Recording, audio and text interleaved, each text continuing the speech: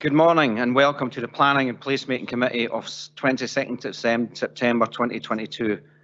I'm Councillor Ian Massey, the convener of Planning and Placemaking Committee. Let me introduce you to our top table today. To my left we have Councillor Grant Stewart, the Vice Convener. To my right we've got Mr Christian Smith, Development Management and Building Standards Service Manager, Mr Paul Williamson, Team Leader, Mr Colin Elliott, Solicitor, and Ms Jessica Guild, Committee Officer.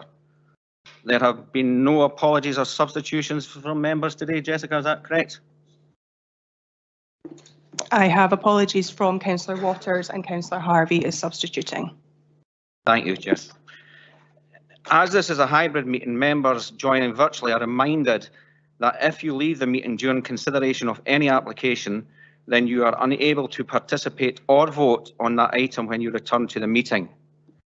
This also means that if a member loses internet connection during the consideration of any item, they should not vote on that item. Please advise the clerk via the meeting chat that if you are leaving the meeting or if you have lost your connection and are therefore unable to vote on the item.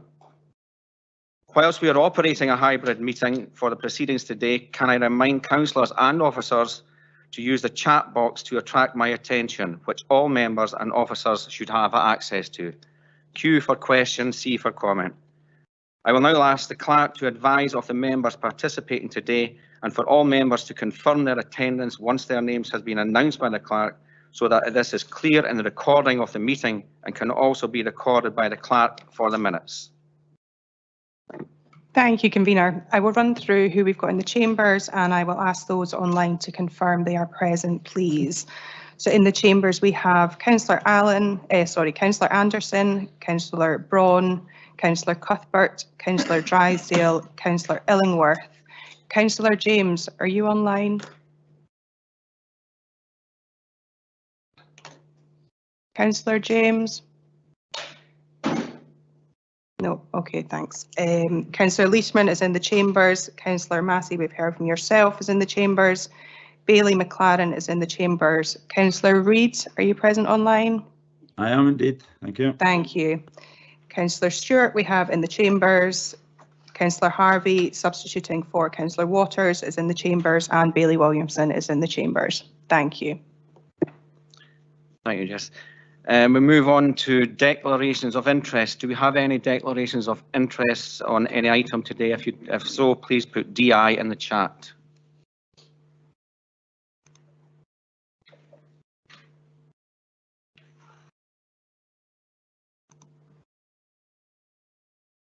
No declarations of interest. Thank you. Can we move on to the minutes of the Planning and Placemaking Committee of 10th of August? Can we agree these minutes? Councillor Braun. This is.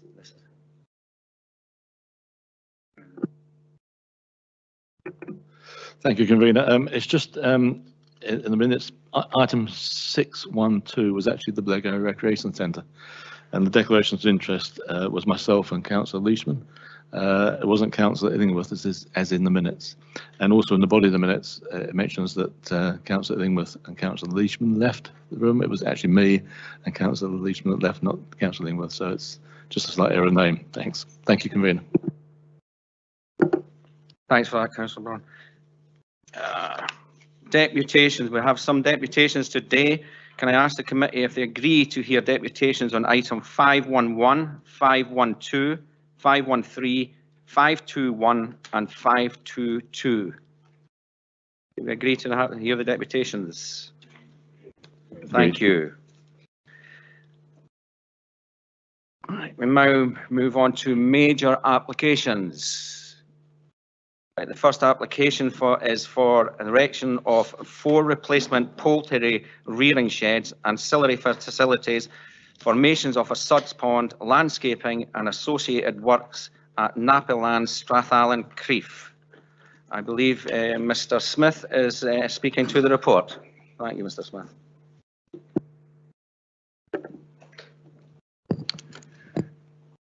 Thank you for the introduction, Convener, and good morning, councillors, and those of you either here in the chambers or joining us virtually.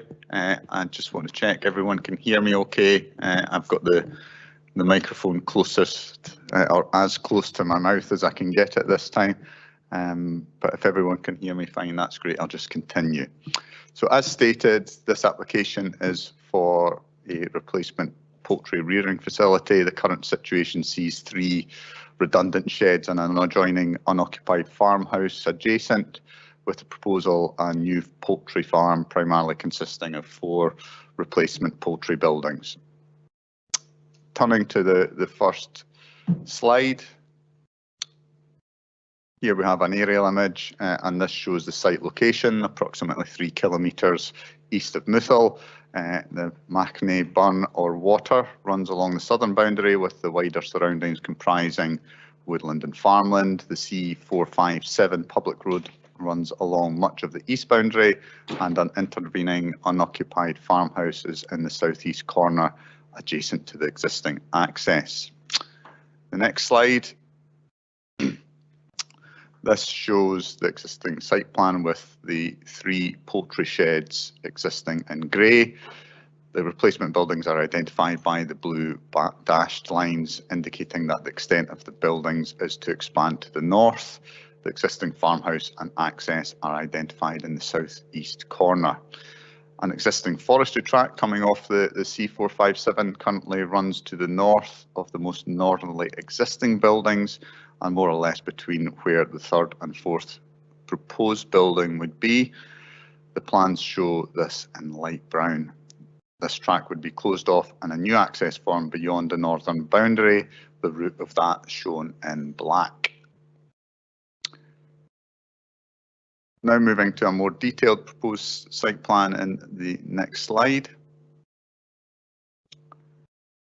You can see more information on the footprint of the new buildings and overall layout. A suds attenuation basin is to be developed to the east of the northern buildings. Next. Here we have elevational drawings in a section, the scale of the buildings being not dissimilar to the existing sheds, which you will see more closely in the following photographs. The buildings are essentially modern replacements for older facilities, the taller structures shown in the images being feed silos. Now to a series of photographs. This first photograph showing the 3 existing redundant poultry sheds. As seen, they are in relatively poor condition. Next. Here we look into the interior of one of the sheds, again as seen, currently empty and unused. Third photograph, please. We then see the unoccupied farmhouse. Although this is excluded from the application site, the existing access track is visible, although a bit overgrown with moss, etc., and leads to the C457 via the right-hand side of the farmhouse. Next. This image shows the front of the farmhouse looking from the C457. Next photograph, please. Here we see the existing forest access track, which currently runs to the north of the 3 existing buildings and is to see the junction rerouted around the expanded site.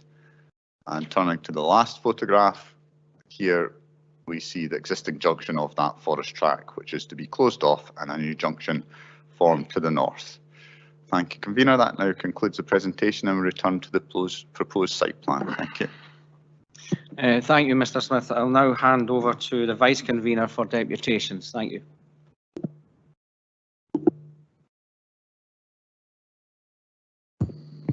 Thank you, Convener. Could I invite Mr. Richmond to make a deputation?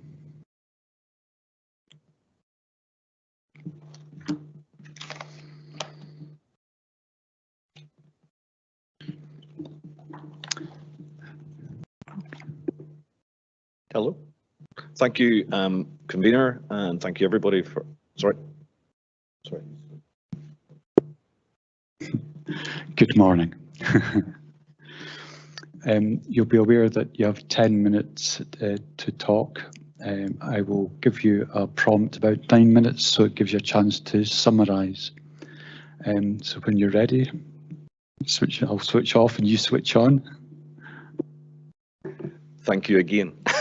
So thank you everybody for allowing us to come and represent the company. I welcome the convener allowing that, and I welcome the comments in the planning application for approval. My name is Ivor Richmond. I am the General Manager of Aviagen Limited. I have been with the company for now over 30 years. I have been directly involved with sites within the Perth and Kinross area from the farms that we have in that area for most of that time, and have worked in farming all of my life. My parents were farmers. So from an Aviagen point of view, the company is well established within the area, and for those who know the poultry farms in the Perth and Kinross area, we probably have in the region of 76 employees. We probably in Scotland alone have over 50 farms throughout Scotland, and this application is to try and enhance our farming base within the local area. What we've said is that where opportunities appear, and this one has, we would like to upgrade existing poultry facilities and make those newer and more modern and fit for purpose. Aviagen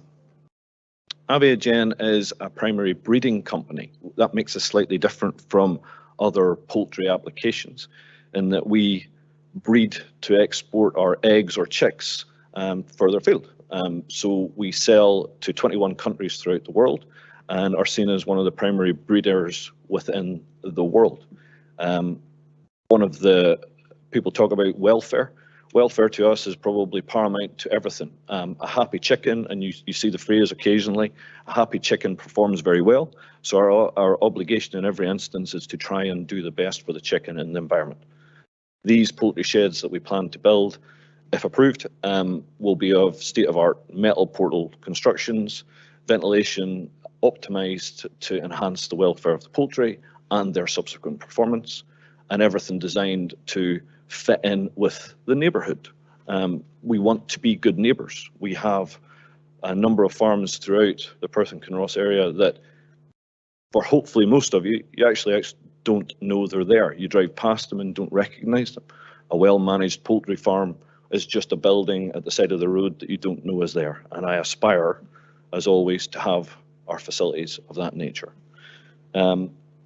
Getting to the people, so if approved, the farm would operate with 20 members of staff. We would have a manager on site, some team leaders, and general farm workers. That, as I said, would take us from our current quota in the Perth and Kinross region of 76 full-time employees to just short of 100. And that probably works very well for everyone in the local area. Part of the plan is to use, if approved again, a local construction company and supply local people to fit out and build this facility. And we have experience of doing that elsewhere and to the standards that we probably expect. So my last points. We've been here for a long time. As a business, Aviagen is a privately owned business, so it's a family business. They are here for the future. The poultry buildings that we construct are designed to last for 40 years plus. And we have some in the local area. Some people have visited those that have been up for 30 years, and you wouldn't, number one, know that they're there. And number two, they don't look 30 years old. They look pretty new. From my farming experience, I want to be a good neighbour. And I think everything that we plan to do here would be targeted at doing the facility proud, doing the neighbours proud, and fitting into the environment. That's pretty much all I want to say. Thank you for letting me have the chance. Thank you, Mr. Richmond. I believe you have a Mr. Barker with you that's here to take questions. Yeah. Are you happy to take questions if there's any from? Okay, thank you.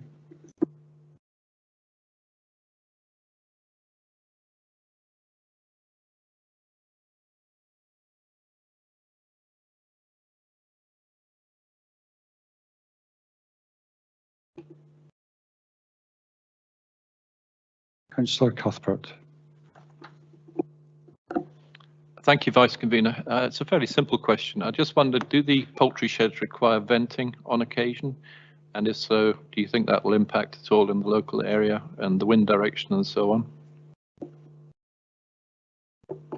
So there was modelling done. So the answer is yes. Poultry sheds require extract fans, usually mounted in the ceiling. That's what we're planning to do. The modelling that you've seen in some of the detail recognised from a noise and environmental point of view that there was no issue to be determined from that. Thank you. Thank you. Councillor Braun. Thank you, Vice Convener, and thank you, Mr. Richmond, for your presentation. There is a poultry farm near to where I live, but I think that's for breeding, not for eggs. And obviously, when the chicks get to a certain age, they go and it's cleaned out and then start again. So my question really was, obviously these have to be cleaned at a certain time, and your chickens are going to be laying eggs, so they don't just go off somewhere. So do they have to come out somewhere? I'm thinking about noise. I'm thinking about noise and smells now. There's in the back of my mind. I presume they're all inside during the time. They're inside, not outside. So when it comes to cleaning, obviously you open up, there would be smells coming out, I presume. And also the chickens have to go somewhere while the cleaning's going on. So I just wonder how you manage that, because obviously there will be noise and smells. So for those who don't know, from a poultry farm point of view, we place a flock. The flock operates as normal, and then at some point, in this case, this farm will be running roughly on a 55-week cycle. So once, give or take, every year, we will deplete all of the stock from that farm. So depletion vehicles come in and remove those and take those for processing.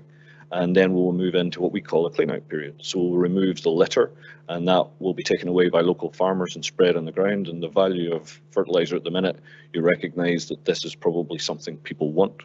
The wastewater will be taken away and managed.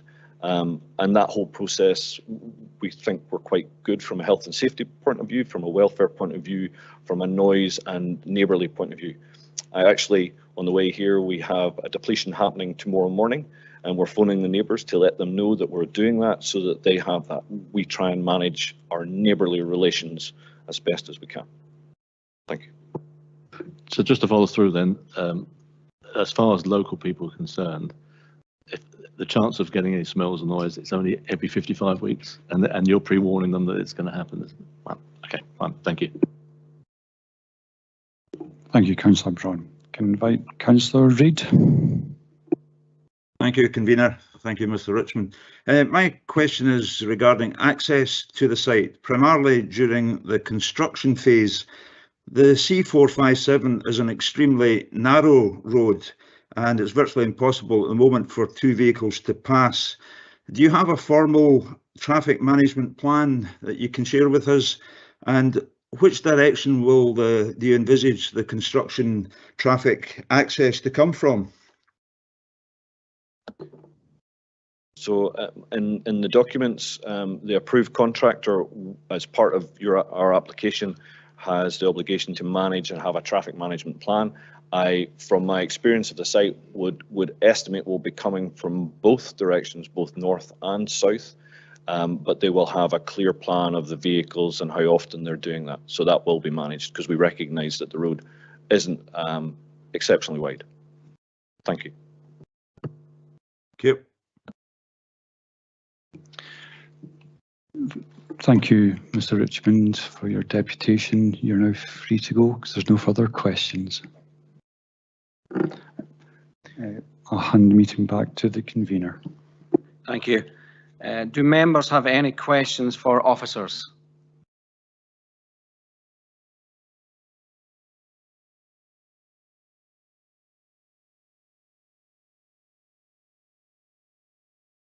I'll just give it a second. Nope, no questions for officers. Okay then, can I ask for a motion? I see Bailey McLaren has put forward a motion. We have a seconder and Councillor Crawford Reid. Assuming it's the same, yes. Do we have an amendment? All right. Okay, right. Councillor McLaren, Councillor Bailey McLaren, can you speak to your motion?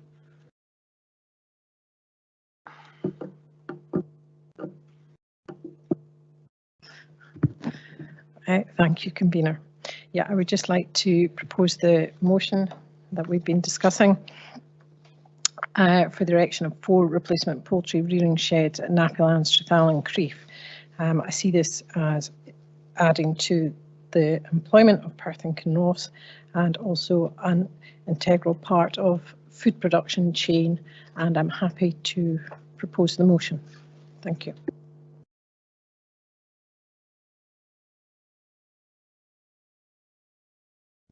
Yeah, grant. Yeah, propose the motion, really propose grant. Grant the motion. Apologies for that.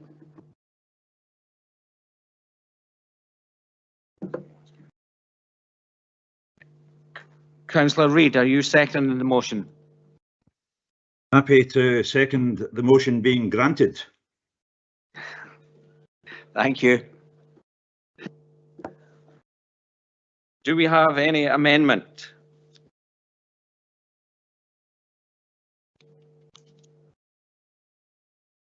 No amendment. Thank you. As the proposer, Bailey McLaren, do you want to sum up?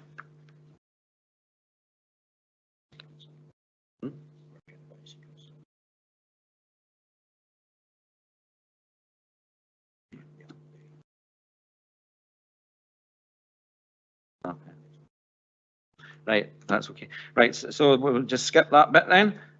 Do we have any comments? No comments, so the application is granted. Thank you.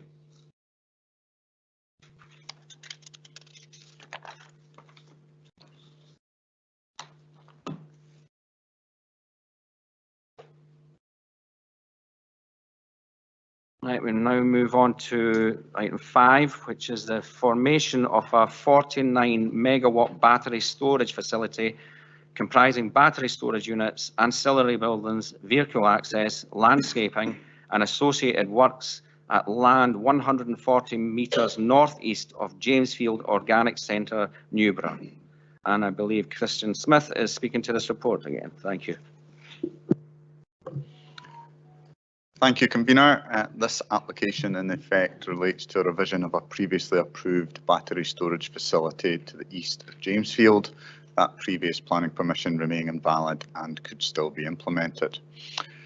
As, however, the revisions went beyond what could be dealt with as a non-material variation to that existing planning permission, a new application was required to be made.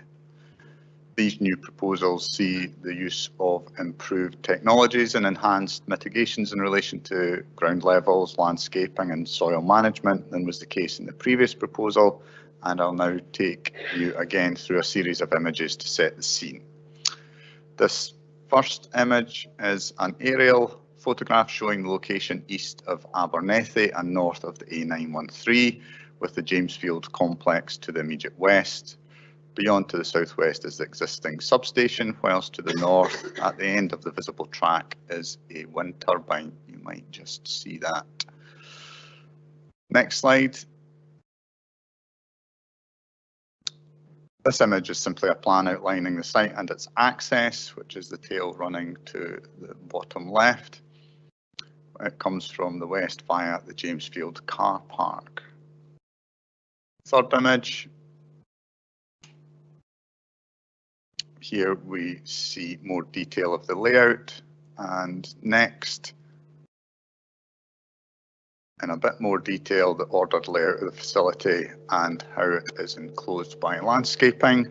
I'll now take you through a series of photographs. First, we look from the southeast from the A913 towards the site. The Jamesfield facility is in the left of shot, whilst the existing turbine is in the right. The horizontal line in the middle of the picture is a reference above where the facility will be located, which is beyond the field boundary comprising the trees, etc. you can see. Next. Here we have a view from the southeast, close to the junction with the A913 and towards the main complex, again identified by the horizontal line. At ground level, again, the location is beyond the field boundary, the other side of the white area and right of the turbine. If You can see that. The much taller Jamesfield building is clearly visible in the left of the image. Next. Here we have a view from the south at much higher level, the white writing and lines showing the location right of Jamesfield and southeast of the turbine. And thank you, convener. That now returns us to the site layout and the end of the presentation. Thank you.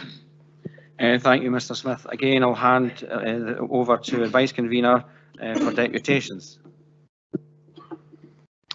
Thank you, convener. We've got a couple of deputations. Could I ask Ms. Quinney to make a deputation?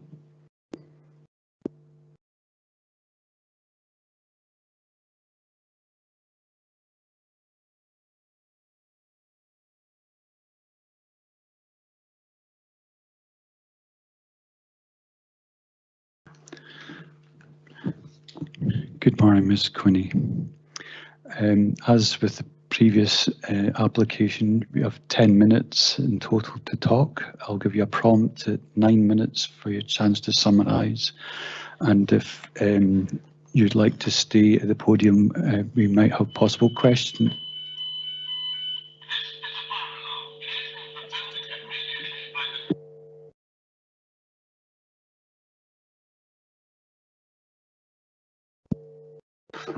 I've just been informed that was a test. They do a test every Thursday at 10 o'clock. Unless it goes on. Yeah, that's just the second part of the test, so I think that should be us now.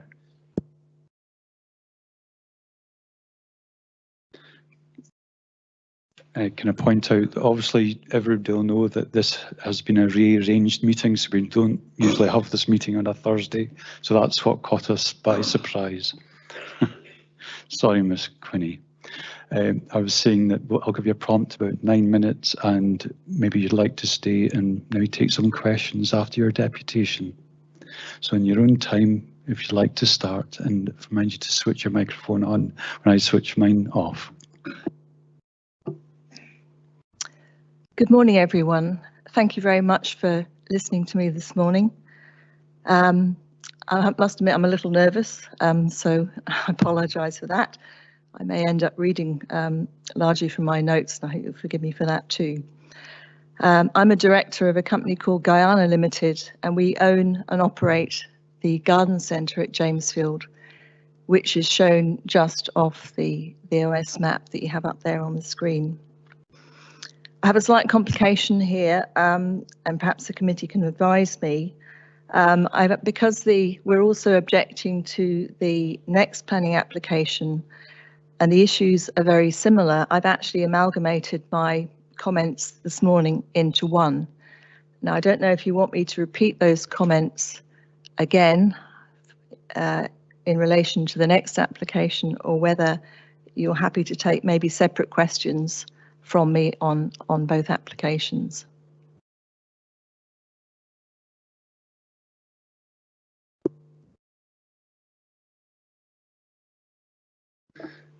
Ms. Quinney, I think the suggestion would be you've obviously prepared your speech. You can do that speech. But we are only concentrating on the first application at this stage. When it comes to the second application, you can still come up. You don't need to repeat yourself because members have heard you, but you can make yourself available for questions for the second one. If that would be, I think, the best way to deal with it. Yes, that's fine with me, thank you. First of all, a little background about our business. It was established by myself, my husband at Jamesfield in 2010, and now employs 10 local people. We've built up the business over the past 12 years, expanding it and improving it as and when we've been able to do that. The business at the garden centre at Jamesfield is closely linked with our other garden centre at Crieff, Bennybeg, which employs a further 9 people. A contribution to the local economy, Perth and Kinross, in terms of business rates, wages, local suppliers, is some £500,000 per annum, with corporation tax in addition to that. The reason why we're objecting is our concern that these developments will have a significant adverse effect and impact on the continued viability of our business. That is why I'm standing here today. And as a business owner, it's difficult for us to convey the seriousness with which we view these adverse impacts without creating anxiety and worry amongst our employees and our local customers. We're not objecting to battery energy storage systems in principle, or they're being located close to the Abernethy substation. In our objection, we have raised a number of areas of concern. Following our objection, which was lodged in mid-June this year, a further 6 technical reports have been produced by Harmony Energy Limited. That's 9 weeks after we first lodged our objection. These reports have only very recently been made available to ourselves. So there has been some change in some of the issues which we've set out.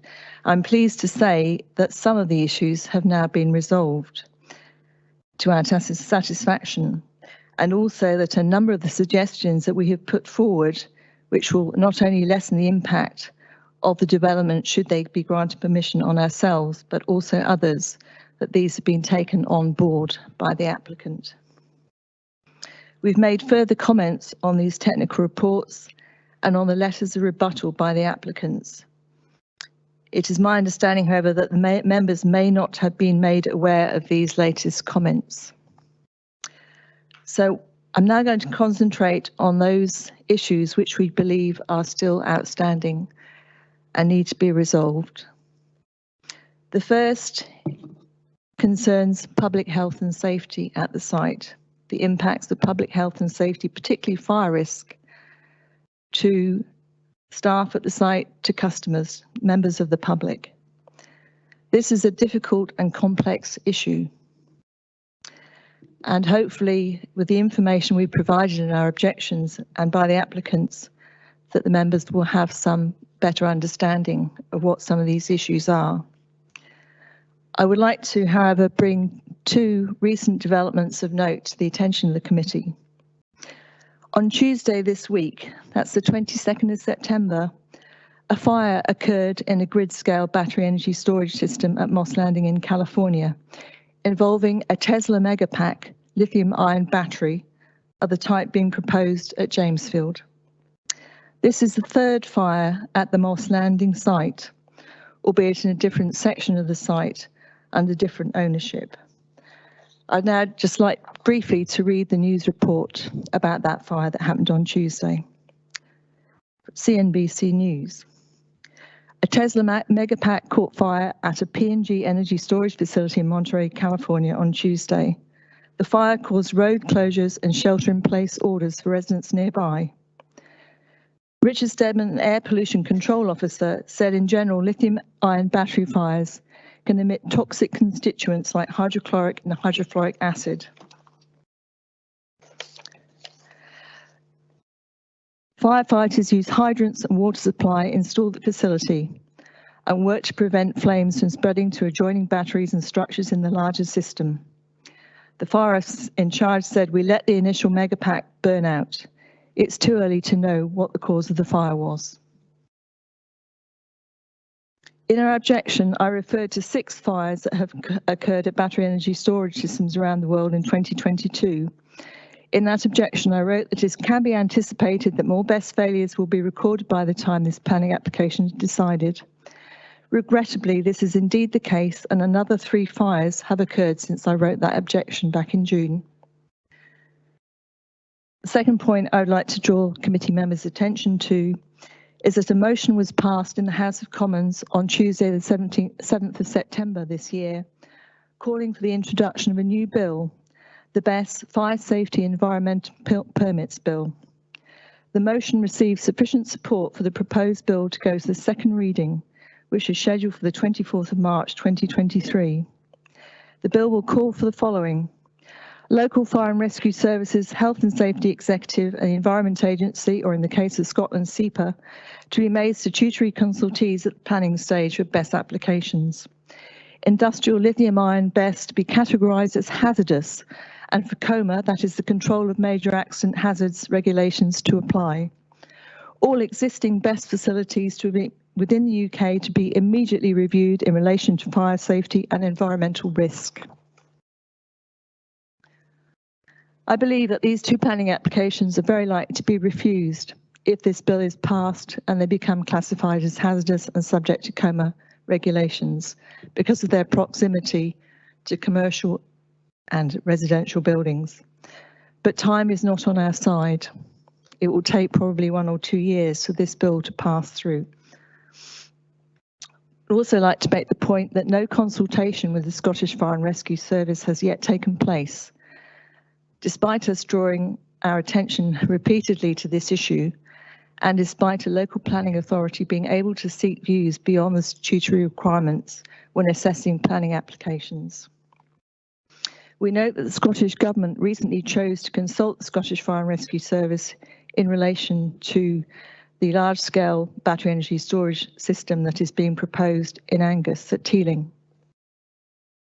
The response from the fire officer in charge was, my comment would be there are lack of water supplies for firefighting purposes, with the nearest hydrants being located around 2 kilometres away. He refers to a fire that occurred at a BESS in Liverpool and comments the resultant fire required large amounts of water and several hours to extinguish it. There is no mains water supply at Jamesfield. How will a fire hydrant be constructed if the Scottish Fire and Rescue Service require it? Tesla's own lithium-ion battery emergency response guide states that water is a preferred agent for managing lithium-ion battery fires. All the water at Jamesfield comes from a private borehole. We do not believe that issues of public safety have been adequately addressed in this new report that's been provided by Harmony Outline Battery Fire Safety Management Plan. Focus has been put on lowering the risk of fire in the first place through technical design, but there are very potentially significant consequences of a fire, and the measures that need to be taken to protect the public on site and neighbouring properties has not been communicated. We need to understand exactly how the occurrence of a fire event at the BESS will be communicated to the general public and staff at the Garden Centre and the Organic Centre, given that both BESS sites will be monitored remotely. My understanding is that the Harmony facility will be monitored in the US until a facility is built somewhere in the UK. We need to understand how an evacuation will be managed and how that evacuation will be safely carried out, given that the prevailing wind direction at Jamesfield is actually towards people as they would be leaving the site.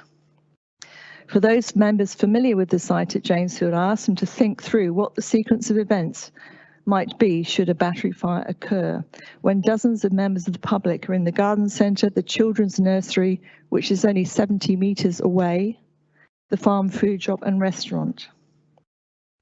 In all the recent fires, businesses and members of the public have either had to evacuate completely or stay inside and keep doors and windows closed for hours and sometimes even days. What will be the impact on our business? How will we be compensated? Will all our stock, our plants have to be disposed of? Will our water supply be contaminated? These are issues that we as a business need to have more information, we need to understand. Oh, okay. So I've got a couple of other points and I will try and get them through them very briefly. The second point we would like to make is the loss of amenity and economic impact. We believe that the large-scale industrialisation of our immediate surrounds will make our business less attractive to customers, with a consequent reduction in footfall, potential job losses, and on our part, a reluctance to reinvest in the business, and hence a reduction in financial benefits to the local economy that would not be placed by the battery energy storage systems. The final point I'd like to make, again, very quickly, is disruption during construction. We were quite shocked to see when we finally read the transport strategy and the construction management plan for development that the construction period has now doubled in length from 24 to 48 weeks. The main issue we have with the access to the Harmony project is that the access which is shown on your plan there with the red line runs through part of our customer car park. Our business is very seasonal. Our critical months are trading at April, May and June. And at that time, the car park is full. It's almost beyond full. Okay.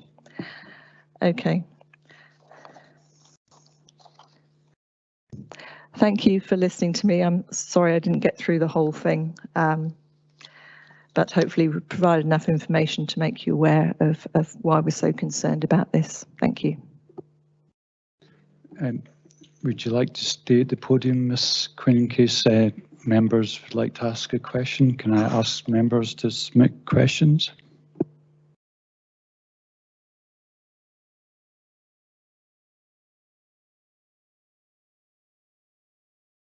Councillor Braun. Thank you, Vice Convener, and thank you for your presentation this morning. Don't worry about being nervous. I'm nervous every time I switch this on, as most will tell you.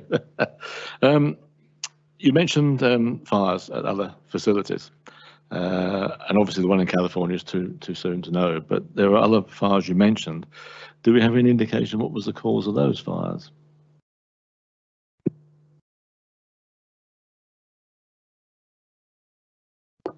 I believe the causes are varied and complex, perhaps. I believe that Peter Kavanagh, the CEO of Harmony, is maybe presenting here today, and also we have two people from P&M Energy, which is the next application.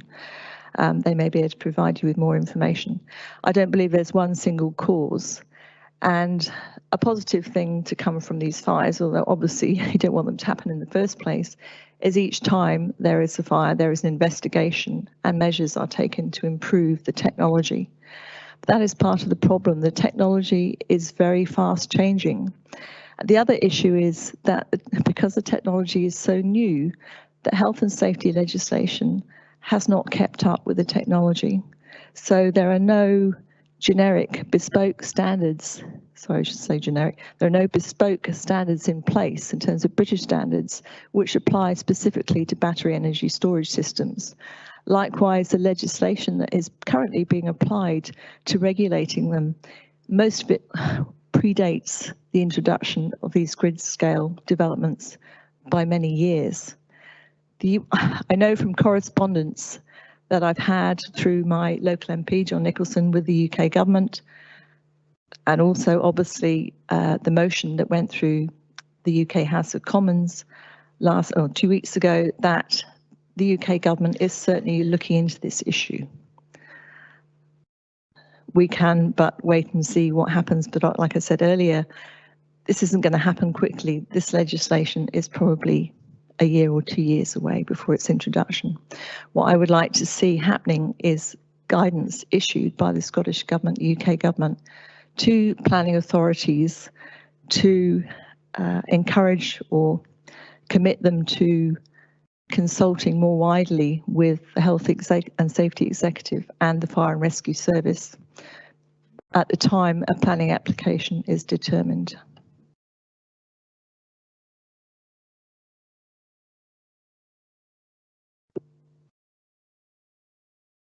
Councillor Harvey.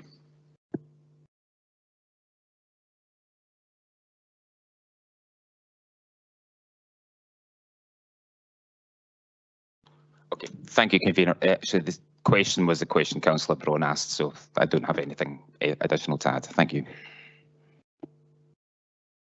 Thank you.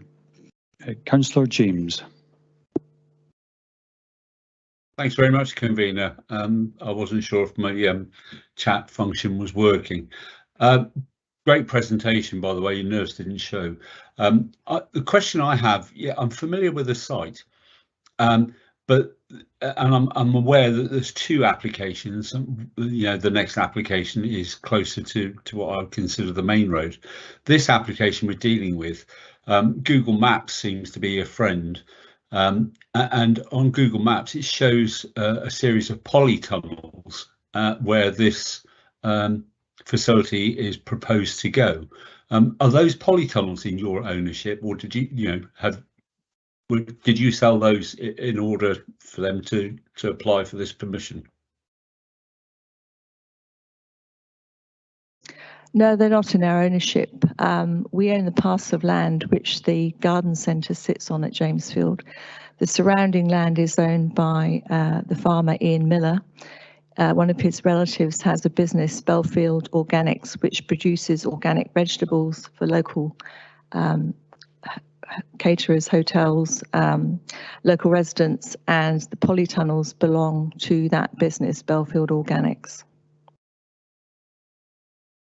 Thank you. Thanks very much. I don't see any further questions, Ms. Quinn. I know that we rushed you at the end of your deputation, but maybe you might be able to make some points at your next deputation. Thank you for your time. And I hand you back to the convener. My apologies. We have other deputations. We have further deputations. Can I ask Mr. Kavanagh to come to? I believe he's on the phone. Is Mr. Kavanagh there? Hi, good morning, everyone. Can you hear me okay? Yes, thank you. We'll ask you to speak for 10 minutes. I will give you a prompt about 9 minutes to let you summarise. Whenever you're ready to start talking, I'll start the timer. If you'd like to start your presentation, thank you. Thank you very much. Good morning, members. My name is Peter Kavanagh. I'm the Chief Executive and founder of Harmony Energy. I'm speaking today on behalf of Harmony Energy. I'm sorry I can't be there in person. I had planned to be there last week, but unfortunately today I couldn't make it in person. So as highlighted in the officer's report, the site already has planning permission to develop a battery energy storage system over 2 phases, with access works commencing in September 2001 for phase 1. This application simply seeks to combine these 2 phases to make a single development with several minor revisions to the scheme's design. The site was originally brought forward due to its close proximity to the Abernethy electrical substation, where the battery connects into the grid. And as a point of note, we are ready to construct and connect into the grid and will be commissioned before the end of 2023. Due to advances in technology, we have amended the layout to significantly reduce the amount of equipment proposed, whilst not reducing its energy capacity and the associated environmental benefits. To facilitate this reduction, a slight increase in the battery height is required. Nevertheless, as set out in the committee report, the scheme is considered acceptable and extensive proposed planting will screen the site. As a result, the scheme is found to be in accordance with the development plan, and as such, we've had no objections from statutory consultees. Furthermore, and through the course of this application, we have continually listened to representatives made and have worked constructively with the local planning authority to address comments to the best of our ability. As a result of our work, we are pleased to receive a positive officer recommendation for approval. We have been involved in detailed discussions with the Jamesfield Garden Centre to discuss our shared access through the car park to the site. Initial agreements were reached in terms of use of the parking area to provide site access over this ground, and the applicant is conscious that the management of vehicle movements across this area needs to be sensibly controlled so as to minimise disruption to the garden centre and also to the Jamesfield Organic Cafe. We intend to continue our engagement with the garden centre and before and throughout construction and the operation of the project to monitor the access, the car parking impacts, and make sure the landscaping proposal is satisfactory for their business. The proposal will bring around a wide array of benefits, not least its impact in promoting the Scottish Government's aims towards transitioning to a low carbon economy, bringing about job creation with scope for local employment, increased energy security, and helping reduce energy prices. This is a development which is completely unsubsidised, so it doesn't receive tax benefits from the taxpayer. The development also presents a significant inward investment to rural Perth Perthshire, generating in excess of £100,000 per annum in business rates, which will obviously benefit the Perth and Kinross community. Whilst in planning policy terms, no specific developer contributions are triggered for this type of development, a community benefit fund totaling £10,000 will be made available during the construction phase to the parish council, with a further £5,000 per annum paid during the lifetime of the site's operation, as we did with our Jamesfield wind turbine development. The funds will be used to support local projects benefiting the wider community. We fully take note of the concerns raised with regards to fire safety. We have submitted to the council the fire safety management plan that we always prepare for this type of infrastructure. We hope it assists in allaying these concerns. It was not deemed necessary during the course of the original application, and we therefore hope that members will appreciate that this offers a betterment over the original existing planning permission. I've driven an electric vehicle powered by lithium-ion batteries for over 7 years without any issues of fire. Most people have phones and/or computers with lithium-ion batteries. It is a well-tested technology. The equipment to be used on site is produced by Tesla, who have one of the best safety records for battery technology. Whilst it is acknowledged that there have been isolated incidents of battery fires, only 2 have involved Tesla large-scale technology, and both these are on an older version of their technology. Neither of these events resulted in environmental or physical harm to any individual. The fire referenced by the objector in California on Tuesday was one of the Tesla old systems, what we refer to as Megapack 1, which used a different type of technology. It used what we call nickel magnesium cobalt cells, and the newer version, the improved Megapack 2, is a system we are using, which uses completely different cells called lithium iron phosphate cells. They have had no fires whatsoever with these cells. In terms of the fire reference on Tuesday, it's too early for Tesla to make any official comments, but in terms of the other fire they have had, bearing in mind they have several thousand batteries deployed throughout their cars and in people's domestic homes worldwide. In terms of the Australia fire, they immediately sought to rectify the reasons for deploying the reason for the fire and deployed technology upgrades, which we are benefiting from and is part of the reason for varying the planning application. In addition to Tesla upgrades, as we are an experienced battery developer and owner, we are proposing infrared cameras in this application to allow a second layer of 24/7 monitoring of the battery enclosure temperature. First layer being thermal probes inside the enclosures, and we have increased the spacing between the battery enclosures to avoid any potential propagation between units in the unlikely event of a fire. And moreover, this development would clearly not be insurable or fundable if the fire risk was as described by some people in the media. And to clarify, Harmony has had no fires whatsoever on our developments, and safety remains the utmost of importance to our values and reputation. It remains the case that energy storage facilities are needed across the UK to ensure security of supply and allow our electricity grid to increase share of renewables whilst reducing the number of fossil fuel generators. This has recently been reiterated by National Grid in their future energy scenarios published in late 2021, which relies on the deployment of 10 gigawatts of energy storage by 2030 from a route to net zero.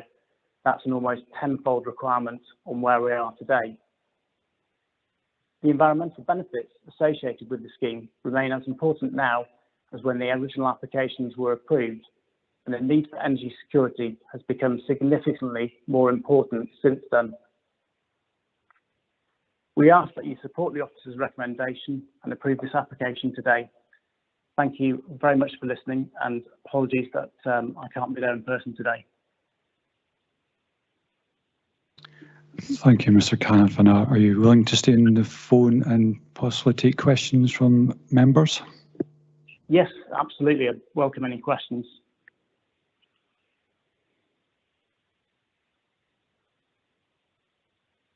Councillor Cuthbert. Thank you, Vice Convener.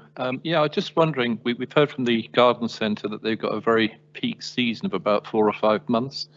And I wondered whether you would be able to construct the site, if it's given consent, out with those periods so that the construction was when the garden centre wasn't busy? Yes, that's a very good question. Thank you, Councillor.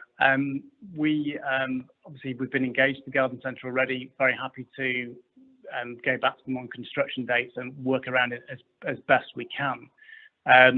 You know, the difficult sides we have managing is we are connecting into the Abernethy substation, and that is under SSE's control. So to a large extent, we are dictated to them by their timeframes as well.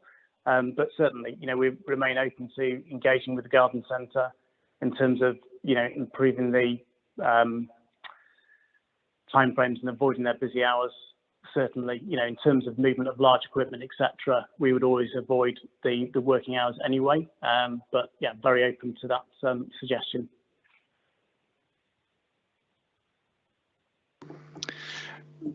Thank you, Mr. Kavanagh. We have further questions. Can I invite Councillor Harvey?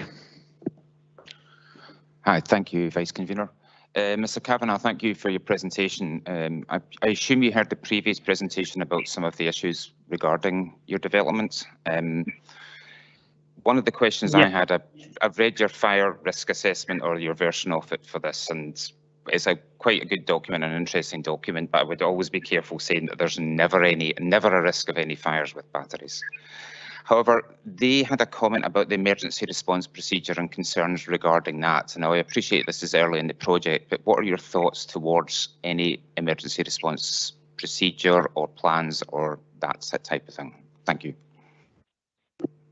Thank you. It's a good question. Sorry, to be clear, yeah, there is always a fire risk, whether it's, you know, an electric vehicle or a fossil fuel vehicle. You know, you always have that fire risk for sure.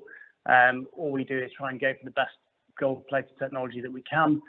And in terms of engaging the fire services on forward-looking plans, we will have them out to site before construction starts and after construction starts to talk them around the site, as we have done on our previous developments in the UK.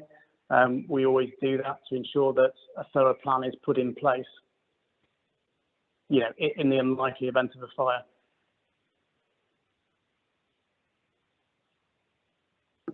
Okay, thanks. Can I have one follow-up question? Yeah. Yeah, sure. Yeah, one of the points that was raised was to do with water supply for extinguishing fires. And I know this is a developing technology. What are your thoughts on that as far as supplying hydrants or fire water or such like at the site? Thank you.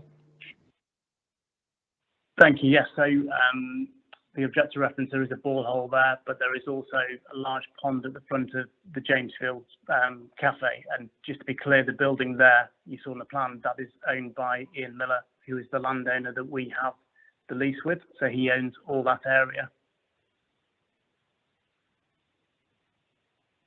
Okay, thank you.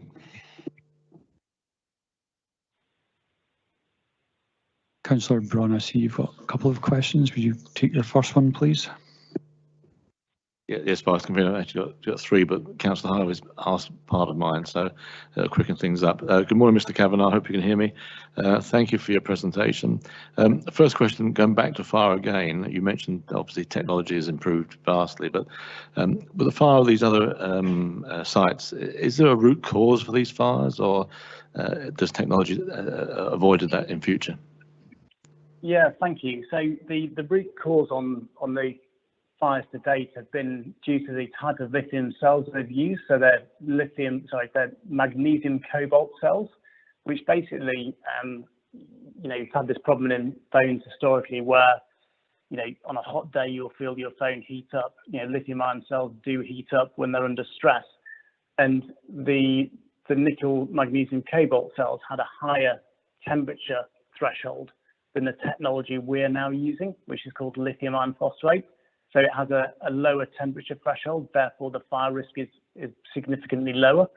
And that has been the main development in the energy storage world Also, Tesla systems are what we describe as liquid cooled.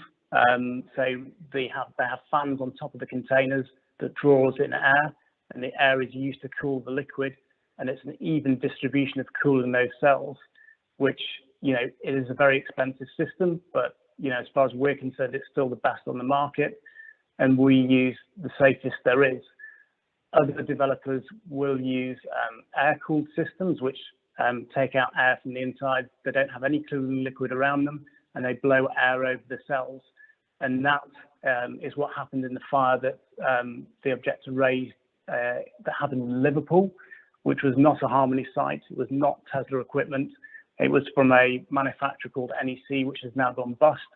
But, you know, in our view, that system wasn't sufficient to cool the cells correctly, and that led to the fire. And that's to be clear, that's the only fire on large-scale storage in the UK. And there's a sort of over 100 systems now operating. Okay, thank you very much for that. Second question relates to noise. There is a condition in the application regarding noise, and you've mentioned fans, but does the equipment or facility like this generate any other noise, a low-level hum or anything that can irritate people? You obviously mentioned fans, but... Yeah, no, so it's the fans on top of the containers that generate the noise. And, you know, the closest residence here is 250 metres away, so we are, you know, as the health and safety officer has confirmed, we're more than far enough away to mitigate any noise.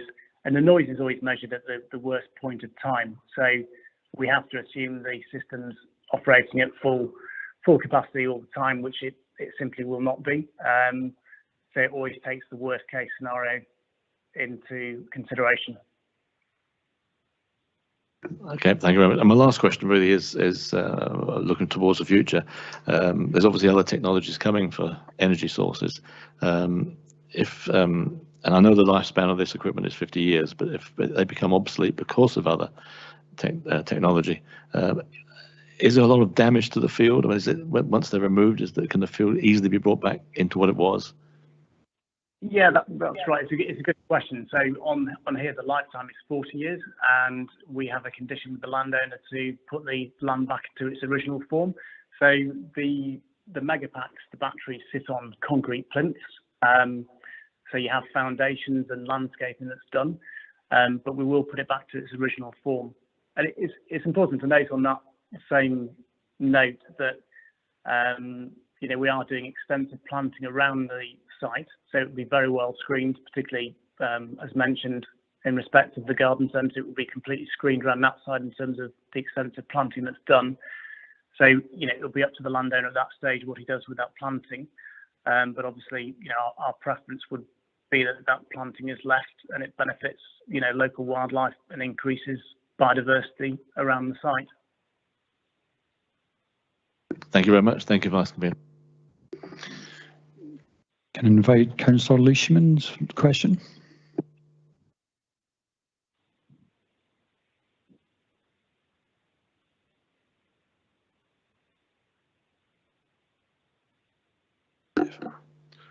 Thanks very much, Vice Convener. Sorry, having some microphone trouble there. Good morning, Mr. Kavanagh. Your renewable energy is obviously very important for the future of Scotland's energy, and the need for clean renewable energy is obviously growing. So apologies if you've already covered this and I've missed it, but could you tell us how much energy Jamesfield would supply to the local energy network over, say, a yearly period? And perhaps if easier, an easier unit to understand, if you can relate that to how many households it would power. Thank you. Yeah, it's a good question. And basically what our battery will do is perform multiple different services into national grid. So it's not as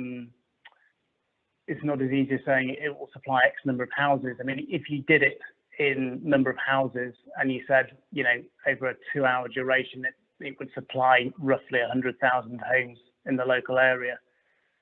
But it's there very much as a backup supply. So what a battery does is, like I said, multiple different services. But the easiest one to describe is that if we've got lots of wind blowing overnight and people aren't using that energy in their houses, what typically happens at the moment is National Grid switch off those turbines, which in my mind is a complete waste of energy.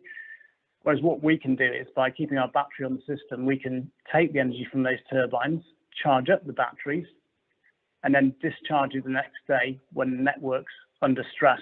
For example, when the wind turbines aren't operating, the wind isn't blowing, we can push it back out into the network to make sure that we make maximum use of the energy that's available. But yeah, I mean, one of the main services we also do is provide stabilization to the grid, because batteries can respond to events on the network extremely quickly within milliseconds, which is faster than other technology.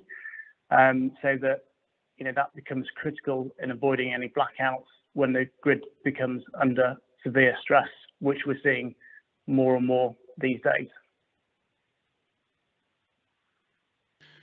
Thank you, Mr. Kavanagh. I have a question. Can I invite Councillor Illingworth?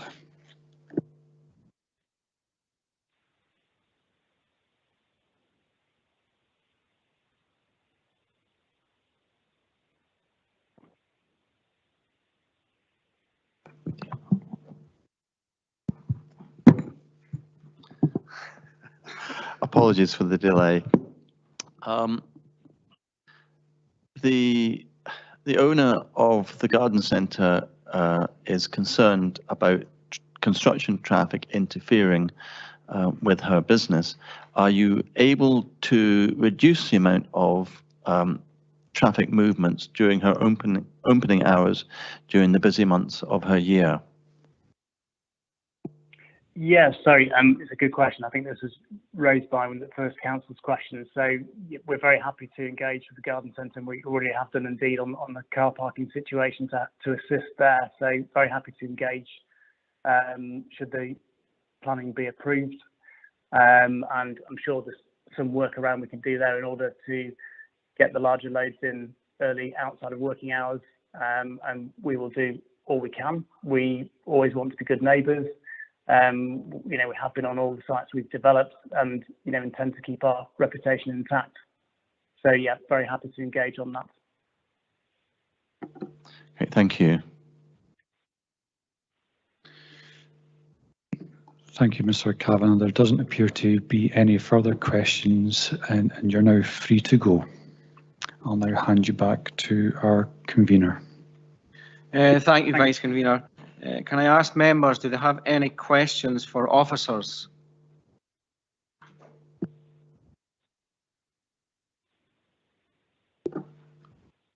Councillor Drysdale.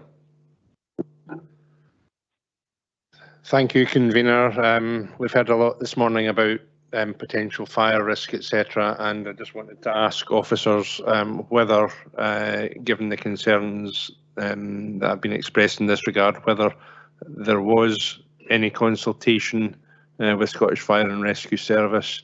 If so, what the response was, and if not, why was there not a consultation? Thanks.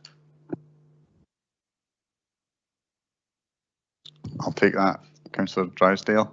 There is no requirement to consult with the Scottish Fire and Rescue Service, so there was no consultation, so they didn't say anything. But I think maybe what I would say is that the issues raised in that regard are currently not planning matters. They're not subject to controls, or they are subject to controls elsewhere out with the planning system, not required to be duplicated via consideration in the planning process. I am aware of the bill that has been referenced, which may result in the Scottish Fire and Rescue Service, HSE, SEPA consultation on applications of this type, but also that current facilities would be reviewed to ensure that they were appropriate and that licensing requirements, etc., would deal with that sort of issue. However, as I say, there is no requirement to currently undertake any such consultations. If I might, just a quick follow-up, Convener, thanks, and that was the response I anticipated, Mr. Smith. But I do still wonder whether, notwithstanding that there is not a requirement to consult with the Fire and Rescue Service, would it not have been prudent so to do? As I say, there are other controls that would deal with the matters that have been raised, so there's no necessity at this point in time to duplicate those by undertaking a consultation with the Scottish Fire and Rescue Service. Equally, there is no statutory requirement for the Scottish Fire and Rescue Service to comment on the application. So it may well be, and this can sometimes be the case, that we undertake a non-statutory courtesy consultation and the response is, we have no comments, we have no locus to comment on this type of application. But we didn't undertake a consultation because there is no requirement to undertake such a consultation. Thank you, Mr. Smith. We have 2 questions from Bailey Williamson. Thank you, Convener. My first question is around the recommendations and noise rating 35. I was just wondering if someone could expand on what a noise rating of 35 actually is. I'll defer that to my environmental health colleagues that are joining us online.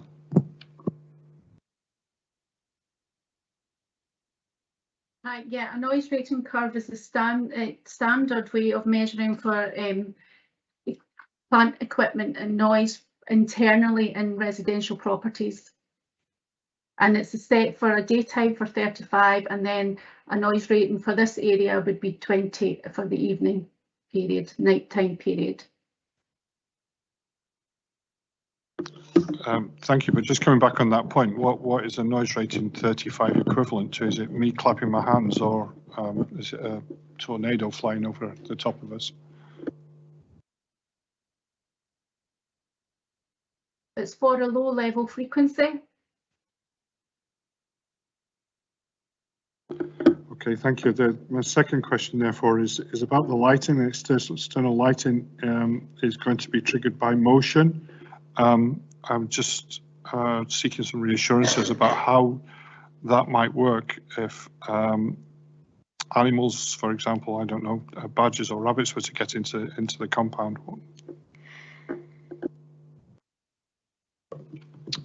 I'll maybe take that. I think that's maybe a question that would be better asked of the applicant, but I would anticipate that they have secure fencing that will be designed not to allow unauthorised access by whatever the moving particle would be.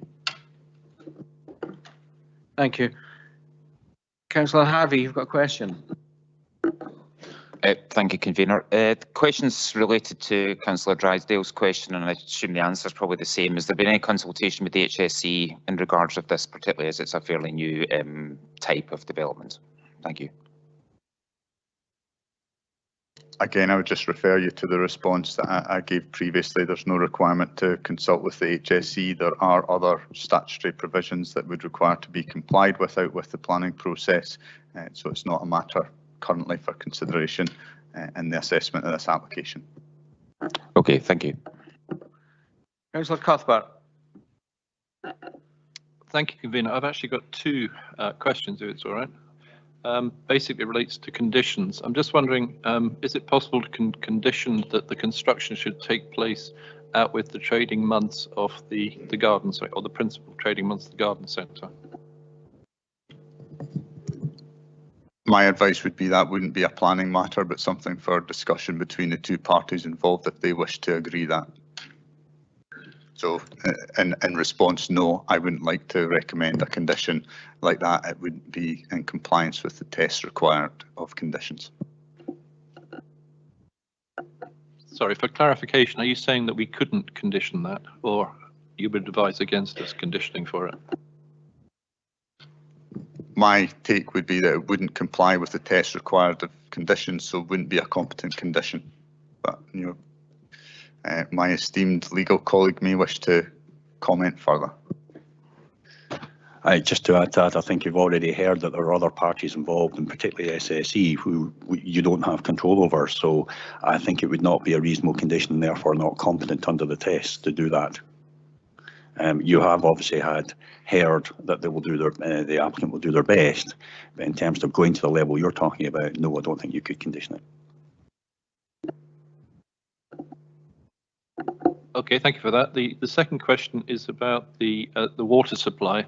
It does strike me that there isn't an easy supply of water. Yes, there's a pond nearby, but if there was to be a fire at that location, there isn't an easy supply of water. I see that condition 10 covers drinking water and so on.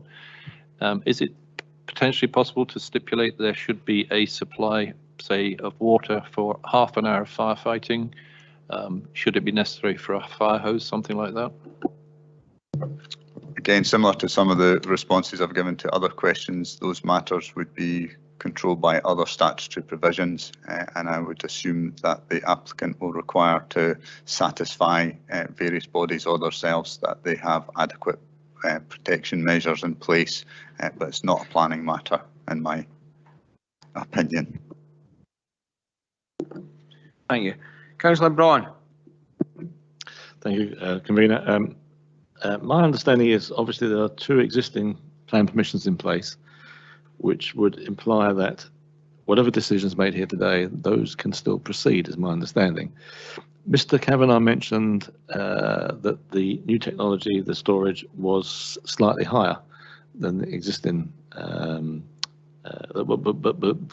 battery storage that was originally planned for this site. So the question is, if they were to go ahead, would they then need further planning permission for the higher battery storage, or would that be? Are you with me? Yeah. I think the situation was that the proposals see slight variance between the two. We're looking at what's before us just now, and we're happy with that. But to an extent, some of the discussion that was undertaken in relation to whether or not a revised planning application was actually required talked around those differences in heights, ground levels, etc., etc. And the view was that the variance was significant enough to require a fresh planning application in those particular circumstances. But we would have to look at what the variance was to determine whether or not that was significant enough to require a fresh application. Thank you. Thank you. Councillor Drysdale, you have a second question. Yes, thank you, Convener. Yeah, as is stated in the report, this land is unquestionably prime agricultural land, and there is a presumption in local development plan against any form of development on prime agricultural land, and obviously there is plenty of other non-prime land around. I appreciate the comments that have been made in the paper in regard to the existing planning consent that there is for this site, and that the development can proceed in any event. But nevertheless, I just wanted clarity on how essential is it that a development such as this requires to be very close to the access to the national grid. Is that imperative, or are there ways around that? Thanks. Thank you, Councillor Drysdale. And again, maybe start off with that's maybe a question that would be better served to the applicant, but my understanding is that the prime consideration is proximity to the connection to the grid. You'll see that there is significant discussion on the issue of prime agricultural land and the mitigations that would take place to safeguard soils, etc., etc. But if that answers your question, maybe it's something that could be posed in the next application to the next applicant that might have a bit more information on that. But my understanding is that is the prime consideration. Thank you. Councillor Cuthbert, you have a follow-up question. Yes, thank you, Convener. I'm still slightly confused here. It's to do with the water tank and us not being able to condition it. We've been advised that other parties are consulted or have a remit in this regard, but we've heard that HSE aren't consulted, the fire services aren't consulted. I'm just wondering who's actually got that remit, and have they been consulted? Maybe just to clarify, what we're talking about here is who is required to be consulted in relation to a planning application, not who is required to also have involvement in the wider process of delivering a project such as this. So it may well be that HSE licenses or approval is required, or SEPA license or approval is required, or any other body license and approval or other measure is required. but that sits out with the planning process. So I can only advise on what the considerations are in terms of a planning application, not other considerations that I'm not involved in, have a locus or any understanding of. Thank you, Mr. Smith. I see there's no more questions. Can I ask for a motion?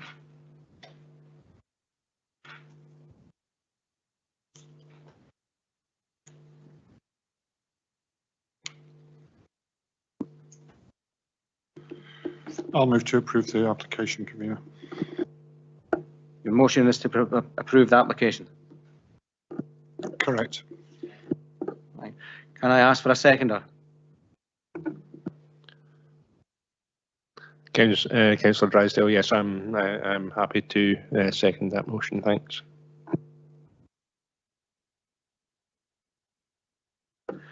Do we have an amendment?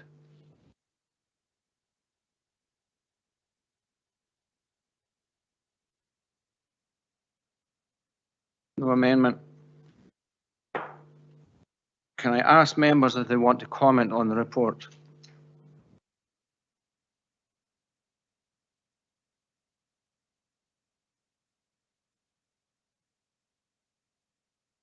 Okay, thank you for that. The application is granted. Thank you.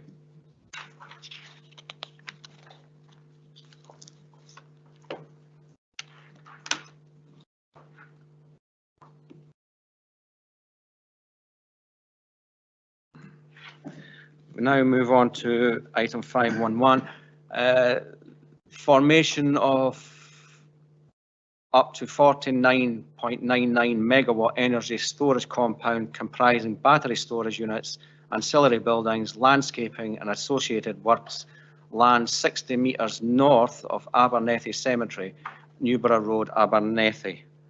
Mr. Smith is speaking to this report. Thank you, Convener. This application relates to a new and separate battery storage facility to that of the previous agenda item, although it is located only a short distance to the south and would also connect into the existing Abernethy substation to the west. Turning to some slides and initially plans. The first slide, and similar to the previous presentation, sees an aerial image showing the location east of Abernethy and immediately north of the A913 with the Jamesfield complex to the immediate north. Beyond the access road to Jamesfield and to the west is the existing substation. You'll note and recall the location of the previously discussed battery storage development, which is to be at the immediate northeast. Slide 2. This next image is again a simple plan outlining the site in red and also showing power lines as brown lines and pylons as squares, as well as other surrounding features and buildings. The third image here is showing more detail of the ordered layout and the extent of the land out with the secure area of the battery storage facility. It can be seen that there are two accesses, one onto the A913, the Abernethy Road, and the other onto the Jamesfield access road. We now move to a series of photographs intended to give a baseline of the existing situation and then an indication of how the development will appear once completed, with some planting in place but not yet mature. So this first image is taken from the entrance to the Jamesfield car park and sees the baseline above and the as-built situation below. Next. Here we see a view from the A913 opposite the cemetery entrance. The lower image showing the enclosing fencing with some of the structures just visible above. The access onto Abernethy Road is shown in the far right of the shot. Final montage is taken from further east along the A913 and looking west. The falling ground to the north is evident and the Jamesfield buildings and pylons leading to the substation also clearly visible as aspects within the local landscape. The lower shot sees the impression of the as-built situation and just planted landscaping. Thank you, Convener. That now concludes the presentation and we return to the layout of the battery storage facility. Thank you. Thank you, Mr. Smith. I'll now hand over to the Vice Convener for deputations. Thank you. Thank you, Convener. Can I invite Ms. Quinney back to the podium?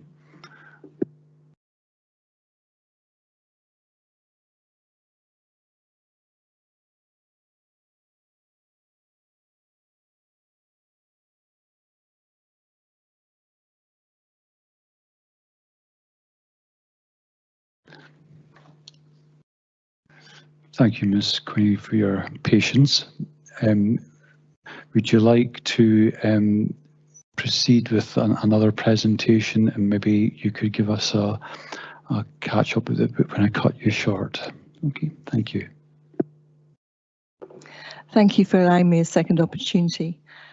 I won't go over the fire issue again, as we've obviously heard quite a bit about that already. I would like to make a point though.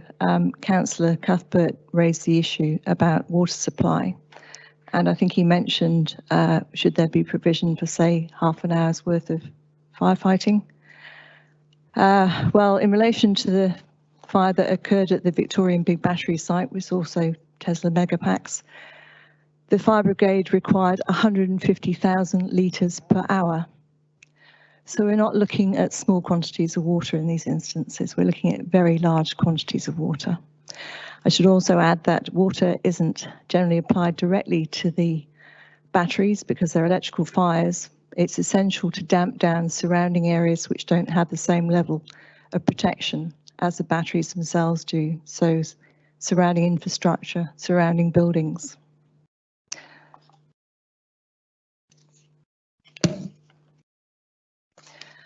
I'll move on to the second point that I was going to talk to you about in relation to Harmony Energy's proposal. Apologise if I repeat myself here. We believe that the large-scale industrialisation of our immediate surrounds will make our business less attractive to customers, with a consequent reduction in footfall, potential job losses, and a reluctance on our part to reinvest in our business if we do not know what the future is going to bring, and hence a reduction in financial benefits to the local economy that would not be replaced by the battery energy storage systems. We are facing not just one battery storage system here, but two, right on our very doorstep. I would also, again, for those councillors who may be not familiar with the site, just like to read part of a review that was posted in the Perth Courier in June 2021 by a regular contributor, Murray Chalmers. He's describing a visit to Jamesfield. There's the garden centre, which is brilliant, the farm, food shop and the restaurant, and I love each element here. The location is lovely, with the view down to the river, but with an immediate aspect of fields, ponds, chicken and geese.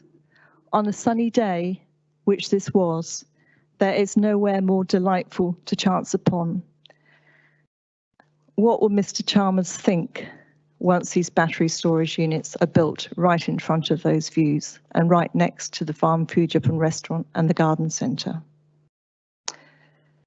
The proposal by P&M Energy we believe to be the most damaging if you were to compare the two in terms of loss of visual amenity, as even with the relocation to the east, which they have made following our initial discussions, it will still be very obtrusive, being located immediately adjacent to the A913 and the junction of the U75. Now, one of the reasons we asked them to move, if they could move the development further to the east, is because actually we rely on views of our property to attract passing trade. If the views are completely blocked, and they will be at least partially blocked, even by moving development further east, again, this could significantly affect our trade. We've heard about the screening that's going to be put in terms of planting shrubs and trees to hide the development, but we are looking somewhere between 7 and 10 years before that screening is actually effective. What our customers are going to see when they come into the garden centre now are over 50 storage containers, the size of shipping containers, and all the construction works that's going on around them. I ask yourself, you may have different opinions, but to me, that would make our business a far less attractive place to visit. I repeat the point we've made about we don't disagree. We have no objection to battery energy storage systems. We have no objection to them being located close to Abernethy substation. But what I would ask, have the applicants seriously looked at the alternatives? Now, it may be that there are no brownfield sites nearby, but there may well be other fields that could have been utilised, owned by the same landowners or different landowners, which could also enable the facilities to be built without causing so much disruption to ourselves. I'll also briefly mention the point about disruption during construction. Now, obviously, this is a major concern for us for the previous application. However, it will impact us to some extent with this application that's under discussion now. The construction management plan that's put forward by the previous applicant states that the U75, that's the narrow road that leads down from the A913 to the garden centre and farm food shop, is 4.1 to 4.5 metres wide. The tarmac section is actually only 3 metres wide with deep gullies and potholes either side. Now, as you may be aware, that Shettle have recently been upgrading the substation, which sits opposite us. They actually improved the top section of the road down to their entrance by removal of vegetation and soil from the verges and placement of additional hard standing to widen the road. We would like to see the same done, this section below the entrance to the substation down to our car park entrance, so at least 2 vehicles will be able to pass each other, which at the moment they cannot. I'd just like to summarise briefly here. Our belief is that most of the negative impacts that we've identified could have been avoided if there had been greater consideration of the precise locations and access arrangements for both these developments. Neither applicant has stated whether other locations nearby, even fields owned by the same landowners, have been examined and discounted. Given the numerous concerns we've raised in relation to fire safety, we would like to request the following. The Scottish Fire and Rescue Service be consulted without delay, and any amendments to proposed designs, including dual access, water tanks, hydrants, catch pits, or even relocating the batteries further away from the buildings at James Hill, be incorporated into the planning applications. This application by P&M Energy Limited lies only 70 metres away from the organic centre, which contains the farm food shop, restaurant and children's nursery. It lies 50 metres away from the borehole which provides our private water supply. We respectfully request that a decision on the application is deferred until the outstanding issues that we have identified above are addressed. Thank you again for your time. Thank you, Ms. Quinn. Are you available for questions? Could I invite members to submit questions?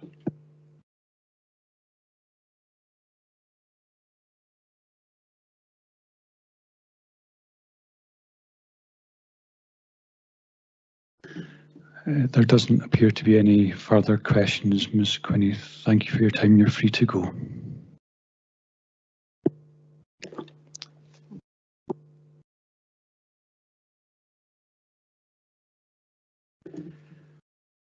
Can I now please invite Mr. Pringle and Mr. Grierson to make their deputation?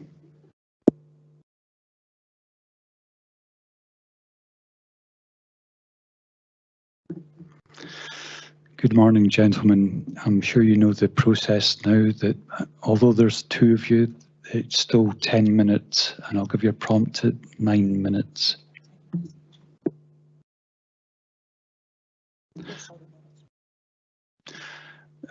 So in your own time, when you're ready to start, please proceed. If you press the button when I switch my mic off. Thank you, convener, and thank you, members of the committee, for the chance to speak today. My name is Dan Grierson, and I'm a chartered town planner specialising in low carbon generation based in Newcastle. Today, I'm speaking in support of the application on behalf of the applicant. As your officers have comprehensively set out, the proposal before you today seeks your consent for a electricity storage system immediately to the east of the Abernethy substation.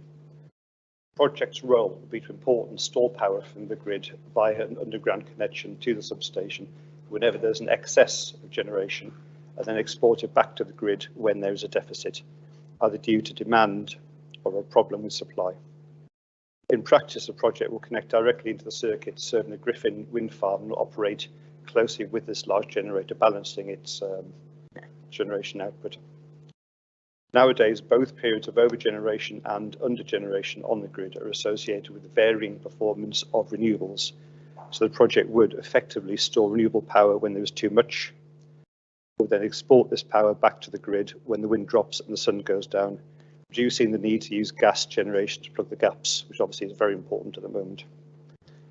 The project would have a maximum import or export capacity of up to 49.9 megawatts of electricity and would be able to export at this rate, at this maximum rate, for up to 2 hours. Assuming that the system performs 2 full charges and discharges per day, this would lead to total energy storage of 73,000 megawatts per year, which equates to the average electricity demand of nearly 20,000 domestic properties. Thanks to this role in supporting renewable generation, the project would prevent the emission of between just over 2,000 and just under 3,500 tonnes of carbon dioxide per annum. And this is by preventing the use of gas by maximising renewable generation. This is a very important point which has been touched on, but places on the electricity network where you can accommodate energy storage infrastructure are very, very limited, as the grid has to be able to accommodate the unconstrained import and export of the installed capacity. So you need somewhere that can take 50 megawatts or provide 50 megawatts. The capacity, there is capacity at Abernethy for both this project and the Harmony scheme, which obviously you've just considered. The developer of this scheme has secured all the remaining capacity at Abernethy substation for storage, so there's no potential for any further applicator batteries out with the 2 proposals before you today. In terms of its physical appearance, the project will consist of up to 20 energy storage containers in a fenced compound as described by your officers. The compound would be screened by a significant area of landscaping consisting of retained and newly planted native tree and shrub species, more than half the application area. The plan that came up here, the application area is mainly landscaping. More than half of it would be landscaping. The amount of landscaping proposed is very significant. And in terms of the time for it to mature, we would look at certainly strategic areas, certainly from the properties to the domestic properties to the east, who we've talked to, putting in some standard trees initially rather than saplings to sort of give it a head start. In terms of visibility of the garden centre, as stated, the project, after discussions, the project has been moved further east to maintain that visibility, and any planting in the intervening area between the road and junction and the garden centre would be shrubs rather than trees. There would be a view over the top as the land drops. So we have made an effort to maintain this visibility of the garden centre. And the entrance sign is on land control by the applicants. There's potential to maybe enhance that to actually make it more visible and more noticed by passing traffic. This planting is also using native species. We hope to deliver a very significant biodiversity net gain because the whole site is arable farmland, which obviously I'll come on to that, but it does mean that the biodiversity value at present is very, very low. And what goes into the lifespan of the project will be a lot better, good for native species. And in terms of the organic farming to the north, no more arable inputs, no fertilisers, no pesticides for up to 50 years, which I think will benefit certainly the organic farming to the north and prevent a quite, a good biological benefit. Also, quite recently, the applicant has pledged to work with the Perth and Kinross Countryside Trust to develop off-road pedestrian cycle routes along the side of the Abernethy Road, the south of the project. This has been discussed and will be incorporated into the project. Your officers have proposed that the project, if consented, would be the subject of a comprehensive set of planning conditions to control the construction and operation of the site. I would add the consent is sought for a period of 50 years, after which the site will be decommissioned and restored. Soils on the site, where these were stripped for the actual hardware, would be reused within the site, within the landscaping for restoration after the cessation of the use. So the quality of the soil would be protected and probably enhanced by having a a period of time not under cultivation, actually under the landscaping. The technology proposed here is very similar, as stated before, to that used in cars, domestic batteries and consumer electronics, including laptops and phones, and is now very widespread and safe. I myself have a domestic lithium-ion battery, a Tesla one, in my house now, which works in combination with solar panels and a driving electric car, so I spend a lot of time in proximity to one of these things. Before long, such technologies will be the established norm as we decarbonise, and I would ask members to note that all UK fire and rescue services are now trained to deal with lithium-ion fires as a direct result of the proliferation of this technology. With regard to risk, concern has been raised with regard to the flammable nature of metallic lithium. In practice, however, the lithium contained within the types of lithium-ion batteries proposed here is not metallic and does not therefore have the flammable nature of pure lithium. The slight flammability danger with lithium-ion battery fires is associated generally with the electrolyte within the batteries rather than the lithium, which is in the form of lithium salts. And echoing the point made by Harmony, in terms of the technologies, the modern technologies promoted here, there's no instances of this type, catching fire anywhere. From the point of view of what we're looking at here, anywhere in the UK. It's important to emphasise, however, that the site will be equipped with robust safety systems, including automatic fire suppression equipment, and it will be monitored around the clock by UK-based centre. I mean, any faults will be identified immediately and rectified.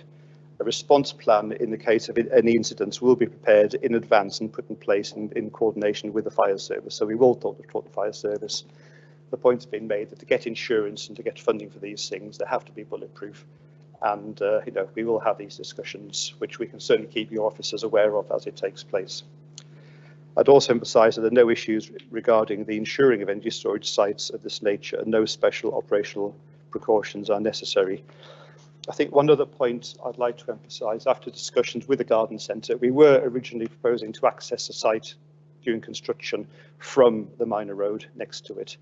We've modified it by moving it further east, and also construction access will now be from the south, from the Abernethy Road, so that should reduce the effect on the garden centre.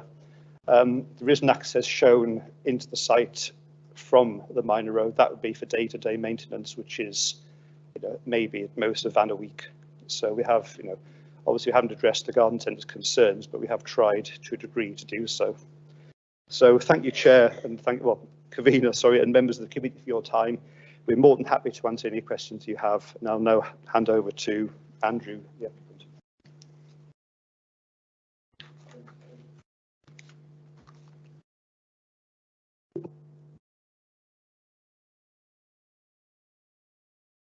My apologies that you do both have 10 minutes of time for your deputation.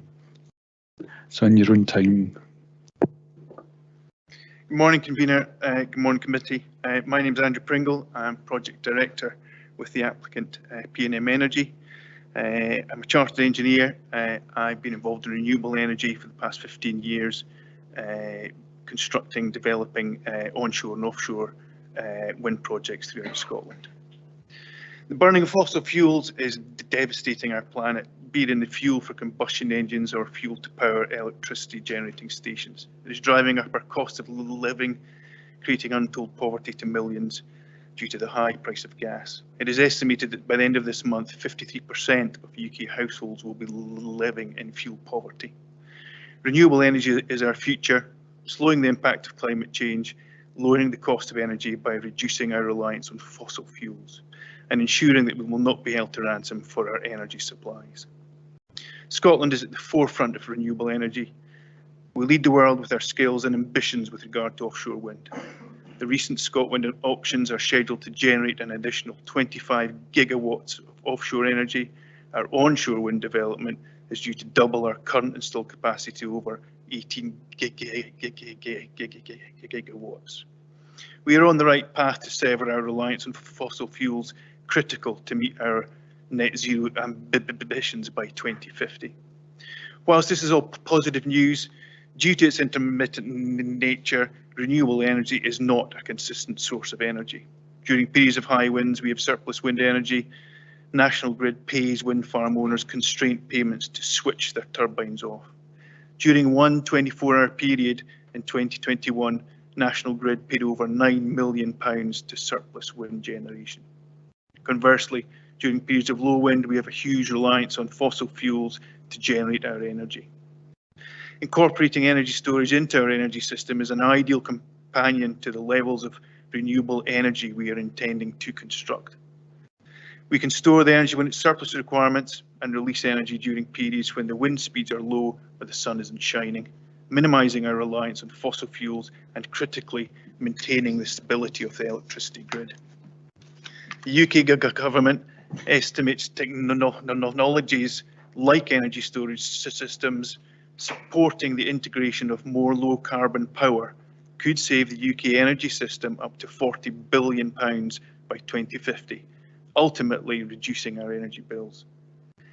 National Grid, in its Future Energy Scenarios report, anticipates a requirement for over 35 gigawatts of energy storage to meet our net zero target. To date, only 1.6 gigawatts has been constructed. Unfortunately, connecting energy storage systems into our aged electrical infrastructure is difficult and expensive. With the magnitude of renewable energy currently being generated and connected into the grid, available connections for new, additional generation, such as energy storage, is limited. So limited that grid connections for projects of this nature may not be connected into the electrical infrastructure until 2028 or beyond. As an example, SSE's generation availability map provides guidance to developers on substations capable of connecting generation. Of the approximate 60 substations within the SSE area capable of connecting projects of this nature, only six of these are flagged as green. The majority of these are within an urban landscape with either space constraints or conflicts with other land uses. Approximately 75% of those remaining are flagged as red due to constraints associated with the system struggling to cope with our ever-increasing demand for energy or have no capacity available. The project proposed at Abernethy is ideal for energy storage. The adjacent substation has recently been extended and has the required capacity to connect a project of this scale. It is connected via 132 kV overhead line to Perth's largest onshore wind farm, Griffin, and is directly connected to urban areas such as Perth, Kinross, Bridge of Erne and Scoon, where projects such as this will provide an important source of energy during times of limited renewable generation. In summary, we live in unprecedented times with regards to energy, how we generate it and how we use it. It is impacting our lives in ways we couldn't have predicted 15 years ago. It is critical that we develop an appropriate energy system which meets our demands now and for our future generations, to protect the world we live in and provide energy to all without fear of cost. Energy storage will play a critical role in this system. Now, energy storage isn't it's not a UK strategy, it's a global strategy. It's being developed and deployed throughout the world. Thank you very much.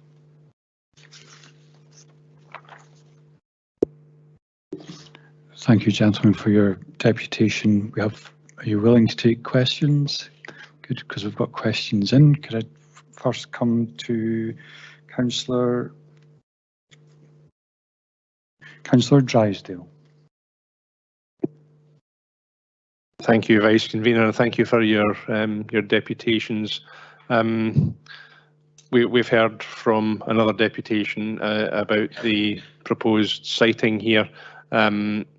It could easily be argued that on prime agricultural land between a garden centre and a cemetery is not a very good location for something that is not very good on the eye, never mind anything else. Can you explain to me, please, what efforts have been made to find a a better site? And also, further to the questions I asked earlier today, can you explain how close your facility would need to be to the substation to be effective?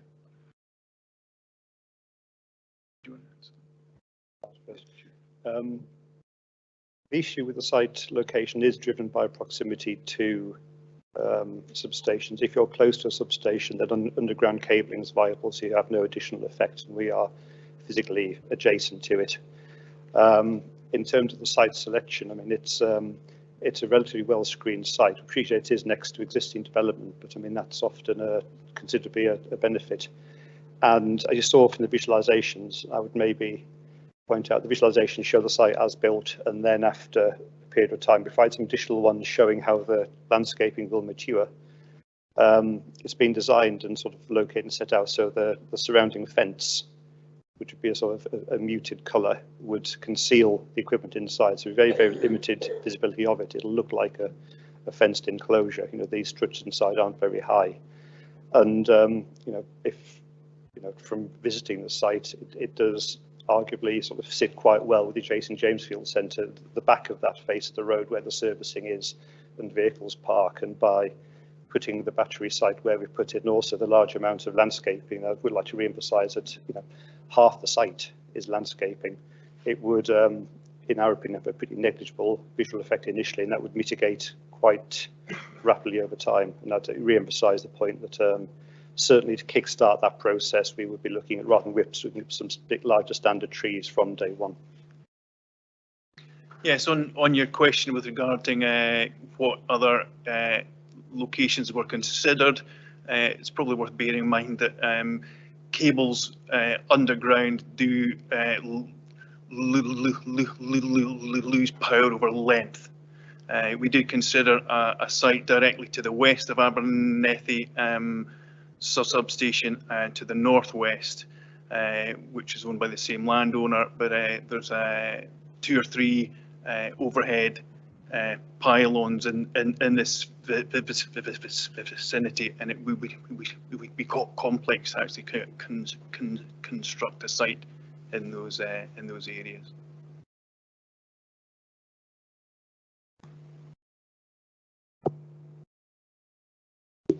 Thank you. Councillor Braun. Thank you, Vice Convener. Thank you for your presentations. It's just a question really on safety.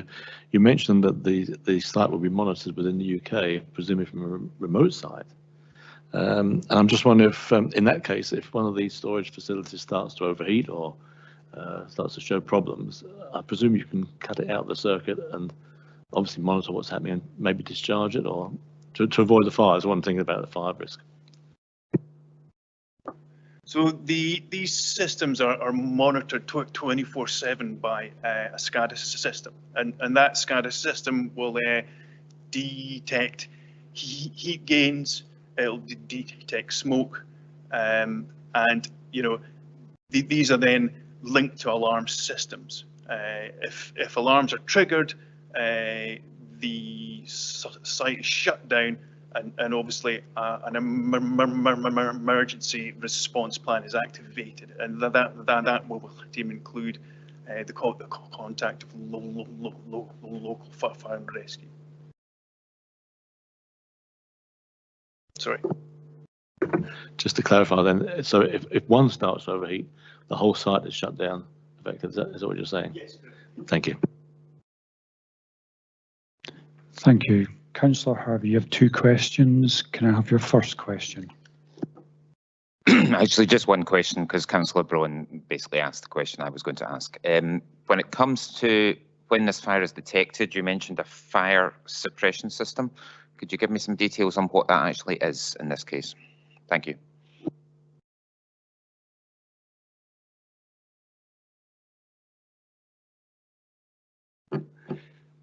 Try again. The containers are equipped with, you know, inert gas, which is usually the best suppression system, so that, you know, it's harmless. It's sort of a argon, etc. Goes into the container to remove the oxygen, which obviously immediately reduces any serious fire risk. and then sprinkler systems, etc., are also put in. So it's a multi-stage thing, subject to the battery supplier. They have different systems, different requirements, but they're all fairly strenuous. Okay, thank you. Yeah, I'm actually in my other life. That's what I do as well. So which separation gas is it? Just out of interest, would you suggest? Thank you. Sorry, the choice of battery system is yet to be decided. But it's probably worth pointing out actually that this the grid connection for this project is 2025/2026. So we have 3 years of development to ensure we can catch any developments in fire legislation on BESS projects. Okay, thanks very much. I appreciate that. It's a developing system and a developing ways of fighting fires, so I appreciate that. Thank you. Thank you. Can I call on Councillor Cuthbert? Yeah, my question has been asked. Thank you. Thank you. Can I call on Councillor James, who is online? Yep, thanks very much indeed, convener. I couldn't get my either my camera or my chat to work for the last application, so missed my chance.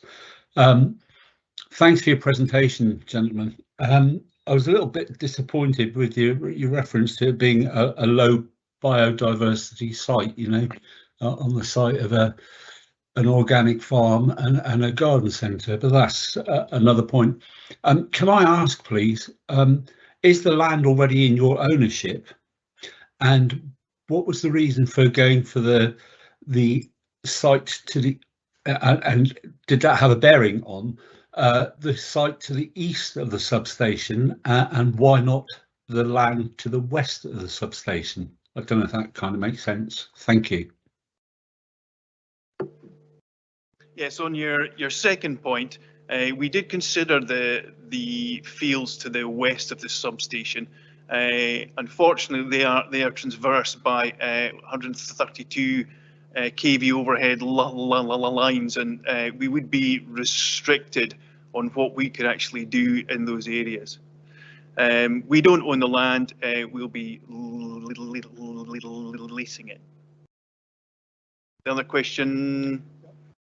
On the biodiversity point, I mean, I'll point to the confusion that's relating to the actual footprint of the battery.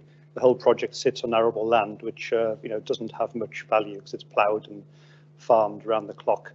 By removing a chunk of arable and putting in a large amount of woodland and scrubs, we would aim to deliver quite a major biodiversity gain within the site. And then from the point of view of the arable farm next door, there's going to be a block of land which will be far more productive for things like pollinators, etc., and far less in the way of arable inputs, which also affects the local water supply. So effectively, by planting such a large landscaping, hopefully improve or significantly improve the biodiversity of the area. Thank you for that. Thanks. Can I call on Councillor Illingworth?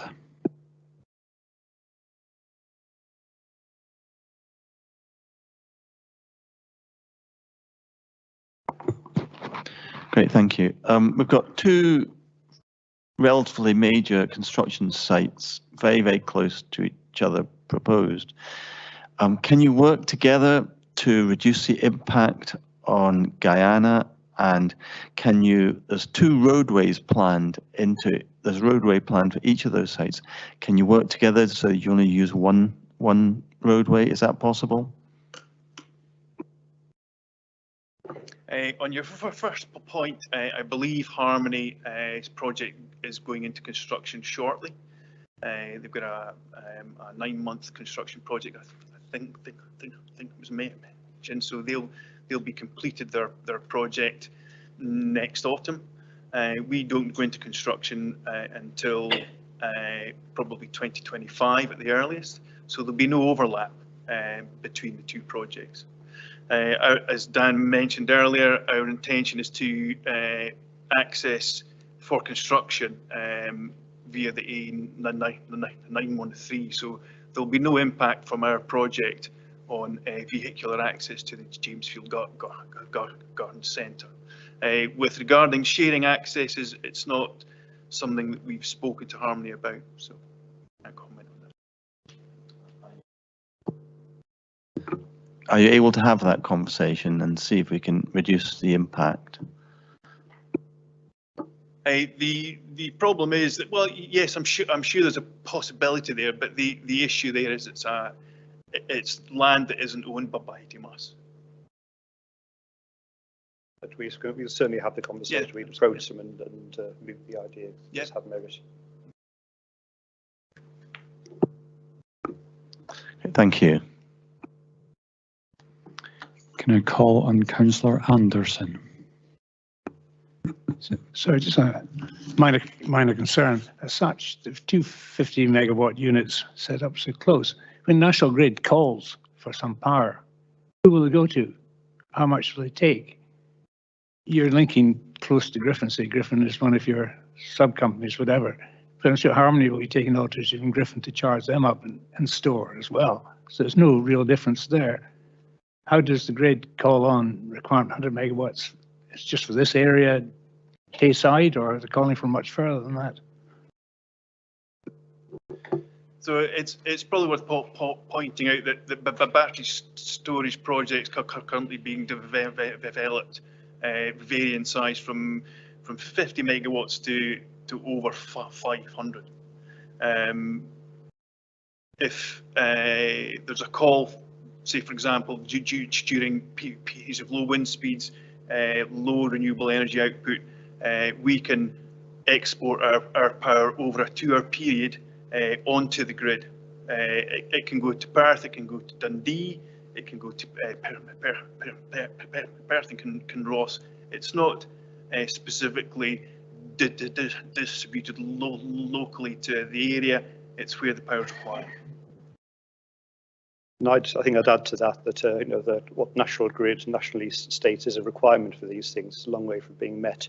And then if you factor in, you know, people with electric cars and electric heating, etc., as we try and decarbonise and take gas away, you're going to get points during the day where people get home from work and plug the cars in, or people get home and, you know, activate electric heating. So there are going to be a lot more peaks and troughs in, you know, demand and supply on the grid. And these things are, I mean, it's still reactive. You know, it's not a proactive putting it in place. So it's there. It is, you know, it's playing catch up.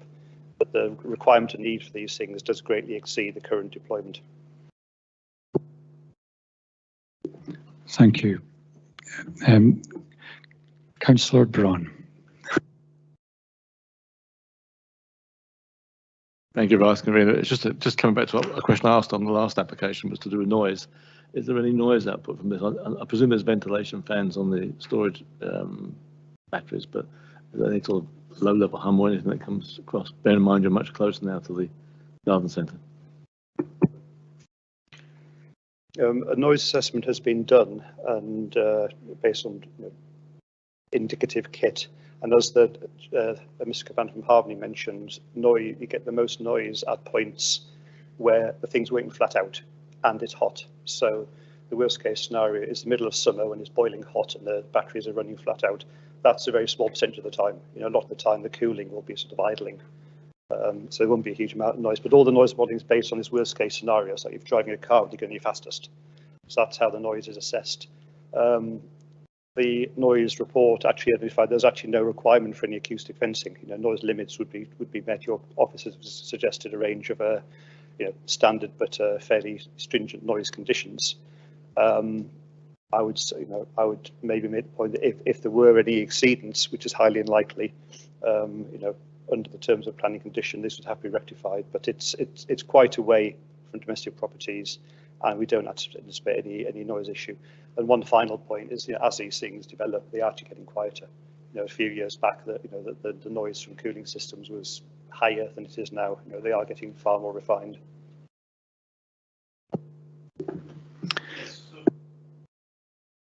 Worthwhile pointing out that the noise assessment that was actually done was cumulative, so it incorporates both the Harmony development and the PM Energy.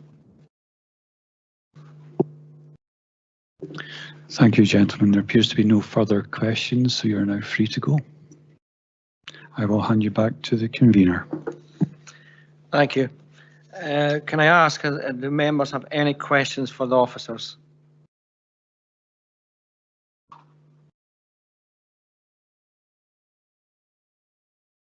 Councillor Illingworth.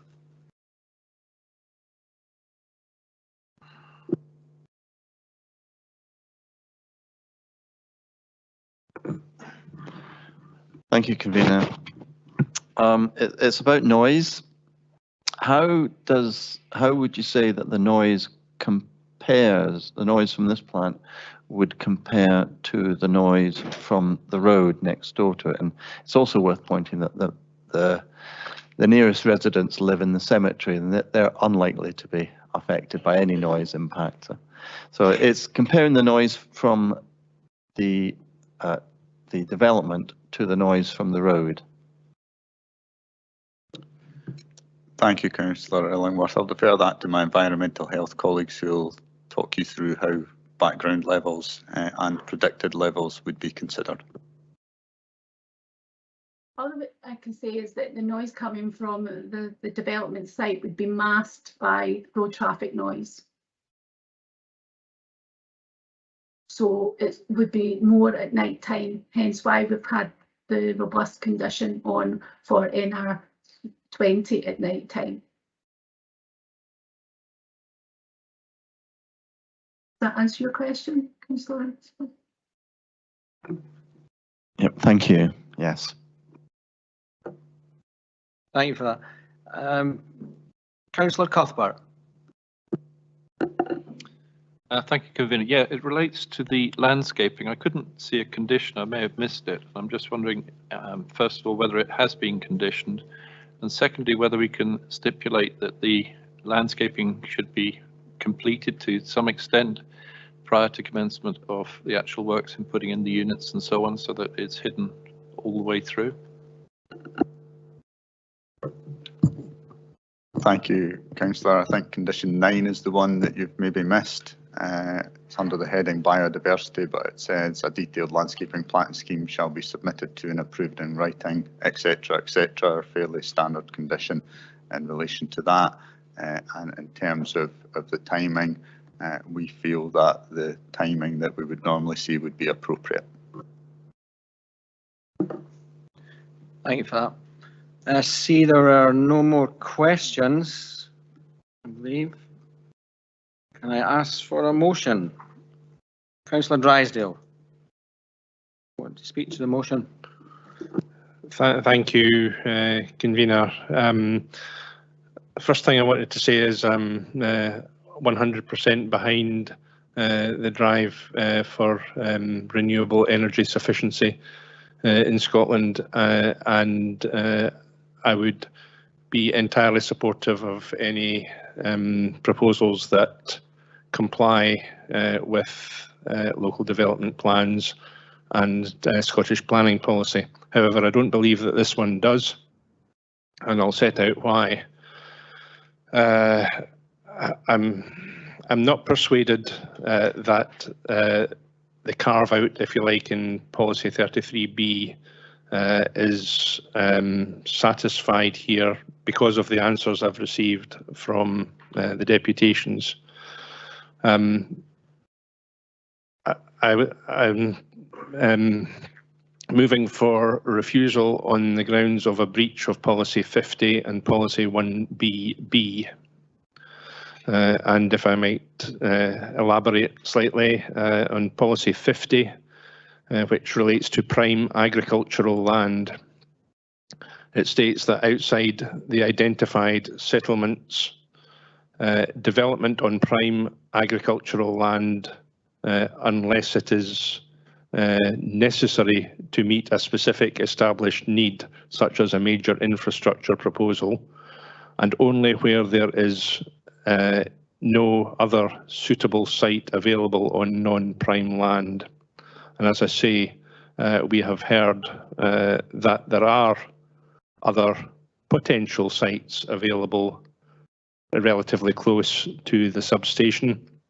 And I haven't heard that they're not viable. I've heard that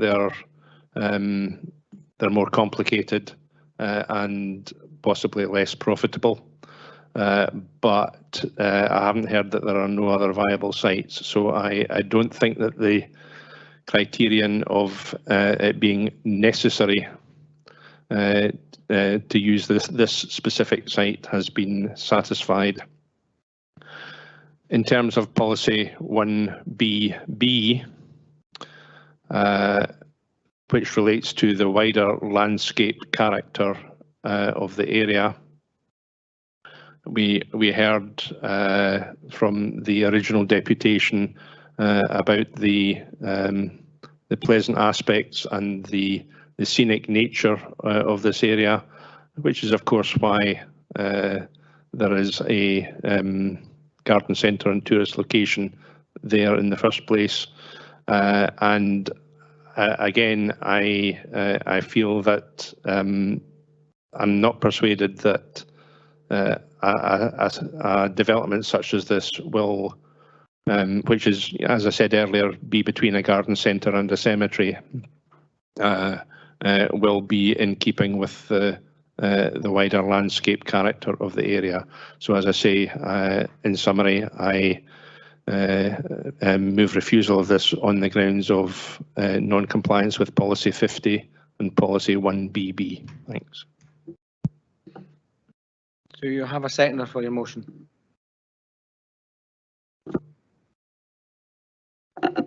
Thank you, Convener. Yes, you'll note in the chat I've put the second motion. I'm quite happy to second this motion. I think Councillor Drysdale's got it right. I think the location of this is in the wrong place. It's going to block the views to the garden centre and to the restaurant, and I would concur with the reasons and the policies that it breaches. Thank you. Just give me a second, please.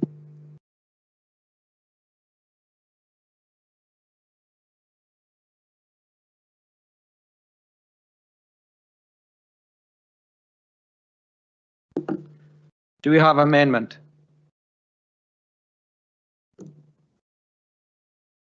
No amendment.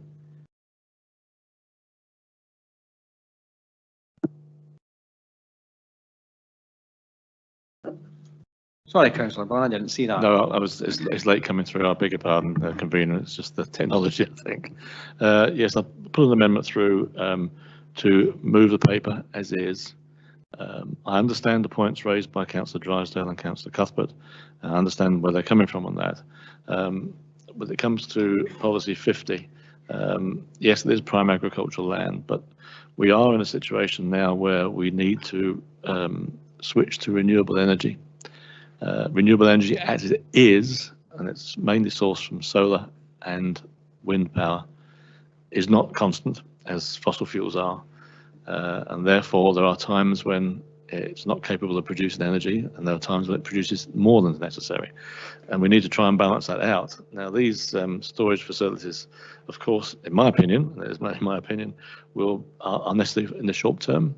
Long term, there are other sources of energy coming, but they are some 20, 25 years away. The technology is not with us yet. So we have to accept that necessity is the driving force here. We've heard that once these facilities are no longer required, they can be withdrawn and the land put back as it was. So that's my thought on that side. I think it's just a question of necessity. If we want to have renewable energy and try and replace fossil fuels, then we're going to have to allow for certain things to be built. And we've seen many of these before. On the question of policy 1BB, and again, I understand the points, but in time, like wind farms, like solar panels, these things become natural sites on land. We drive past it on roads now with pylons, electric pylons in the air, in the fields, and years ago people would have probably complained about those, but today we don't even notice them. So it's a temporary thing, and as I say, I think in the long term these storage facilities will eventually become obsolete, but for the time being they are necessary. So as I say, my amendment is to pass the paper as is, subject to a seconder. Thank you. Thank you for that, Councillor Braun. Do we have a seconder for Councillor Braun's amendment?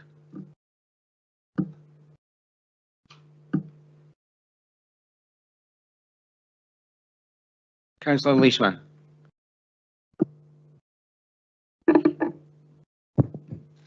Thank you, Convener. I have nothing really to add. I would just reiterate what Councillor Braun said, and I think certainly the need for renewable energy is ever increasing and something that we need to embrace.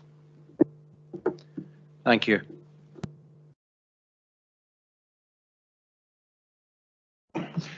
Members, before the summing up of the motion, perhaps it would be best if we clarify the precise terms of the motion to refuse to help members.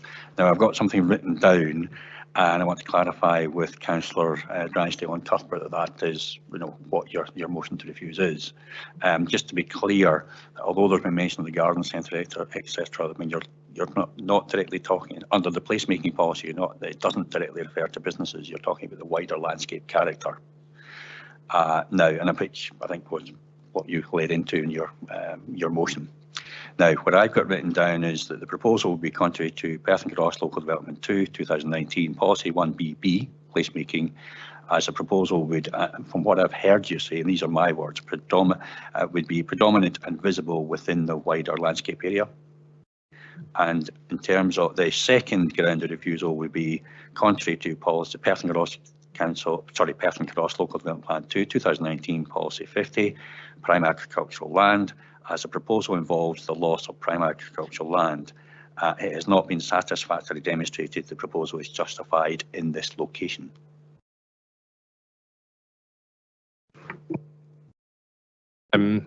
Just one word I would take issue with. Not the word I wouldn't have chosen would be justified. All I'm saying is it's not necessary to be in that specific site. Because as we heard, there are other potential sites owned by the same landowner. So the revised wording would be, it has not been satisfactorily demonstrated the proposal is necessary in this location. I'm looking at both our councillors Drysdale and Cuthbert are nodding. So that would be the terms of the motion to refuse, and of course there's the amendment to grant. So I think we're on to summing up. Councillor Drysdale.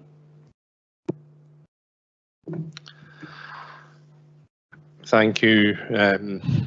Thank you, Convener, for the opportunity to sum up. As I said at the start, I am wholly supportive of Scotland's drive to be sufficient in terms of renewable energy. There is also an issue of food security. There is also an issue of maintenance of prime agricultural land, which is a fundamental aspect of the local development plan.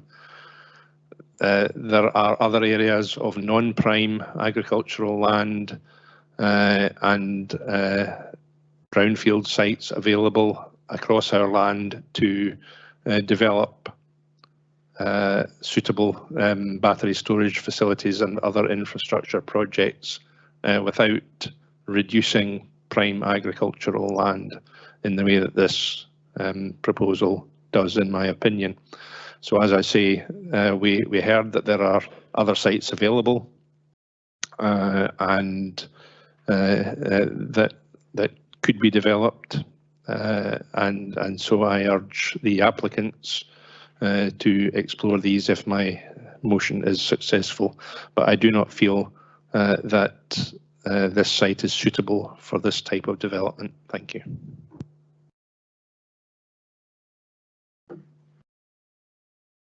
Thank you. I'll now hand over to Jess. Thank you, Convener. Firstly, Councillor Harvey, because you left during the discussion of this item, I cannot allow you to vote.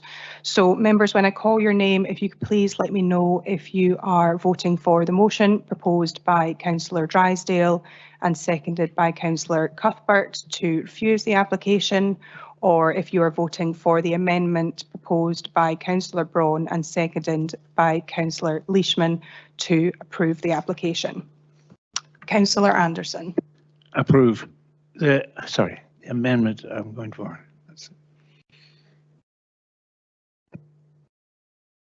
Councillor Braun. Amendment. Councillor Cuthbert.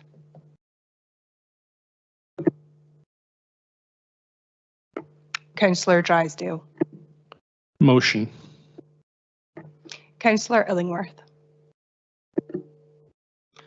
Amendment. Councillor James. Motion. Councillor Leishman.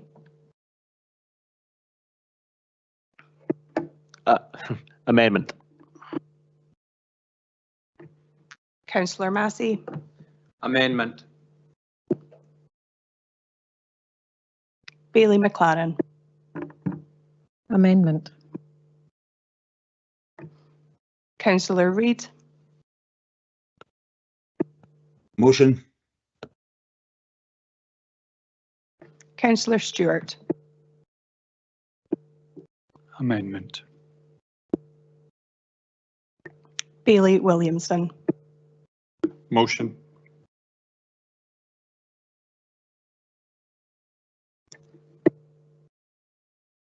Thank you all. So we have 7 votes for the amendment and 5 votes for the motion, and therefore the amendment will carry.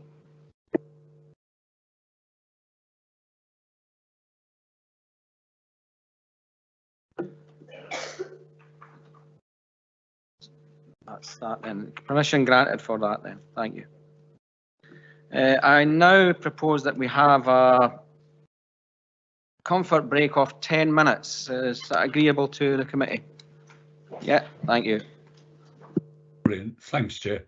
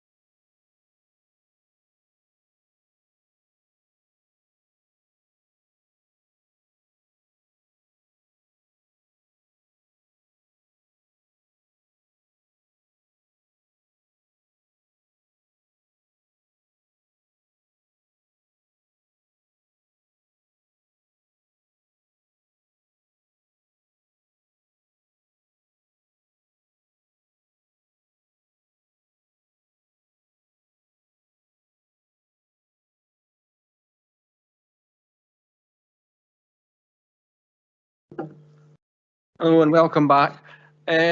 Councillor Reid, are you there? I can't see your face. You're lucky, but I am here. I was thinking that, but I didn't want to. Can we move on now? Move on to local applications. First one is the erection of a sheltered building and acoustic fence, formation of a clay pigeon shooting range and earth buns in part retrospect. Crieff Hydro Hotel, Fern Tower Road, Crieff. And I believe it's Mr. Williamson who's speaking to the report. Thank you. Thank you very much, Convener. This application does relate to a partially retrospective clay pigeon shooting facility associated with the Crieff Hydro Hotel. The shooting range lies approximately 1.3 kilometres north of the main hotel buildings on a rural upland area characterised by ancillary hotel uses, also known as Action Glen. We'll now move forward onto the slides. First, we have an aerial image showing the location north of Crieff, east of Hosh, and to the southwest of Monee. The red line boundary shown on this slide illustrates the connection point of the site with Ferntower Road before leading up past the 9-hole golf course to a plateau in a relatively rural location. Next slide, please. The next image is an OS location plan, merely outlining the application site boundary in relation to the wider ownership of the applicant, which is outlined in blue. Next slide.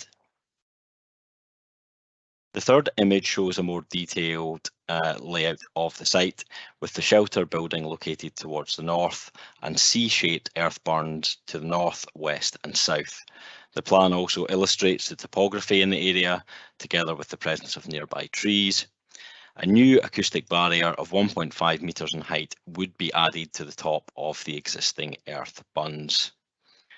We'll now move forward to a few images intended to give some context to the facility. Again, this aerial photo is merely to provide an idea of the site's relationship with the wider area, with Hosh, the Glenturret Distillery, Monee Estate and the wider hotel facilities to the north of Crieff. Next slide, please. Next, we see a picture of the shooting shelter, which faces outwards towards the southwest. This image also shows the scale of the shelter in relation to the buns. Next slide, please. This final photo is taken from further to the south and shows the site with the buns and the fall of the land slightly away to the west. It also shows how the shelter building is accommodated into the surrounding landscape by virtue of the scale, siting and coloration. Thank you, Convener. That now concludes the presentation and we return to the site layout plan of the facility. Thank you, Mr. Williamson. I'll now hand over to the Vice Convener for the deputations. Thank you. Thank you, Convener. Can I now please call Mr. Percival for deputation?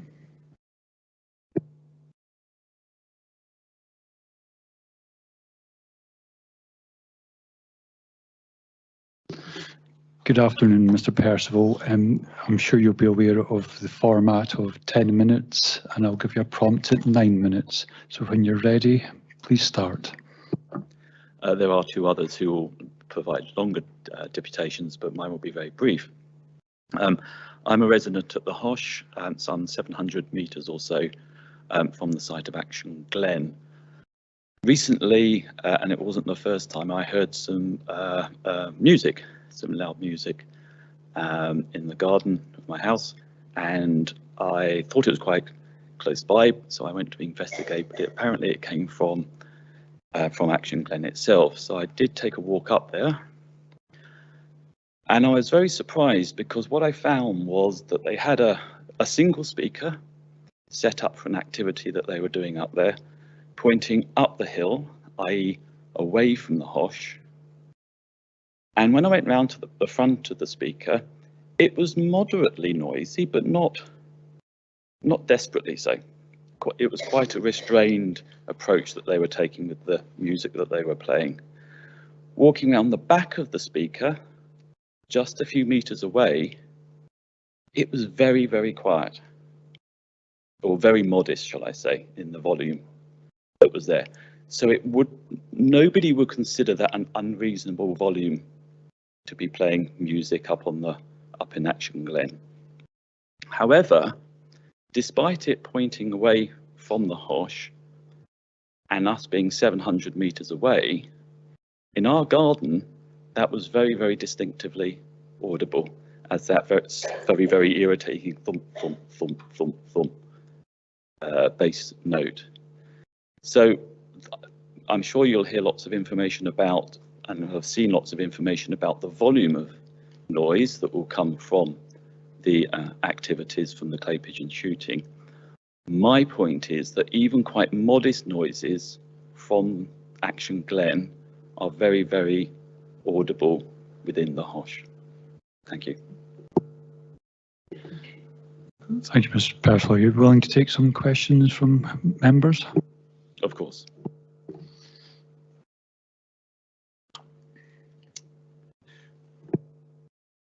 Councillor Cuthbert. Thank you, Vice Convener. Thank you for your presentation. I'm just wondering exactly where the Hosh is. I'm not quite sure.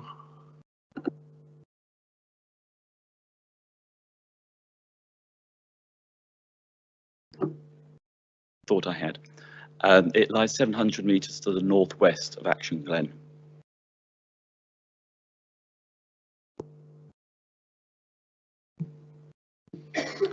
Councillor Braun, my apologies. Thank you, Vice Convener, and thank you for your presentation. Simple question: wind direction on that day. Were you're probably downwind then, I suppose, to carry the sound? A very good question, and I did make a note of it on that day. It was a sunny day, very, very still, so not really any wind in any direction. But obviously, being northwest,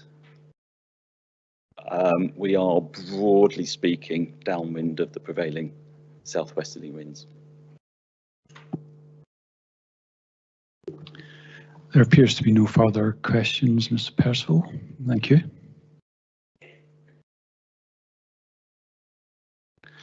Can I request Mr. Burney to come to the rostrum?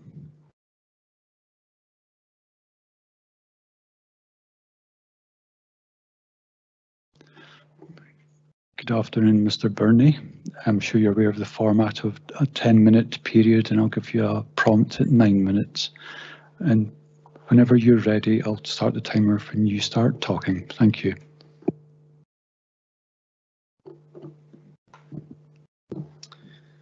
Good afternoon, Convener, Councillors, ladies and gentlemen. My name is Alston Burney. As a resident at the Hosh, I've been asked by the Hosh and Manee Residents Association to represent approximately 20 residents who live immediately west and north of the application site.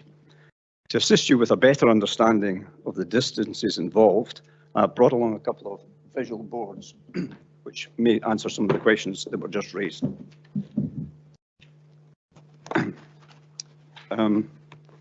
So just to get a bearing, the proposed location of the shooting school, shooting range is on the rising ground, as the gentleman said previously, with a distance of 730 metres to the nearest property at the Hosh. This is the Hosh, which is a group of housing. We have further housing here and Glen Turret Distillery here. It also sits back 340 metres from the core path network, which is shown in the yellow dotted lines.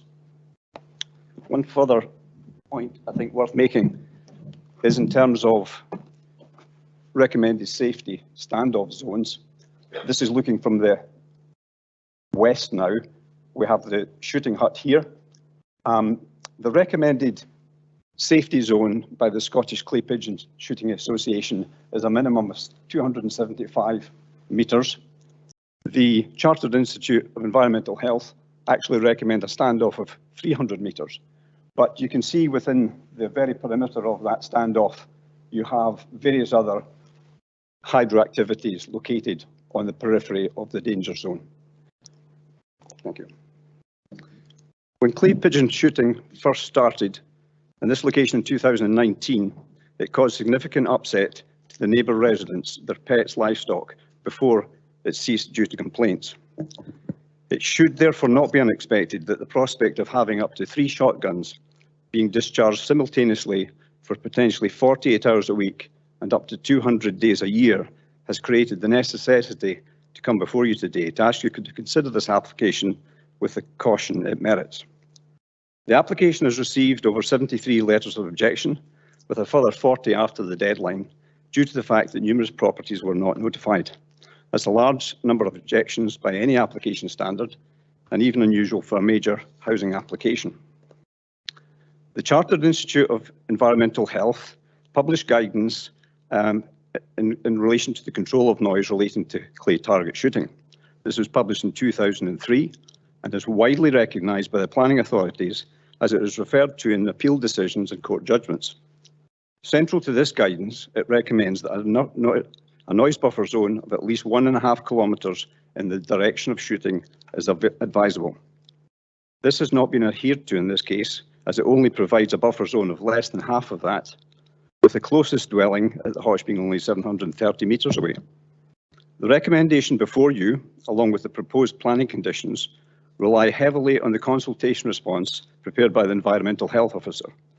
As noise impact assessments are a specialised area of expertise, the Hosh and Minnie Residents Association commissioned a review of the submitted NIA by an independent professional acoustic consultant.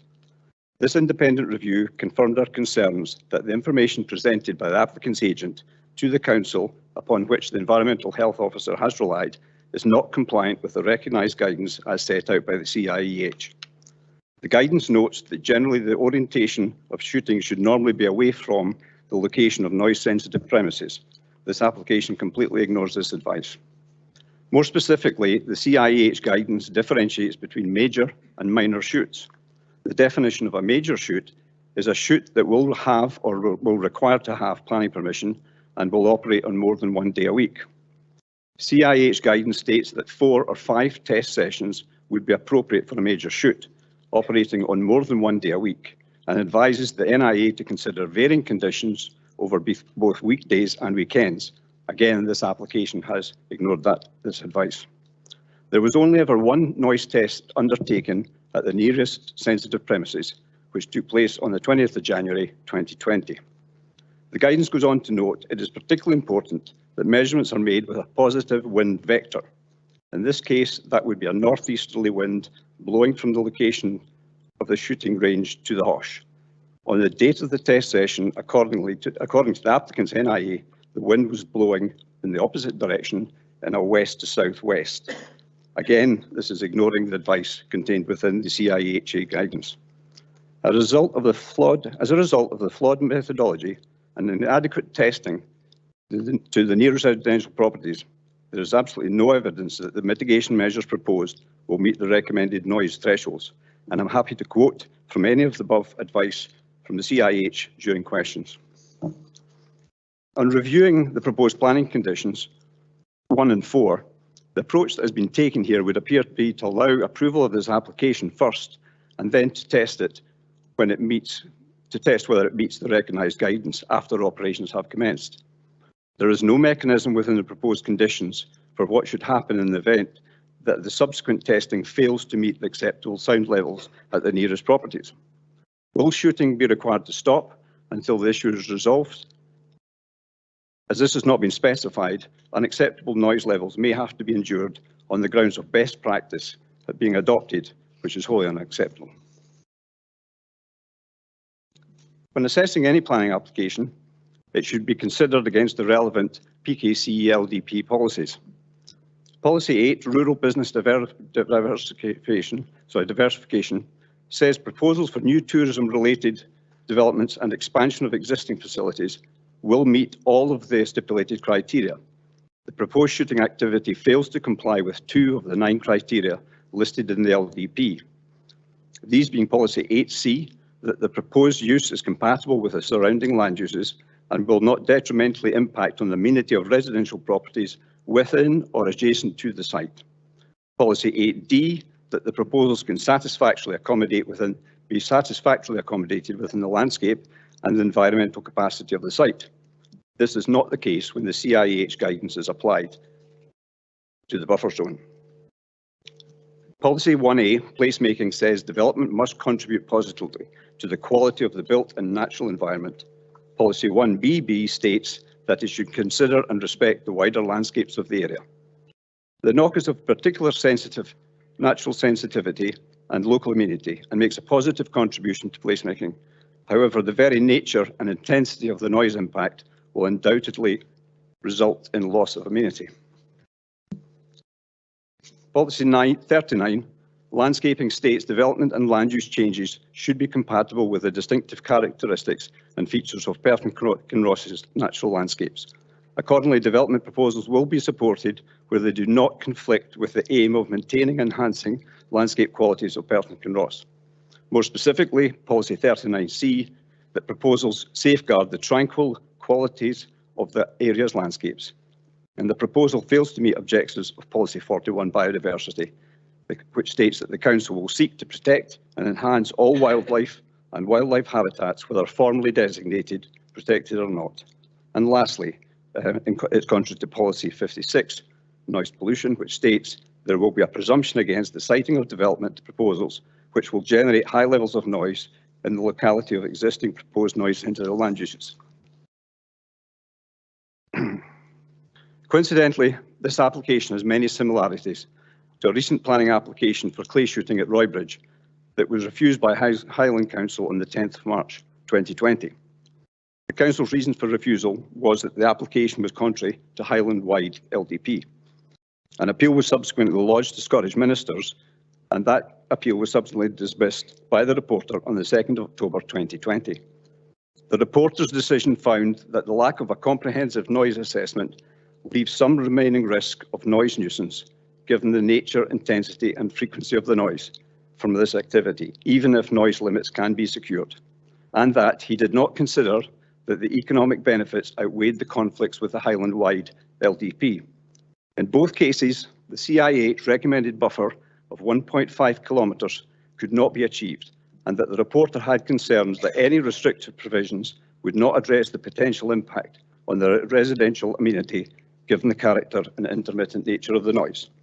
We would propose that the reporter's decision is very relevant to this application. Okay. In finishing, I'd also like you to consider the negative impacts that this application could have on existing businesses located close by. The Glenturret Distillery, one of Scotland's most visited distilleries, has objected, stating concerns about detrimental impact the noise could have on their business.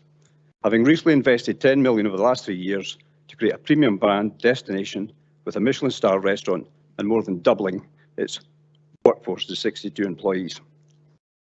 The overriding policy consideration cited in your committee report is the principle for recommending this approval is in reference to Policy 8, rural business development. It's also noted in the committee report that this proposal will create the equivalent of 3 full-time jobs. So in weighing up the economic justification for approving this application, is it really a material consideration that outweighs the numerous LDP policies that it contradicts? I would respectfully request you refuse the application, and I'm certainly happy to take any questions. Thank you. Thank you, Mr. Burney. You were saying that you're happy to take questions. Can I ask members to submit questions?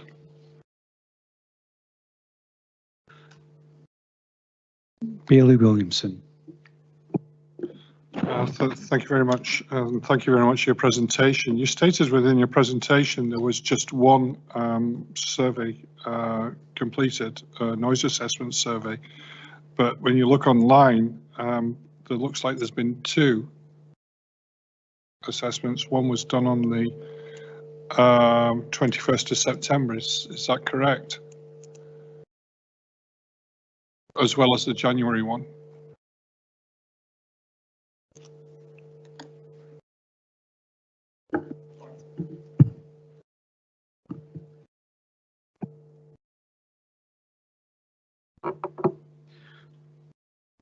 The second survey that you refer to was conducted in close proximity to the shooting hut on site. I think there were 5 locations. So that was not a test taken at the nearest sensitive receptors being the nearest residential properties. There was only one noise measurement undertaken where the monitoring equipment was located at the residential properties. So it was entirely different. It was designed, I think, to measure the likely improvement that could be derived from the proposed mitigation measures immediately on site, as opposed to measuring the noise at a distance. Okay, thank you for your clarification. Can I call on Councillor Braun? Thanks, Vice Convener. Just a question on the danger area, which is on your map in front of us. You're saying the 275 metres extends beyond the dotted line slightly. I'm just wondering, in the notes here, it states that the intention is to use low noise cartridges, which I presume would have less gunpowder in them. So the range wouldn't be quite so far. That may be, it's a question best to ask them, the applicants themselves, but just your thoughts on that. I would agree, it's something for the applicants. I think the main issue is noise, and I know that they have proposed the use of low impact cartridges. However, the testing that was done certainly was monitored using low noise cartridges.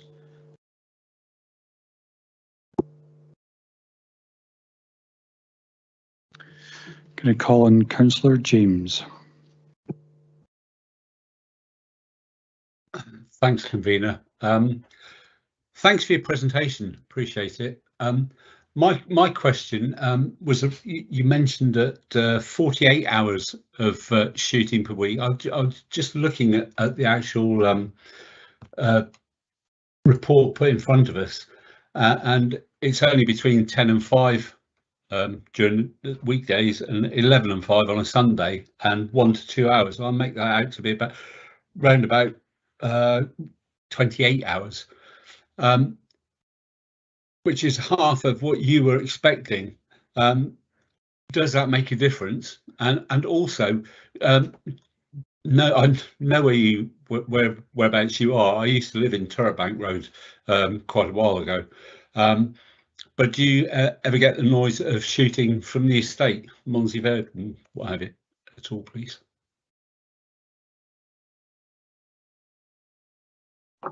To answer your first question, in terms of the operating hours, it's 10 till 5, 6 days a week, which is 7 hours, it's 42 hours, and potentially 11 till 5 p.m. on Sundays, which is 6 hours. Hence the reason I got 48 hours. There is no restriction in the planning conditions in terms of the frequency of shooting during that operational hours. The only planning condition is setting out the hours of operation. So potentially, the possibility is that there could be continuous shooting for a maximum period. In terms of the second question relating to shooting on the estate, yeah, you can hear shooting from time to time, but it's very occasional. And in terms of intrusiveness, a walked up shoot where guns are discharged for an hour over a very infrequent use compared to a facility like this, which is a much more intense use, it's a big difference in terms of the potential noise nuisance. Okay, thank you. Thank you, Mr. Burnley, for your deputation. There appears to be no further questions, so you're free to leave the podium.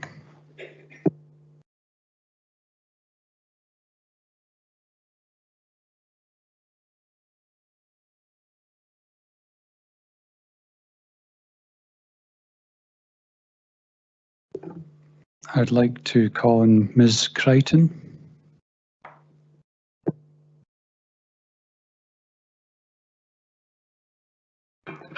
Good afternoon, Ms. Crichton. It's the usual format, 10 minutes, and I'll give you a prompt in 9 minutes. If you'd like to start your deputation.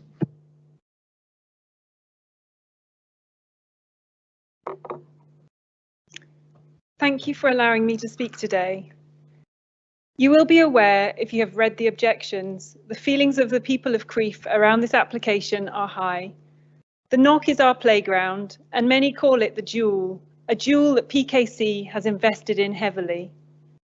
I hadn't intended to speak today, but feel absolutely astounded that the planning officer and environmental health officer have recommended that this application is approved. I did expect a little more attention to be paid to an application that attracted so much interest and objections, particularly with the number of objections submitted after the deadline. For this reason, it is of great shame that the consultation promised to the community never appeared, and not one person from either the council or Crieff Hydro took the time to tell anyone in the community. It is something I raised with all of the councillors, chief executive and head of planning back in March, begging that you look at your dated rules and suggesting a more modern approach to advising the community. A quick post on the Crieff and Strathern community Facebook pages is all that is needed for word to spread like wildfire. It is common practice to have site visits. In recent times, we know how difficult this is. With a unique topography, this is absolutely essential. If you haven't visited this area, I implore you to do so before you make your decision. The site is located in a unique valley with a bowl shape. My husband's late grandmother used to say that you always knew when it would rain because you could hear the train coming into Crieff 3 miles away. And I think this is a great way of demonstrating how the noise carries in this valley. It is dependent on the weather and atmospheric conditions, the wind and the spate of the burns. Some days you do not hear anything, and the next you will hear every sound from the Comrie Road 3 miles away. Gunshots, though, are menacing and impactful, and something that sparks many things for people and animals, mostly of distress.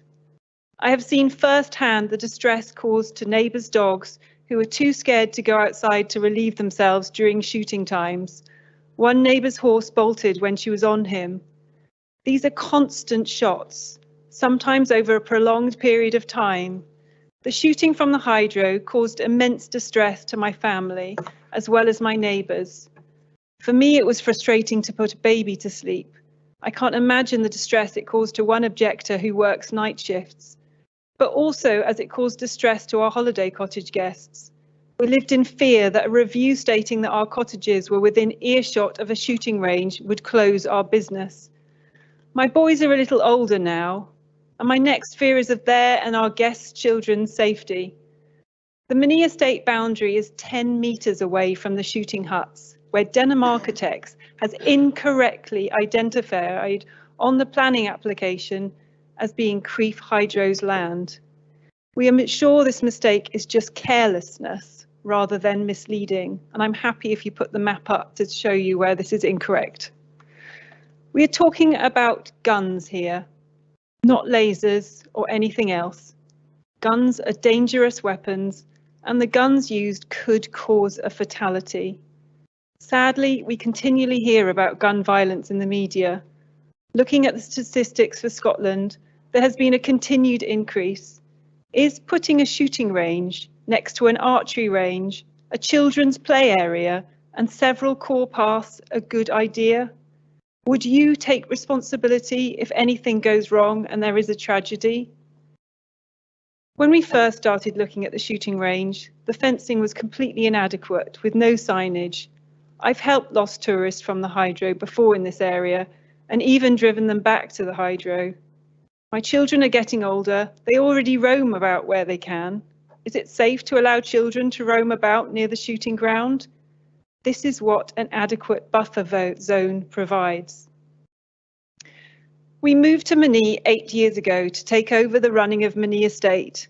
My background is in tourism, having spent 10 years working in the USA for Visit Britain and latterly as Director North America for Visit Wales. I moved back to the UK to set up a marketing and PR company specialising in tourism.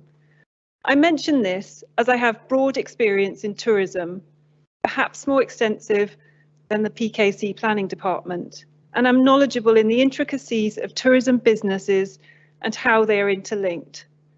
The suppliers of services such as catering and accommodation are totally reliant on each other to provide a successful guest experience.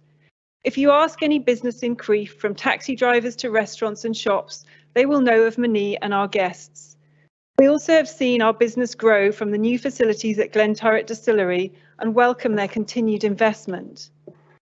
We have spent the last 8 years building up a successful tourism business, each year expanding our business, spending in excess of £100,000 a year with local tradespeople and suppliers to create and maintain 6 properties which welcome approximately 1,000 guests a year. The business has allowed us to employ and contribute to wages of 14 members of staff. Our staff are our most important asset and highly valued. They are paid over the living wage, had their furloughs topped up to 100%, and many of them wrote in their own objections, fearful of their jobs, having experienced the shooting before. We plan to continue our business growth at the same speed.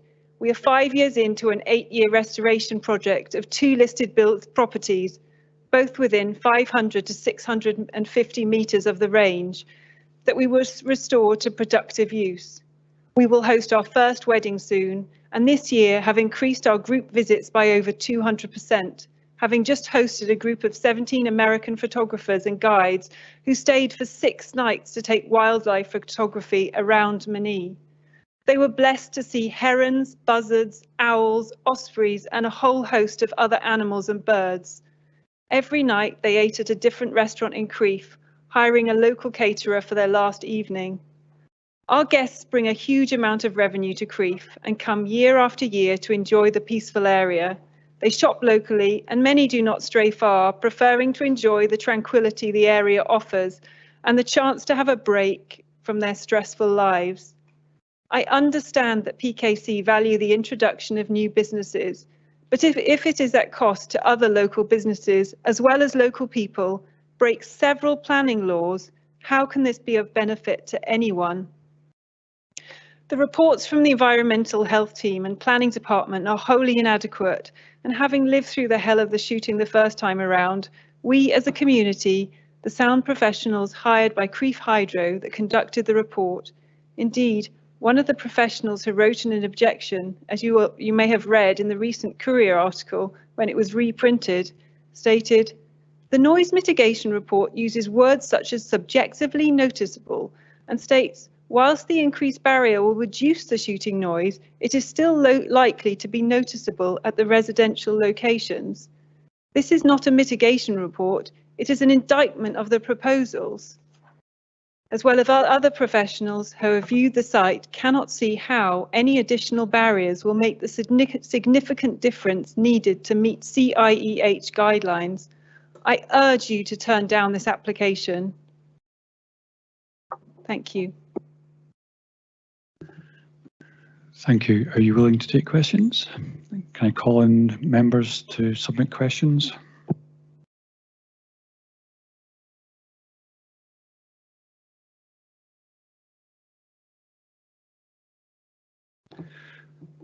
Councillor Drysdale.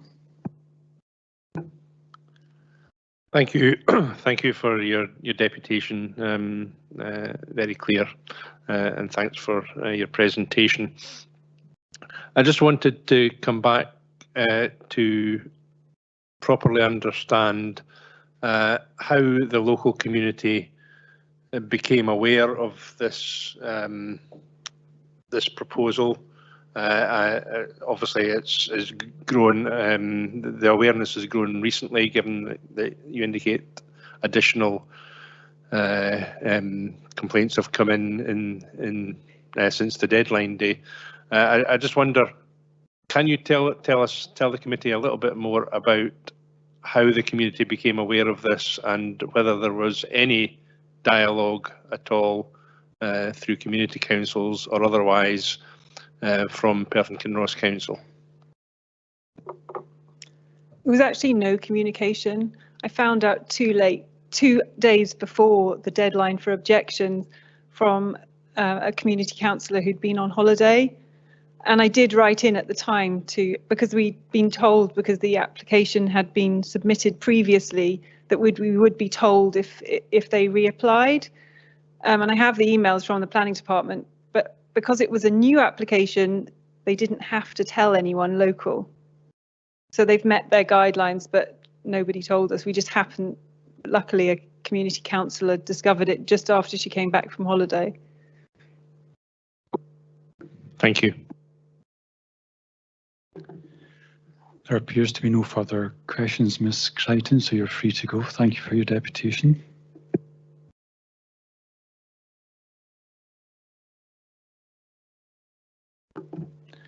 Could I call on Mr. Denham and Mr. Campbell?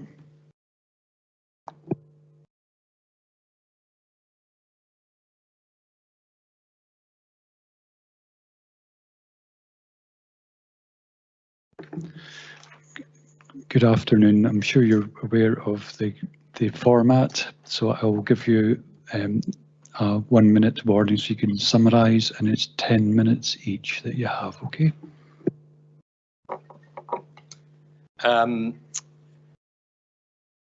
What I'd like to, obviously, the biggest issue seems to be around noise and noise generated from this activity. And I know from Mr. Burney that it should be borne in mind that we're talking about 1 to 2 hours a day, and slightly longer at the weekend. That was the idea. So I think the hours, albeit that it's not in the conditions, the hours are restricted in the amount of activity.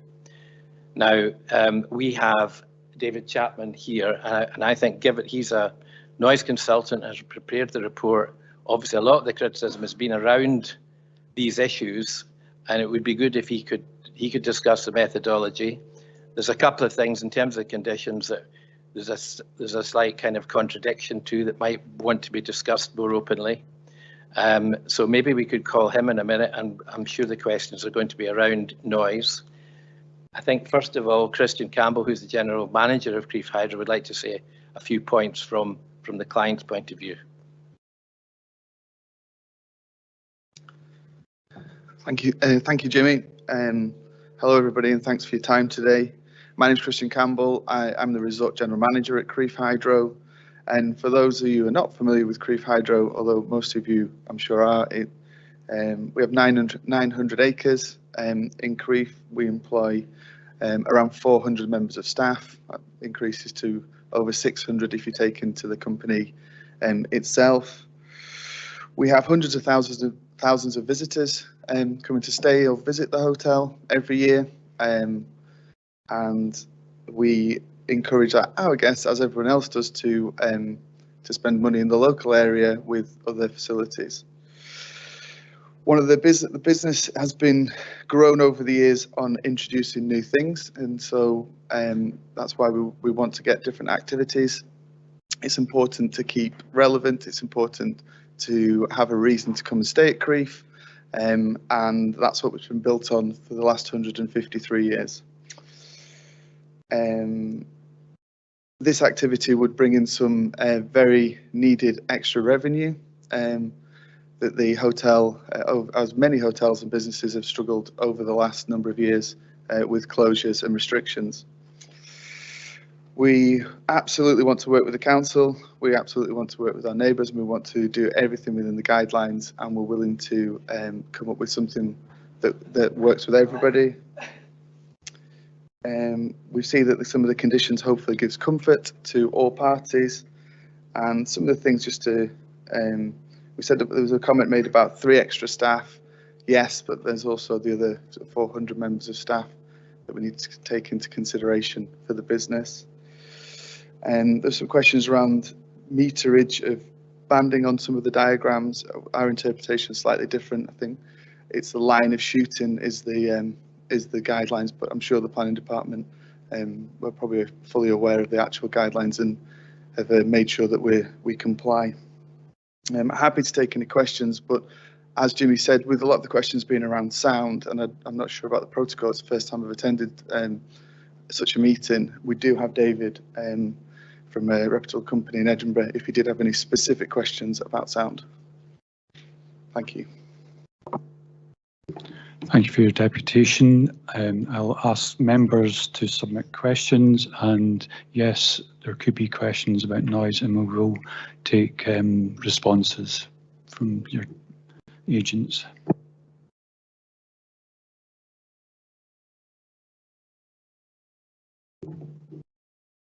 Councillor Illingworth. Thank you. Will the line of fire be towards the core path network, or will it be away from the core path network? I'm sorry, I don't know about that at the core path.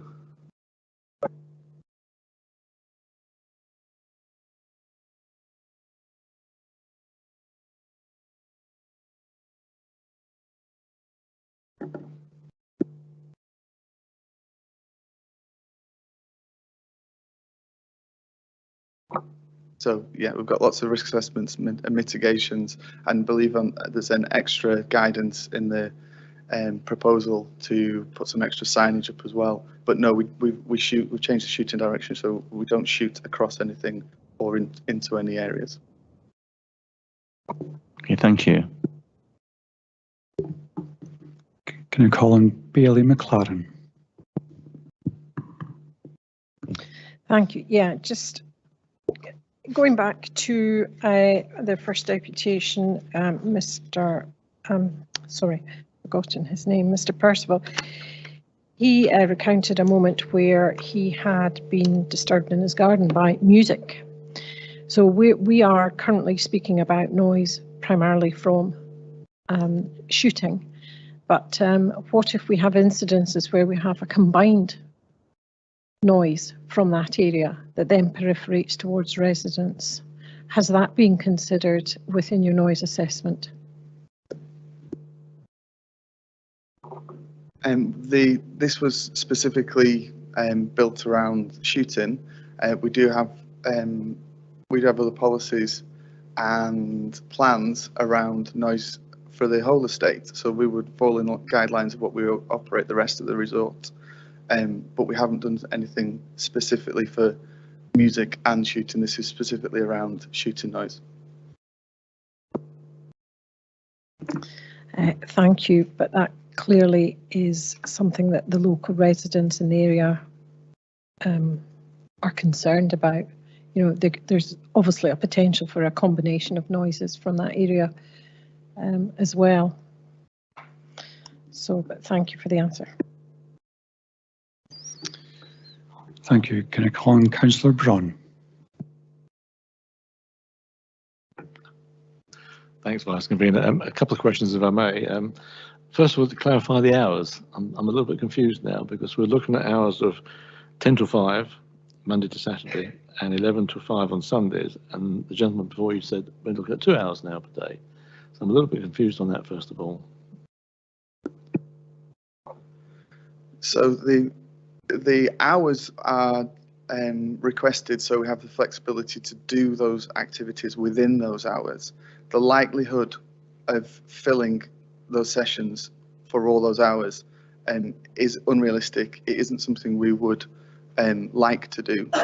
This is an activity we would run a couple of times a day for one instructor, 3 guns, maximum 6 people.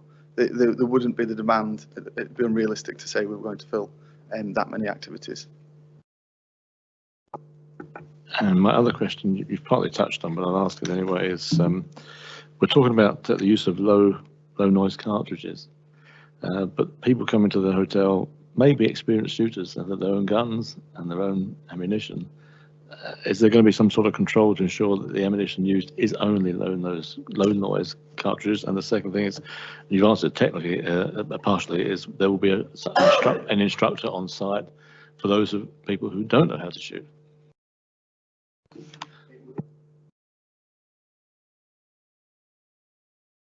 It would always be instructor-led by our own trained members of staff.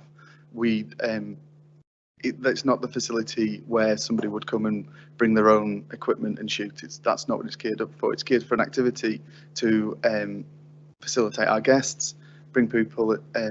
So we might have day visitors and corporate business, but it isn't a facility that we envisage using for people to come and bring their own equipment. So just to clarify, you will supply the guns and the ammunition for anybody who wants to shoot. Yes, it's included in the pricing, yes. Thank you. Can I call on Councillor Cuthbert? Thank you, Vice Convener. Could I ask for the site plan to be brought up? I'm trying to work out exactly which direction you are shooting in, because you say you don't shoot over the core path networks. I'm just trying to seek clarity on that. Yes, so is it to the south, to the west, or which way will you be aiming the guns?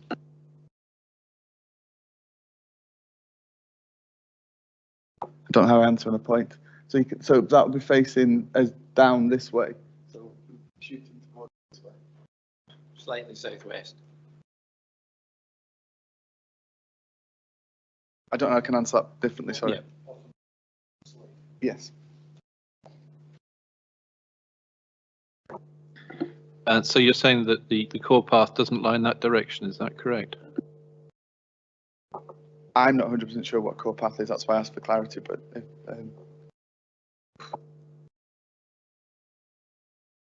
there are certainly people at Kilcreef in the immediate area, and there's also about 30 holiday units very close to this as well.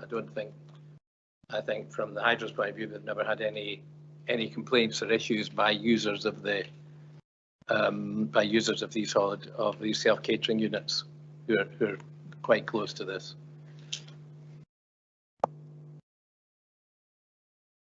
Can I call on Bailey Williamson, please? Thank you, Convener. My question is about the noise acoustics. You have a bund of between 2.5 and 2.7 meters tall, and it was recommended that you needed to put some noise prevention measures in, as the average man is about 1.7 meters tall.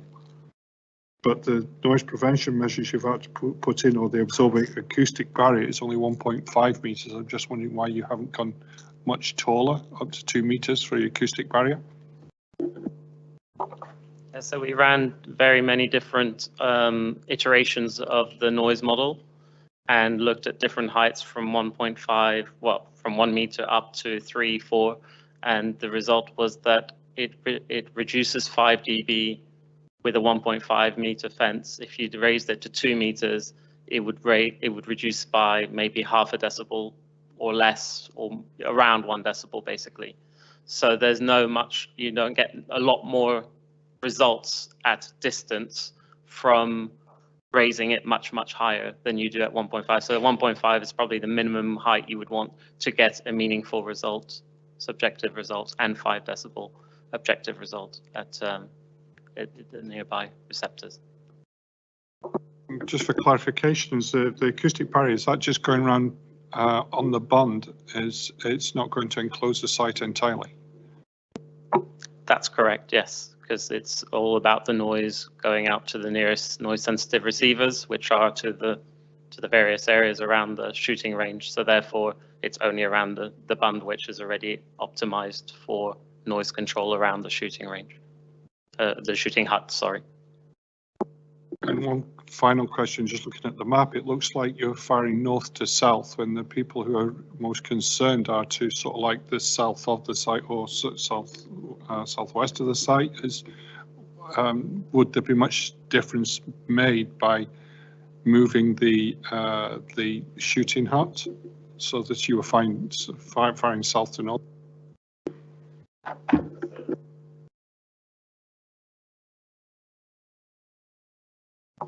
Sorry, I wasn't involved with the project at the beginning, but basically it was already changed from going from southwest to north, and that was worse. This is a more optimum shooting direction in terms of noise. So this going from that side down is better, away from the receptors, because this is more or less away from the receptors in the direction of the shoot.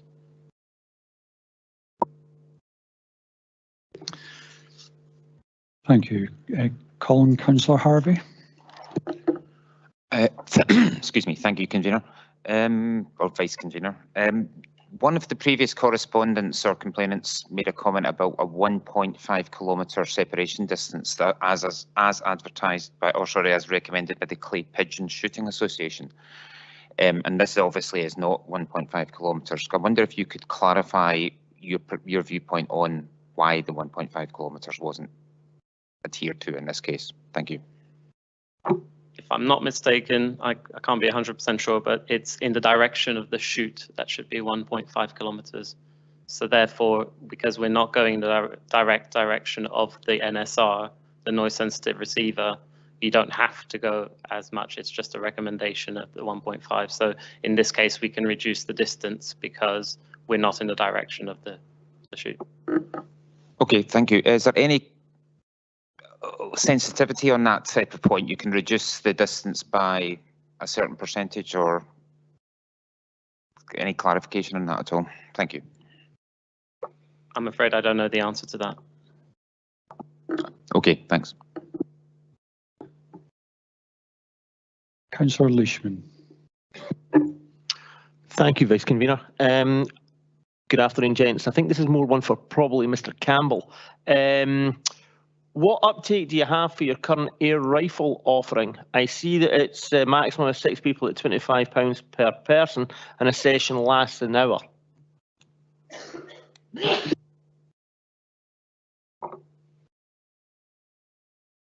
I don't have the exact bookings for air rifles, but it is a popular activity. Predominantly around, it's one of the more cost-effective ones as well. So I think really the kind of secondary point to that is much more popular than you're expecting for the sort I would imagine. I'm not au fait with weapons, but a much more high-end, specialised offering such as clay pigeon shooting. You expect it to be much less popular than the air rifles? Yes, predominantly for the age restrictions, cost, and that's more of a family activity, whereas there's stronger restrictions on who can do clay pigeon shooting.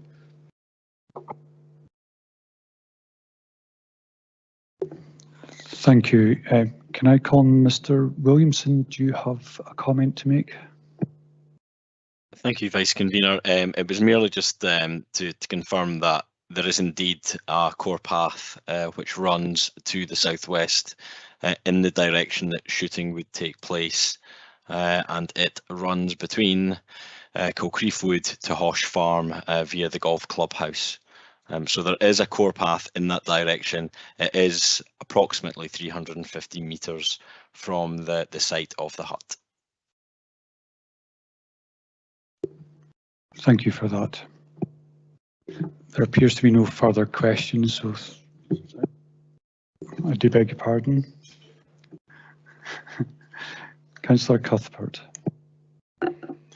Thank you, Vice Convener. Yeah, it was just this question of the direction of shooting. It strikes me that that's directly toward Glenturret Distillery. Is that correct? No. No. Sorry, it's not. No, it's not. It's not in the direct. The Glenturret Distillery is, if you imagine the left hand, that boundary, it's over near the top of the screen almost, down the hill.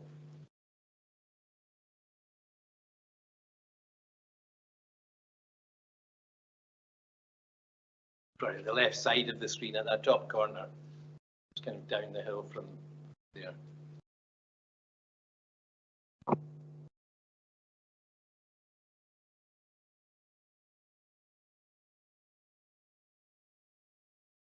Sorry, I'm just looking at the map trying to work it out. Sorry. So that'll be on to the left hand side. It'll be over here.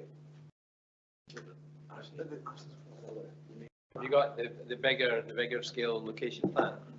Can we put up the satellite image, please?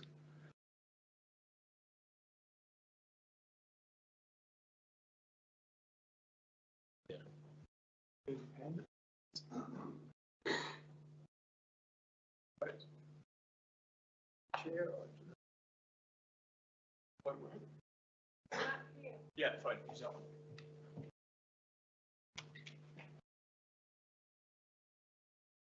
I'm not sure if you can all see that, but the direction of shooting So Can we stop the proceedings at the moment, please?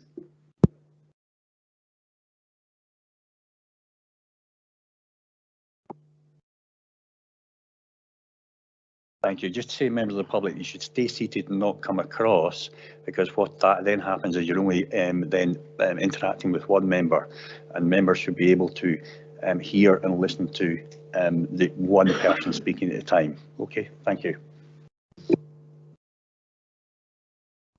Thank you. Proceed.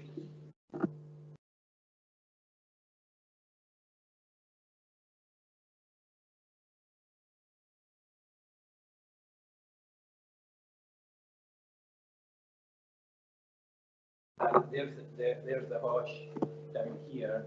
I don't think that the shooting point on yours, Austin, is exactly correct. It's further up, and the shooting is this way. It's not down to the road towards us. Yeah. Going that way rather than down to the distillery. Can I ask the question? So sorry to answer a question with a question. Is the concern about shooting towards Glenturret? I'm just looking for clarification to understand which direction it's actually going in, so I can see what's in the path of that shooting.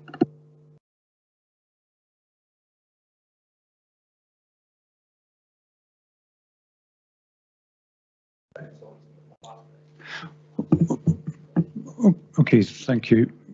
Councillor Cuthbert, are you satisfied with the direction? Thank you.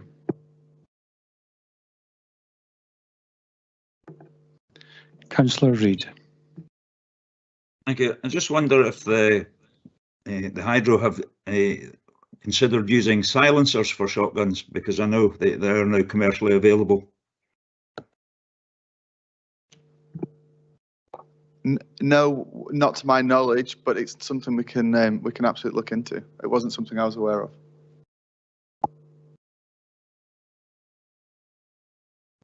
Thank you. Councillor Drysdale. Thank you, thank you, Vice Convener. I wonder if you would mind holding up the drawing you just had up a moment ago, please.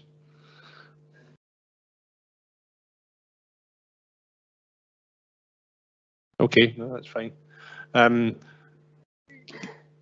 In relation to I just want to understand the boundaries of the ownership of land by Crieff Hydro in relation to the Hosh, where obviously seems to be the bulk of the noise issues are being complained about. To what extent does the Hydro's land ownership go up to the Hosh? Right, I can't say exactly, but basically the Hydro go down to the side of the river, I believe. Goes down the hill from Kilcreef, just to across the river from the distillery, and that so.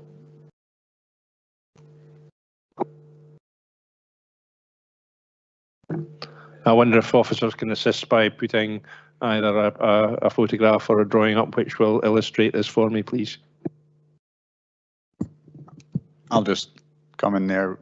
We don't have information that would confirm or deny land ownership. That is a matter certified by the applicant in relation to their application forms. Land ownership is not a material consideration in terms of planning applications in any case, but I can't show you definitive information, no. In that case, a point of order on that, please, Convener. What's your point of order? My point of order is around neighbour notification and the adjacency to the land that is the subject of the application. Seeking clarity as to what the requirement in terms of law and Perth and Kinross Council policy is in terms of neighbour notification where there is an interest in land adjoining or within 20 metres of the boundary. So I would argue that it is a material issue in terms of this application.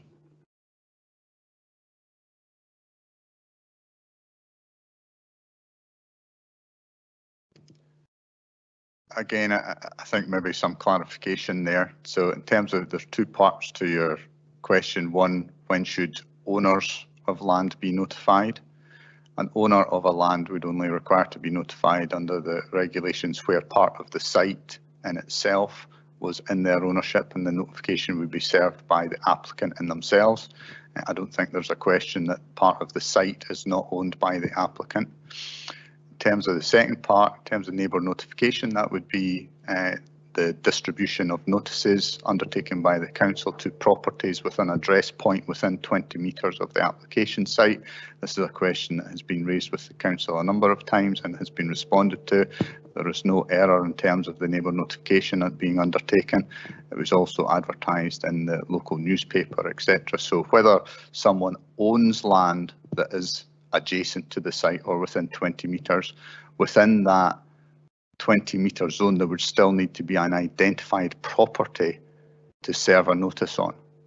So if you own, and again taking some example from the hydro itself, if they own 900 acres, but the notifiable property is some distance from this location, they in themselves, if it was another applicant, would not be notifiable, and the notice would be placed in the press. The address point for the property that requires to be notified should be clearly identifiable within or adjacent to the 20 metres. That is not the case here, if that gives you any clarification. Can I just, if I'm with your indulgence, convener, just further. Can I just start you, Councillor Drysdale? I think this is questions for officers when they come in, rather than just now. Well, I agree, and that was going to be my question to officers. However, it was an assertion by Mr. Smith that the adjacency of the land to the Hosh properties was not an issue, and I was seeking clarification as to whether it indeed is an issue, and I will absolutely come back under questions to officers to ask that question, but I wanted to establish at this point, from a legal perspective more than anything else, whether this is an issue. Okay, thank you. Thank you, members. There doesn't appear to be any further questions, so you're free to leave the rostrum. And I'll now hand you back to our convener. Thank you. And now we move on to questions for officers. Do we have any questions for officers? Councillor Drysdale. Yeah, I refer to the above question, and again, I'm simply seeking to ensure that all required neighbour notification occurred here, whether it be, as I understand it, when there is no actual property to serve the notice on, is done through advertising in the local press, and Mr. Smith has indicated that that did happen, and I have no reason to disbelieve that. But you know, I am still keen to understand whether, in terms of specific notification to properties at the Hosh, whether that was or was not required in terms of these neighbours having an interest in the land adjoining or within 20 metres of the boundary of the land owned by Crieff Hydro.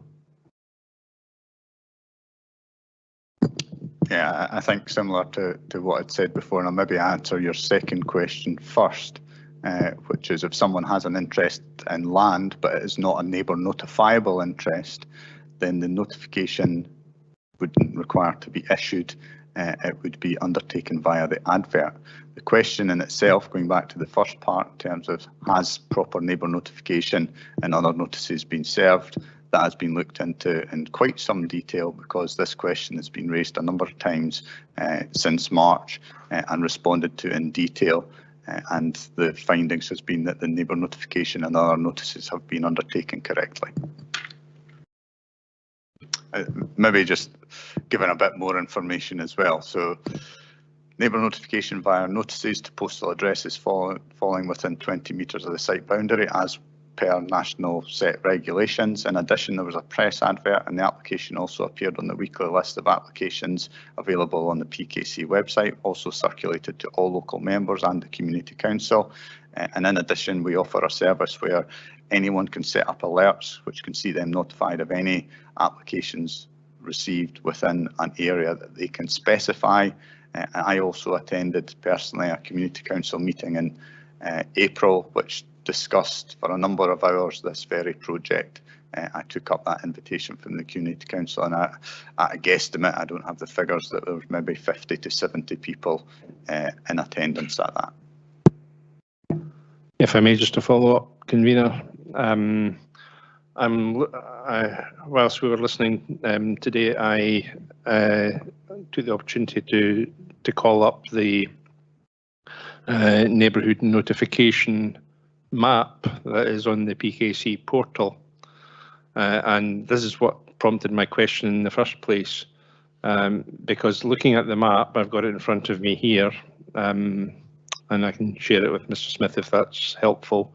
The properties that were pinpointed for on the face of it for neighbour notification are all within a certain distance of the hotel itself, as opposed to the site in question here. There's a cluster of blue square dots literally around the hotel, as opposed to the site in question. And I suppose that's what prompted my question, if you can possibly clarify why that is. Thanks. Maybe if we can bring up the slide that shows the application site with the red line boundary on it, I can fairly succinctly explain that. Not that one, the one that shows the yeah, there we go. The site is all identified in red there. So I think what you're saying is the site is only the area subject to the shooting facility in itself, but that's not the case. The site includes access to the public road.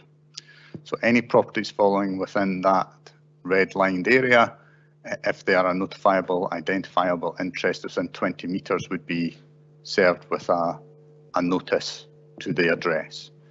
In this situation, the only properties that fall within that buffer, again outlined within the regulations set nationally, are those ones once you start getting to the more built up area down and around Crieff at Ferntower Road. So that's why properties there have been notified, because they are within 20 metres of the site. Up at the area where the shooting would take place in itself, there are no properties anywhere near 20 metres. So that's why no properties up there have been notified. Does that clarify the question? Sorry, I'm not really wishing to prolong this, but if you're telling me that the blue area there is the whole area and it's therefore it's properties within 20 metres of that blue area, you're not telling me that.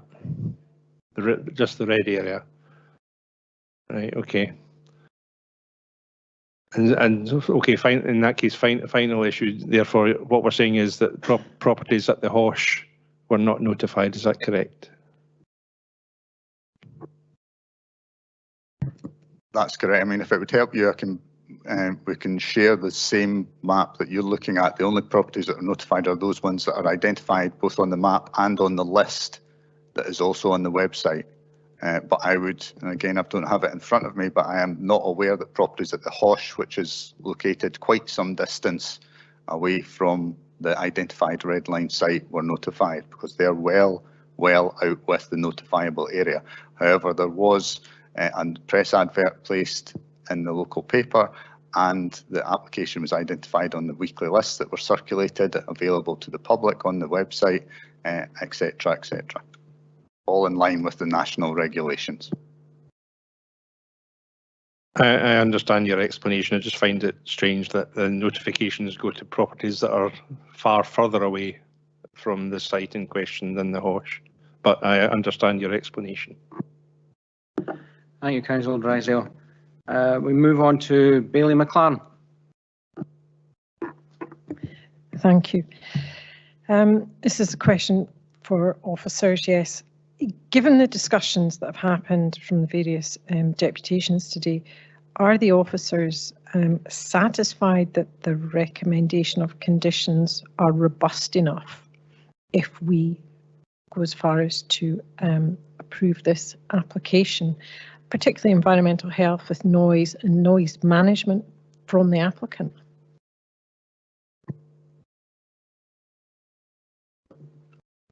I think the simple answer to that is yes, but I'll defer to my colleagues in environmental health maybe to give you a bit more information on how they have considered it and recommended the conditions they have.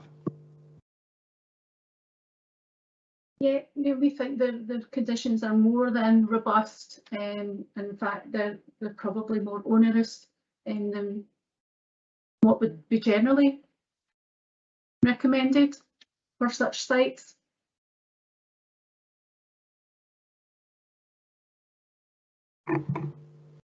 Okay.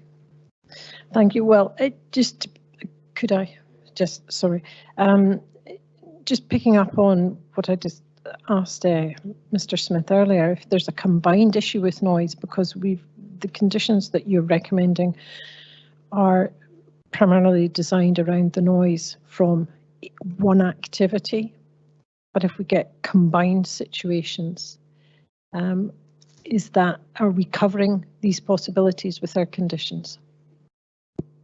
The conditions are set for this application with regards to a police shooting facility. There was no indication in the noise impact assessment that any music would be played within the site at all. Thank you. Councillor Braun. Thanks, Convener. This is going to be a question for environmental health as well. Noise is obviously the core of this, and I'm going to change hats for a second back to housing. When there's a problem with noise in housing, there is a mobile app which is available to residents, which measures sound ongoing and reports that information back to PKC. So my question to environmental health is, do environmental health have a similar system in place to measure, so residents nearby can measure sound on an ongoing basis and it reports back to PKC? And if not, could we utilise that facility, which will allow people to measure sound? Yes, there is a noise app which we do send out if we get noise complaints. However, if we are assessing the noise under statutory nuisance, that recordings cannot be used in a court. So we would therefore then put the noise meter in so that we would have that evidence that we could present in a court proceedings if necessary. But in the first instance, we would give any noise complainants the app so that we can hear exactly and then determine whether we go on to the next stage or not with regards to statutory nuisance investigation. Fine. Thank you, Convener. Thanks, Lynn. I see there are no more questions. I'll just give it a second in case anybody thinks of one. No, thank you. Can I now ask for a motion? No, sorry. Question from Bailey Williamson. Apologise for a slow response there. It's about the species assessment on page 112. It suggests that there may be some species being affected. Is there any idea of what species are being affected and what mitigation measures are being put in place to try and protect them?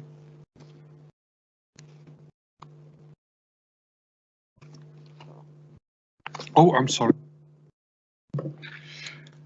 Can you refer to a paragraph rather than a page number? Yes, I do apologise. So it's page 1112, paragraph 55, it says it's been noted that the proposal could impact on species. Yeah, and there is a report that covers that in some detail. Yeah, so I mean, you'd have to refer to that to see, but it doesn't say that it would not be an acceptable impact. Thank you. Councillor James, you've got a question. Thanks, convener. I'm having a nightmare with the chat function today. It won't send for some reason. You'd probably be thankful for that. It sort of dawned on me just looking at the conditions. There's a lot of conditions in the report there, or the recommendation regarding noise. But and I know from a national point of view with firearms and what have you, there's nothing specific there that calls for signage. We're talking about the proximity of core paths and what have you in that area. But I'm just wondering if there's anything on signage and even a flag come to that. But thanks.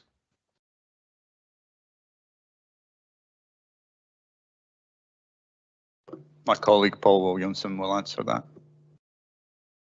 Thank you, Christian. Just to draw Councillor James's attention to condition 6, which actually sets out the exclusion zone clearly being marked out on site and warning signs erected, and that will have to be approved in writing by ourselves.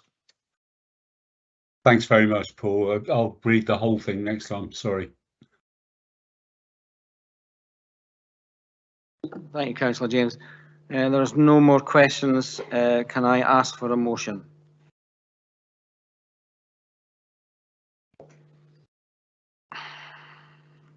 Councillor Braun.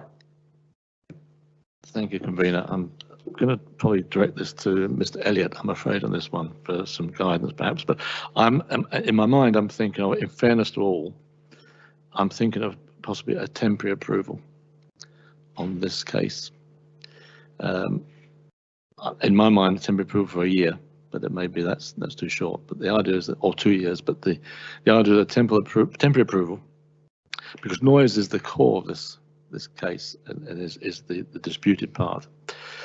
Given that residents can get a noise app, a mobile app to register noise on a regular basis, I think that would be fair for them to have a chance to pick up noise over a period of time.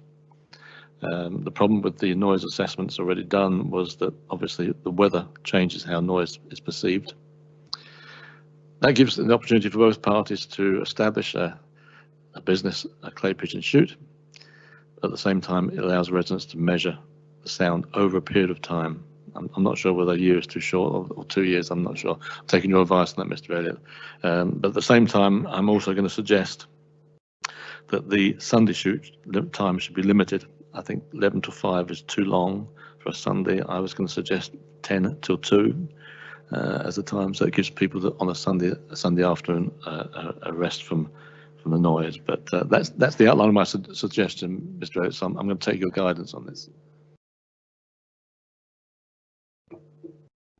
On the temporary nature, of course, in other circumstances, there occasionally can be temporary conditions. My reaction to it is I don't think 1 year would be long enough. Generally, it's up to sort of 5 years. I would also direct your attention to condition 8 that allows for noise complaints to be dealt with, so that would be taken care of anyway. But if you wish more, then I'm happy to hand over to particularly Mr. Smith and Mr. Williamson, because they would have views from a planning point of view about a temporary nature. In terms of restricting the hours further, you would have to have a basis for doing that in terms of, as you heard from the applicant, the hours are there to allow flexibility as to when it's slotted in, as to when they take place. My reaction to that is it wouldn't be reasonable to restrict further. You would need much more evidence to do that. But I'm happy to pass over to either Mr. Smith or Mr. Williamson for comment. Yeah, I mean, I'd maybe say that the conditions that are there seem to deal with the issues that you're raising.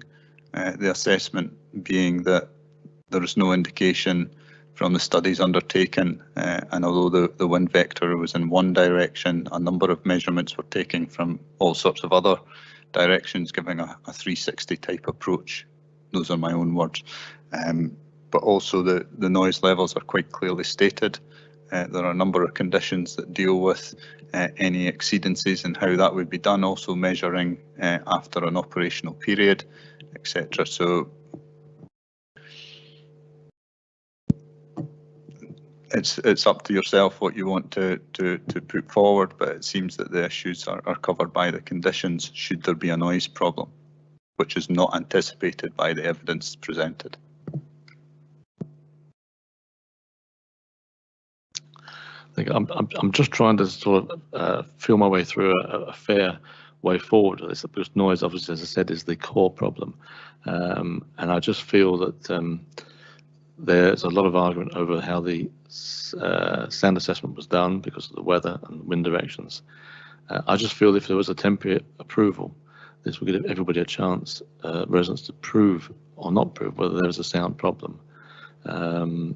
It doesn't affect the business, they can get themselves started, and I think it's a fair approach for all parties. In my mind, the application is there to be used.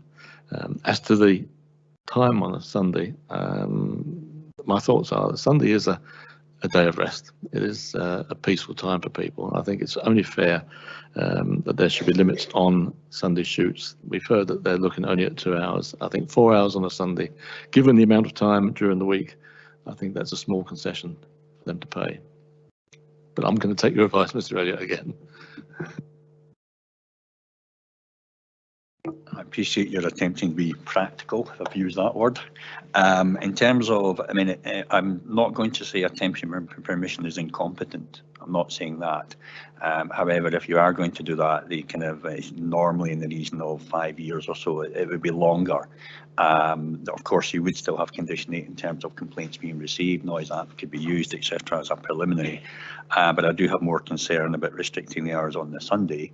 You've highlighted one day, a day of rest. Yes, it's also a busy day for tourism as well, the opposite way around. So I'm not convinced that would be reasonable to go down that direction. But in terms of a temporary permission, that would be a matter for yourself. Thanks, Mr. Elliott. Well, I'm happy to concede on the Sunday one, then, obviously in those circumstances. But I think a temporary approval would be ideal. I appreciate the 1 year was my thought, and I want your advice, but I think 5 years is a bit too long. I would prefer to go, say, for 3 if we could. But again, it's your suggestion. But it all comes down if anybody would second me. Sorry. My question to you then, Councillor Braun, is are you moving the report with an additional condition with a temporary restriction of 3 years? I'll take mine off. If I ever get this working, yes, I'm moving for a temporary restriction of 3 years.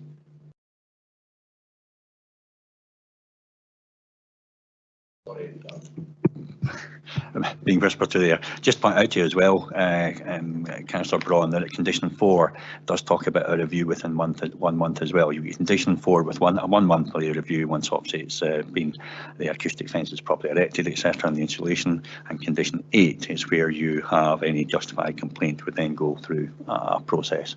So you do have conditions there, and obviously Mr. Smith and the planning officer are saying that they're and the environmental officer saying they're satisfied with those.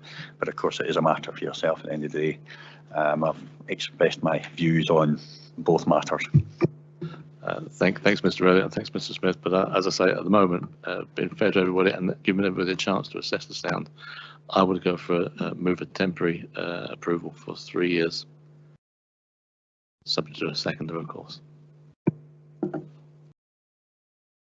You're moving the paper, but with a 3-year condition? As a temporary condition, a temporary 3 year, yeah. Okay. Do you have a seconder for your motion?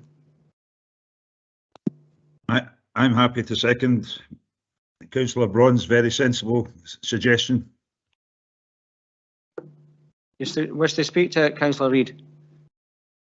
Sorry. No, I think Councillor Braun has put it very succinctly and in a very sensible way, and it gives both parties time to assess the situation.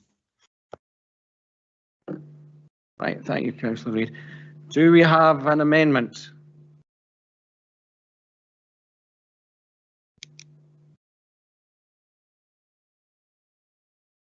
Councillor Cuthbert.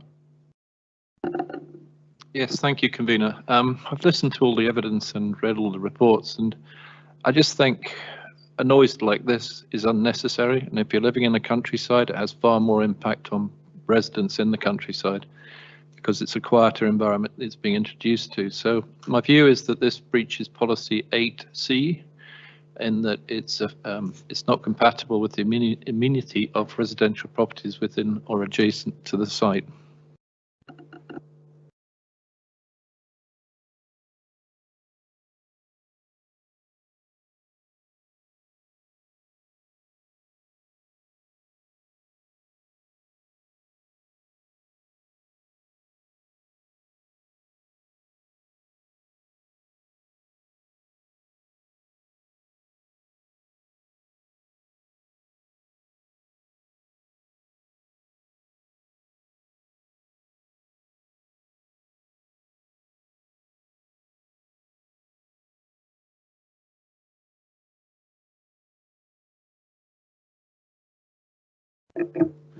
Sorry, Councillor Cuthbert. I appreciate what you're saying in terms of 8C. I presume that is in terms of the noise. But I will also point out to you that the direct policy on noise is policy 56.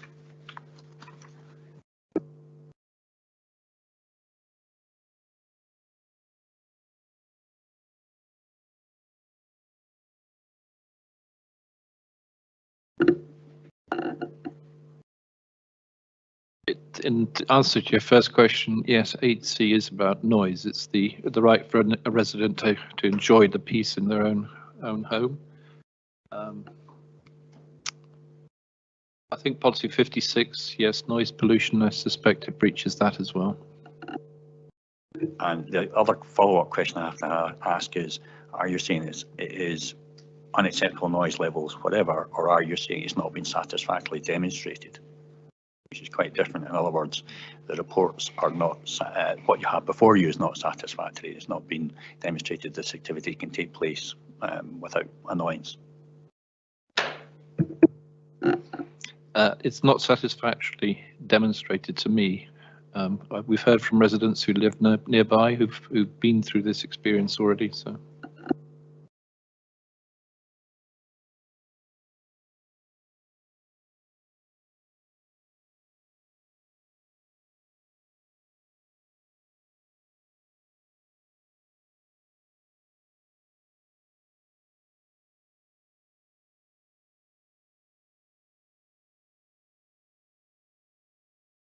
Right. Sorry, Councillor Cuthbert, it's important to perhaps articulate the motion before we go further forward and you get a seconder. What I've written down is the proposal is contrary to the Perth and Kinross Local Development Plan 2, 2019, Policy 8C, Rural Business and Diversification, and Policy 56, Noise Pollution, as there has been, I'm going to have to avoid double negatives as best I can here, as there has been a failure to satisfactorily demonstrate that noise annoyance will not occur at noise sensitive receptors. With that, yeah. So, you've been around too long. Right, convener, we're on to a seconder. Can I ask for a seconder to your amendment? Councillor Drysdale.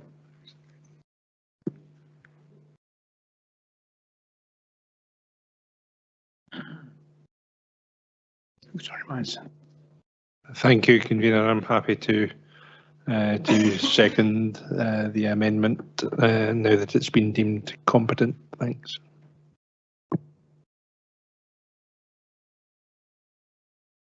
Sorry, I didn't see you, Councillor Leishman. Dead heat, was it? Right, okay. Are you okay, happy with? Yes, I'm happy to second Councillor Cuthbert, and from what Councillor Drysdale said as well, as I would just reiterate that. Yeah. Councillor Drysdale, are you happy to forgo seconding the amendment? Whatever, yeah. Thank you.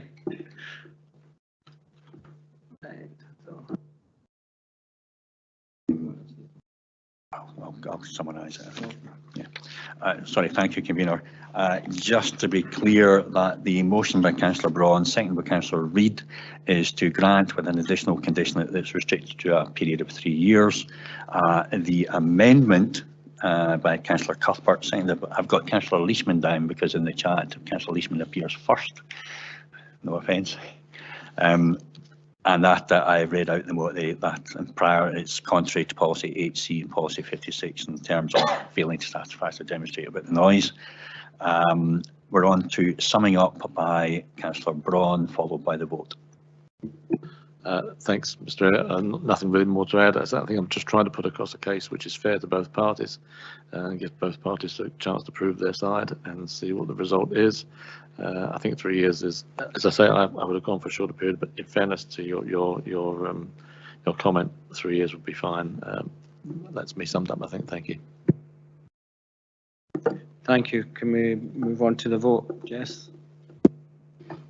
Thank you. Members, if you could let me know when I call your name if you are voting for the motion or the amendment. Thank you. Councillor Anderson. Councillor Braun. Motion. Councillor Cuthbert. Amendment. Councillor Drysdale. Amendment. Councillor Illingworth. Motion. Councillor James. Motion. Councillor Leishman. Amendment. Councillor Massey. Motion. Bailey McLaren. Motion. Councillor Reid. Motion. Councillor Stewart. Motion. Councillor Harvey. Amendment. And Bailey Williamson. Amendment.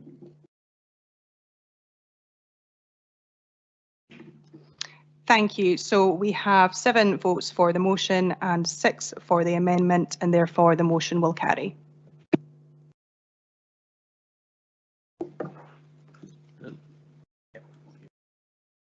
Planning permission is granted subject to the amendment. Sorry, that's the condition. Condition, sorry. Condition, not the amendment.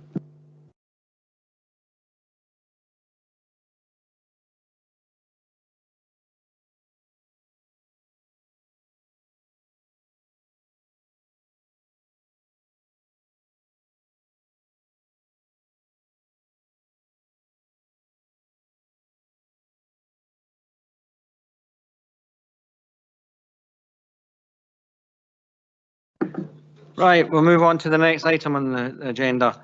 This is for the erection of a visitor centre comprising Canog, Roundhouse, demonstration structures, cafe, retail, museum, office, car and coach parking, landscaping and associated works at land 60 metres south-east of Drummond House, Kenmore. And Mr. Williamson will speak to the report. Thank you. Thank you very much, Convener. This application relates to the resiting and expansion of the Scottish Crannog Centre from the southern banks of Loch Tay, adjacent to Taymouth Marina, to a site at the Lerb, which is approximately 1 kilometre west of Kenmore on the A827 leading towards Fearnan. Move on to the next slide. First, we have an aerial image showing the location of this partially wooded and landscape site of approximately 1.9 hectares, which, as I say, is approximately 1 kilometre to the northwest of the existing position across Loch Tay. It also shows the proximity to Kenmore to the east and the relationship with the A827, which directly abuts the site to the north. Next slide, please.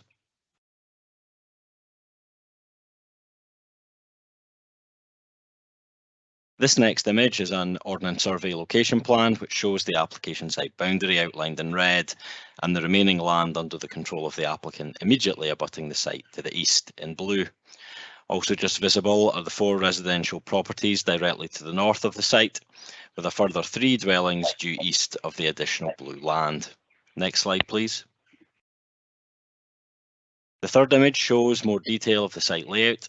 This shows the provision of the new Crannog projecting out into Loch Tay, with an associated roundhouse and Iron Age village nearby. Beside that would be the cafe, museum and associated facilities.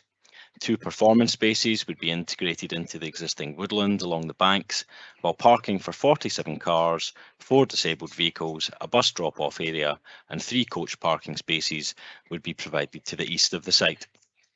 Next slide, please. This aerial photo again shows the relationship of the site to the local area. Next slide, please.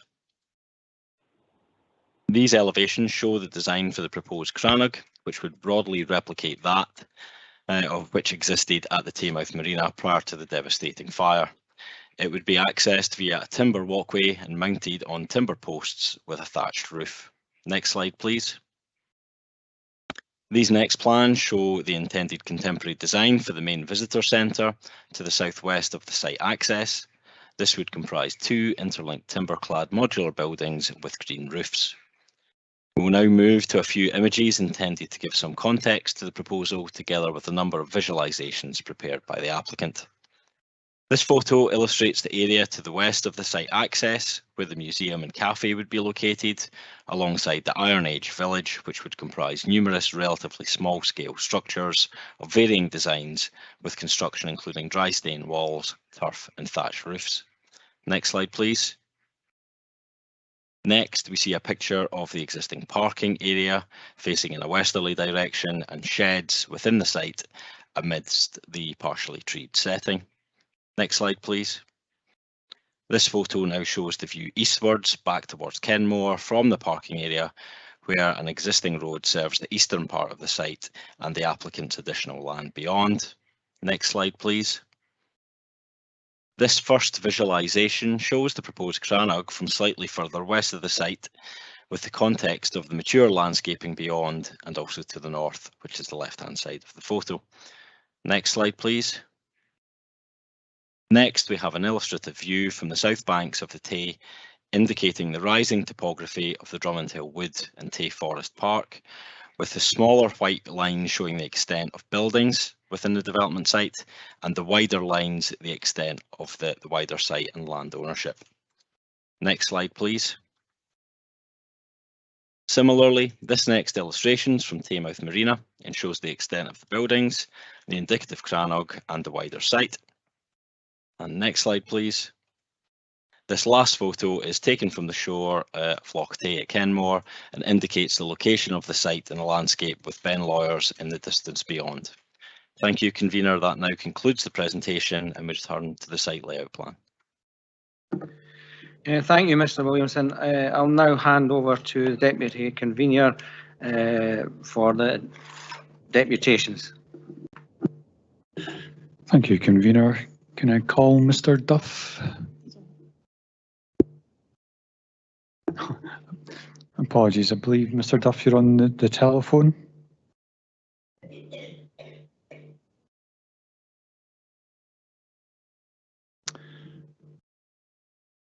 Administration, do we have Mr. Duff online?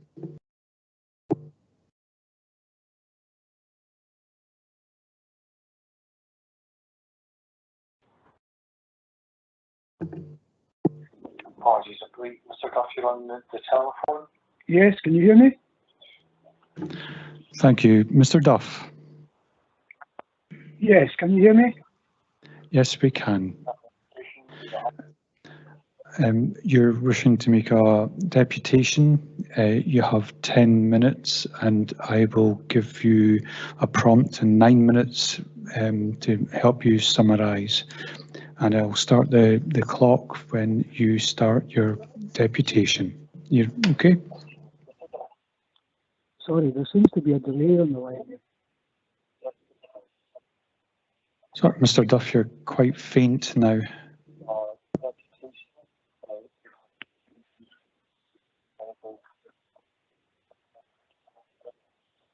Mr. Duff, if you're using a second device, such as listening via your laptop or something, the sound on that will be subject to a delay. So if you could maybe switch the sound off on that, or close your laptop down, or whatever the other second device is, and just use the telephone, then you won't be subject to any delay. Thanks.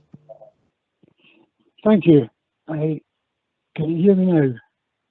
Yes, that's much clearer. I'll go ahead. Good afternoon, everybody.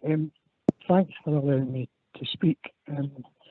This is very outside my comfort zone. I thought the note that I sent in would be passed on to the committee to be read out, and I'm not a very good public speaker. Let me give you a little background about myself. My family have been in this area since 1950, at the Laird for 26 years. I'm really passionate about the local area and the beauty of the Laird site. I've worked for many years alongside the forestry on the site, litter picking and rubbish collection. Through your colleague Eric, I've arranged for litter bins and portable toilet to be put at the site. So I'm very passionate about keeping the place tidy and maintaining the asset for the number of visitors that come and enjoy the view and the beauty of the place. I still litter pick daily, empty the bins daily, and I love it. I love the area. I'm a great supporter of the Crannog. I have an annual family membership. My granddaughter goes to the YAC Club, the Young Archaeologist Club, and as a family we visit regularly. In terms of the application, most of the local issues that we have had with the applicant have been taken care of by the amendments to the application, but a few are still outstanding. The main concern to all the local residents here at the Laird is the loss of our beach. I'll now read the note I sent in. I would also like to read an objection from my neighbour if I have time. My name is William Duff, and my property is located closest to the proposed new Crannog development at the Laird. I have been asked to draft this letter to you on behalf of every resident here at the Laird. A few years ago, and quite some time before the community asset transfer, I was approached by the managing director of the Scottish Crannog Centre and asked if I would be a spokesman for the local De Laird community. Having consulted with my neighbours, I agreed. I attended various presentations given by the MD to the local community, and although very high-level PowerPoint stuff, it all sounded very principled and worthwhile.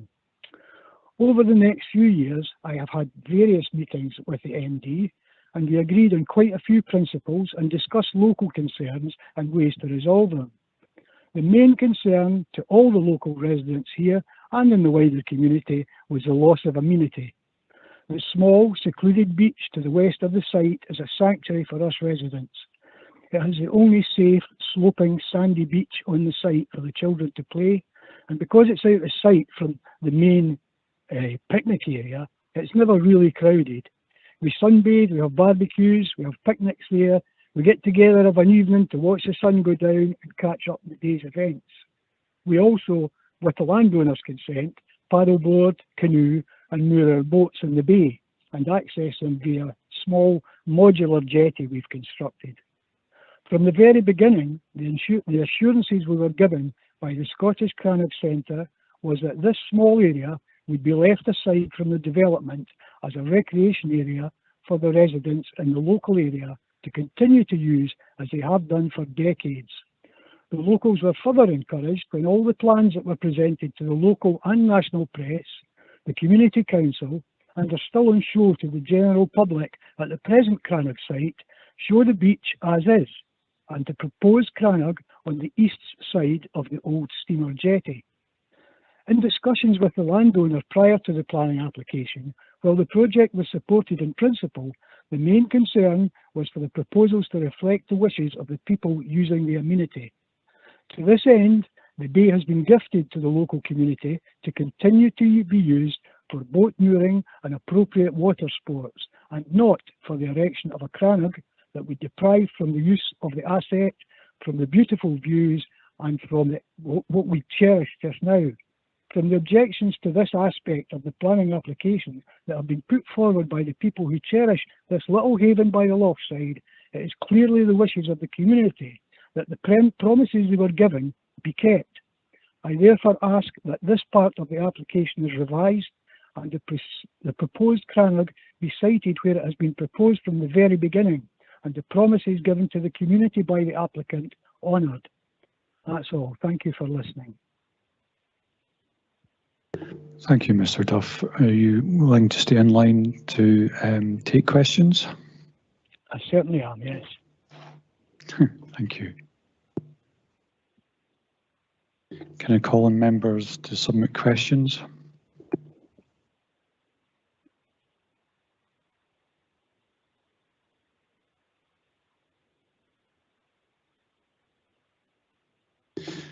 Mr. Duff, there doesn't appear to be any questions, so thank you for your time and you're free to go. Thank you.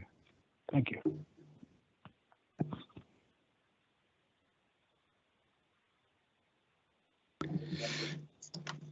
Can I now call on Mr. Grant, Mr. Benson, and supported by Mr. McKellar?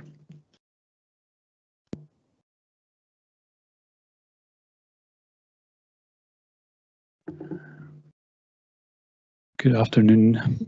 I think you're aware of the format, that you have 10 minutes to speak. I'll give you a prompt after 9 minutes, so whenever you're ready to do your deputation, please start. Thank you. Good afternoon, Convener, Vice Convener and members. I'm Nicholas Grant. I'm the Chairman of the Board of Trustees at the Crannog Centre. And just to introduce our team today, Mike Benson, who is our Executive Director, will be speaking to you in just a moment. And Stuart McKellar and Kirsty Greer are architects who are available to answer any technical questions which members may have. We are a sector-leading museum of the Iron Age and of Crannog dwellers who lived all around Loch Tay 2,500 years ago. But importantly, that's not all that we are. And it's not all what this planning application is about either. We are about a sustainable economic growth. We are about tackling inequalities. We're about empowering communities, and we're about lifelong learning. And all of these we will develop in just a moment. We're so much more than being a mere museum.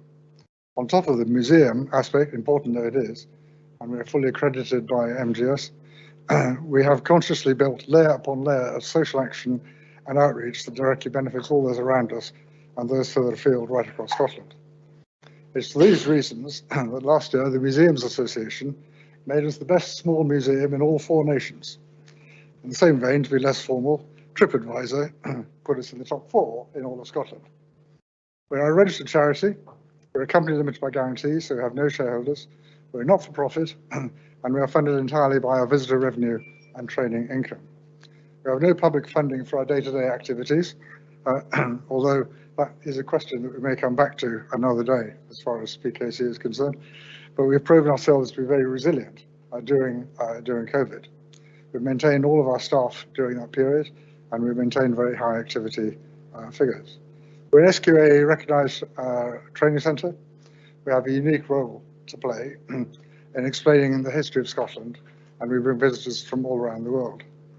So this application now is the start of a new journey to put us on course to be a unique and world-class heritage experience as an integral part of the future cultural development of Perthshire. In terms of our own immediate history, the existing Crannog Centre was built some 25 years ago. I dare say most of you have been there from time to time. But if you haven't been recently, I strongly suggest that you come back, because we are very different from when you might have seen us before.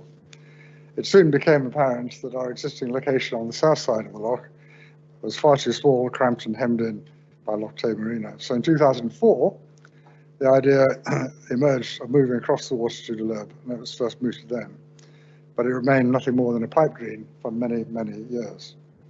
When the new director was appointed 4 years ago, and I became chairman of the trust in the following year, we resolved a very clear determination together to really make this project happen.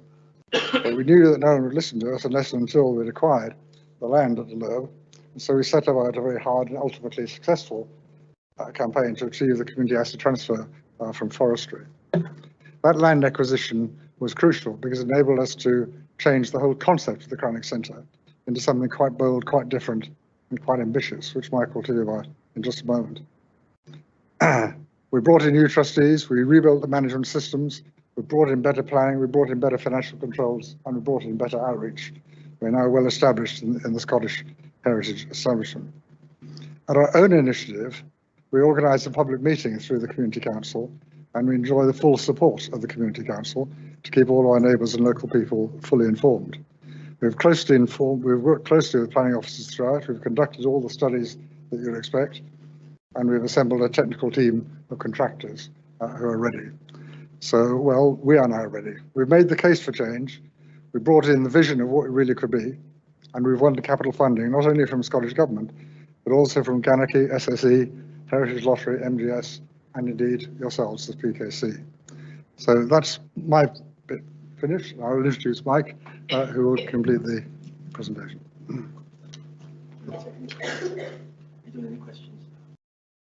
I'll do questions if you wish. Should I do questions first, or should we do questions together?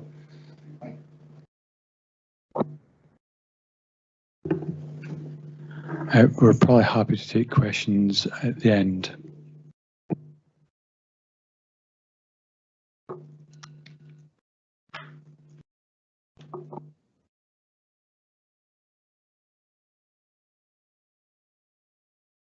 When you're ready to start, Mr. Besson, just press the mic and it'll go red, and you have 10 minutes. There we go. So good afternoon. My name is Mike Benson, as Nick has just said, Director at the Scottish Crannog Centre. Just a quick sort of catch up over what we've been up to. As everybody knows here, on June the 11th, 2021, at 11 o'clock at night, the Crannog caught fire. By 6 minutes past, it was destroyed. We called the staff out of the beds, and around about 1:30 in the morning, and we were all assembled with the fire engines still on site and the police and everything. And we said to everybody, we're going to do what the Crannog dwellers would have done. We're going to thank our lucky stars that nobody was hurt. We're going to be thankful that the personal belongings of the Crannog dwellers weren't damaged. That's our collection. And we're going to pack up our things and move. We were always going to move. The current site is not sustainable. Within a week of that fire, over £50,000 had been donated through Just Giving. That figure is now over 100,000. This is folks sending in £5s, £10s, £25s. Thousands of people contributed to that. By the Thursday, the fire was on the Friday. By the Thursday, the site was made safe because there was electrical problems, and we opened to the public.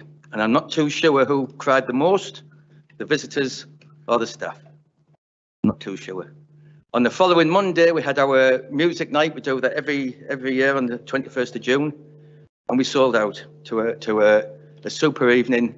And that was the first time that I really realised of the support that we had, that it was humbling, and that we could move forward. As Nick has said, a year before that, 2020, we received a call from Scottish Government that our community asset transfer request had been successful.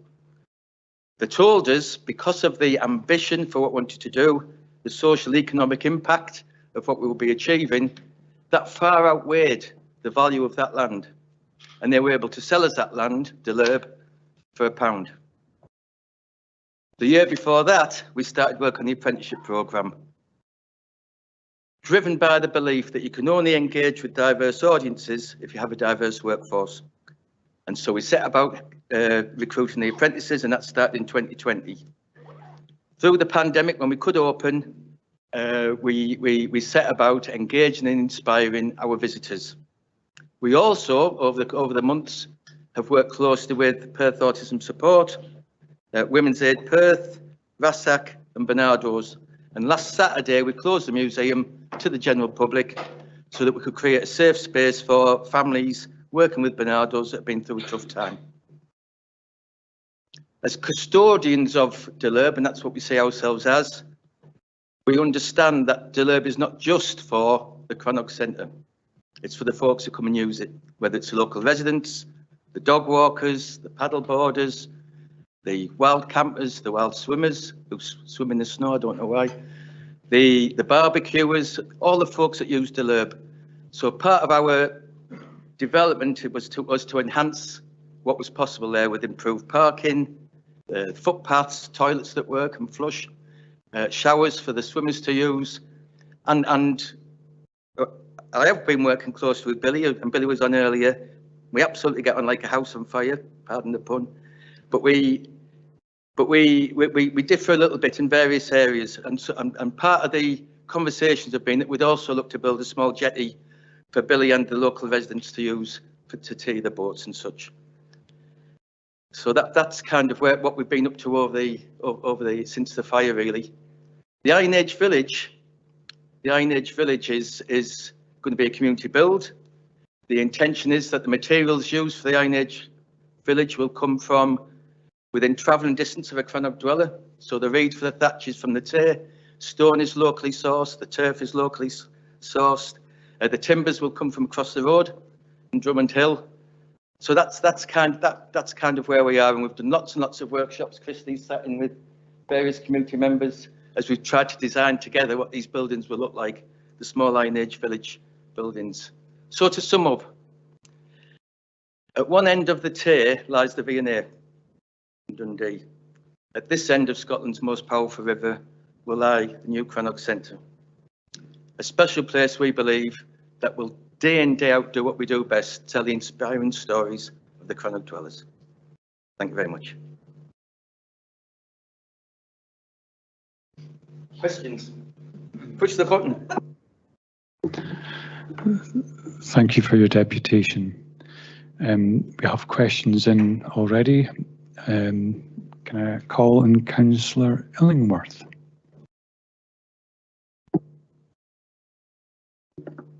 Okay.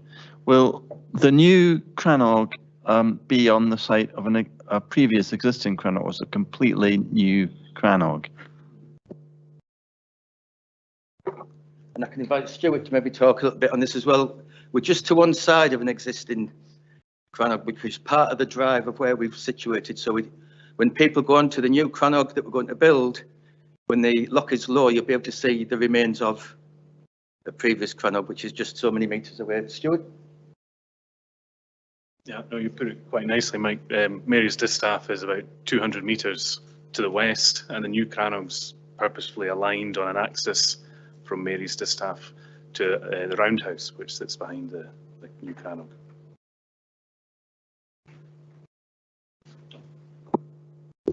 Thank you. Can I call on Councillor Braun? I do beg your pardon, Councillor Illingworth. And can you confirm that people will be able to use the Tay and use the river, sorry, use the loch, go swimming and? Absolutely.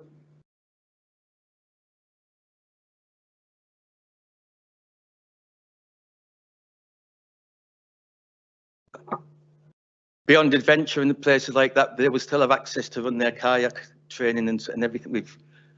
Yeah, that is the answer. Plain and simple. Councillor Braun. Thank you for asking. Thank you for asking, Convener, and thank you for your presentation, and thank you for the enthusiasm which has emanated from all of you. Two things, really. First of all, you mentioned music, and it says in the report performances. Obviously, with houses close by, could you just elaborate on what sort of performances they are and how much noise is going to emanate from you? Hang on. Yeah, so this year I think we've done 8 or 9 events. It's all acoustic.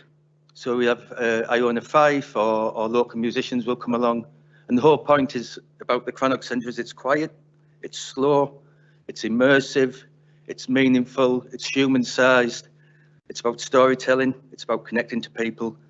So it's those kind of loving environments, if you like, that we're trying to recreate. So it isn't going to be the Jimi Hendrix Experience tribute band. It is about capturing that notion of what we're about, which is about storytelling, capturing those stories. Thank you very much. I was just about to ring Mick Jagger, so never mind. Here we are. The other thing was you did touch on it, I think, but I mean, I've been to the area myself, and you walk the dogs there. There's picnic and then barbecue. Is that facility still going to be there? I think you might have touched on that, but I misheard you, perhaps. Yeah, it's a big yes. Absolutely. I'm already, again, working with Billy. We've been assisting with the tidy ups. We work with Eric from PKC to manage the wild campers and all that sort of stuff. So absolutely.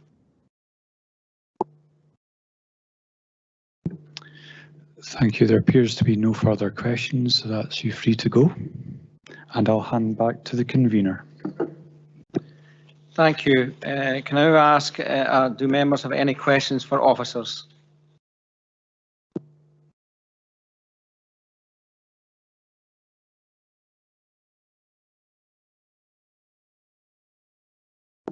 No questions for officers. Can I ask for a motion?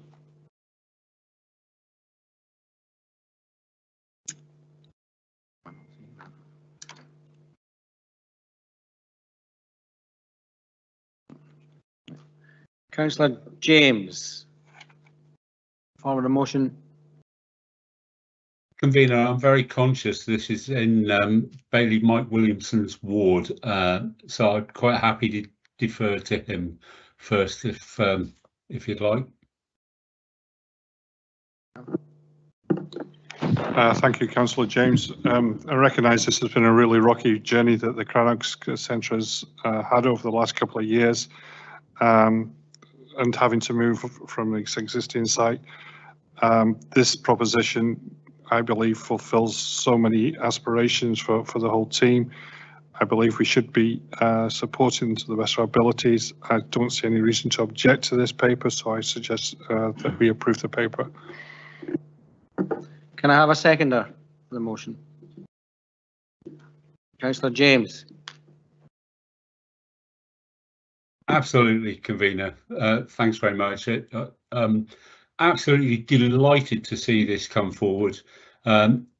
It's an iconic image that we're all used to seeing, is that crannog in the centre of Loch Tay. It'd be nice to see it back again. I do like the position of this, to be honest, on the opposite side of the loch from its original position, far more easily accessible, and just everything good. So thank you for letting me second it. Cheers. Thank you for that. Do we have an amendment?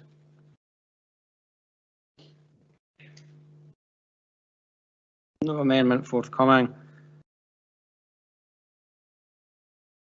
Granted per the report. Thank you. And we now move on to the PANs, which, if members have noticed in the chat, we are now, if you have any comments on the PANs, direct them to development management at PKC. They will deal with them then. That will now conclude the meeting. Thank you.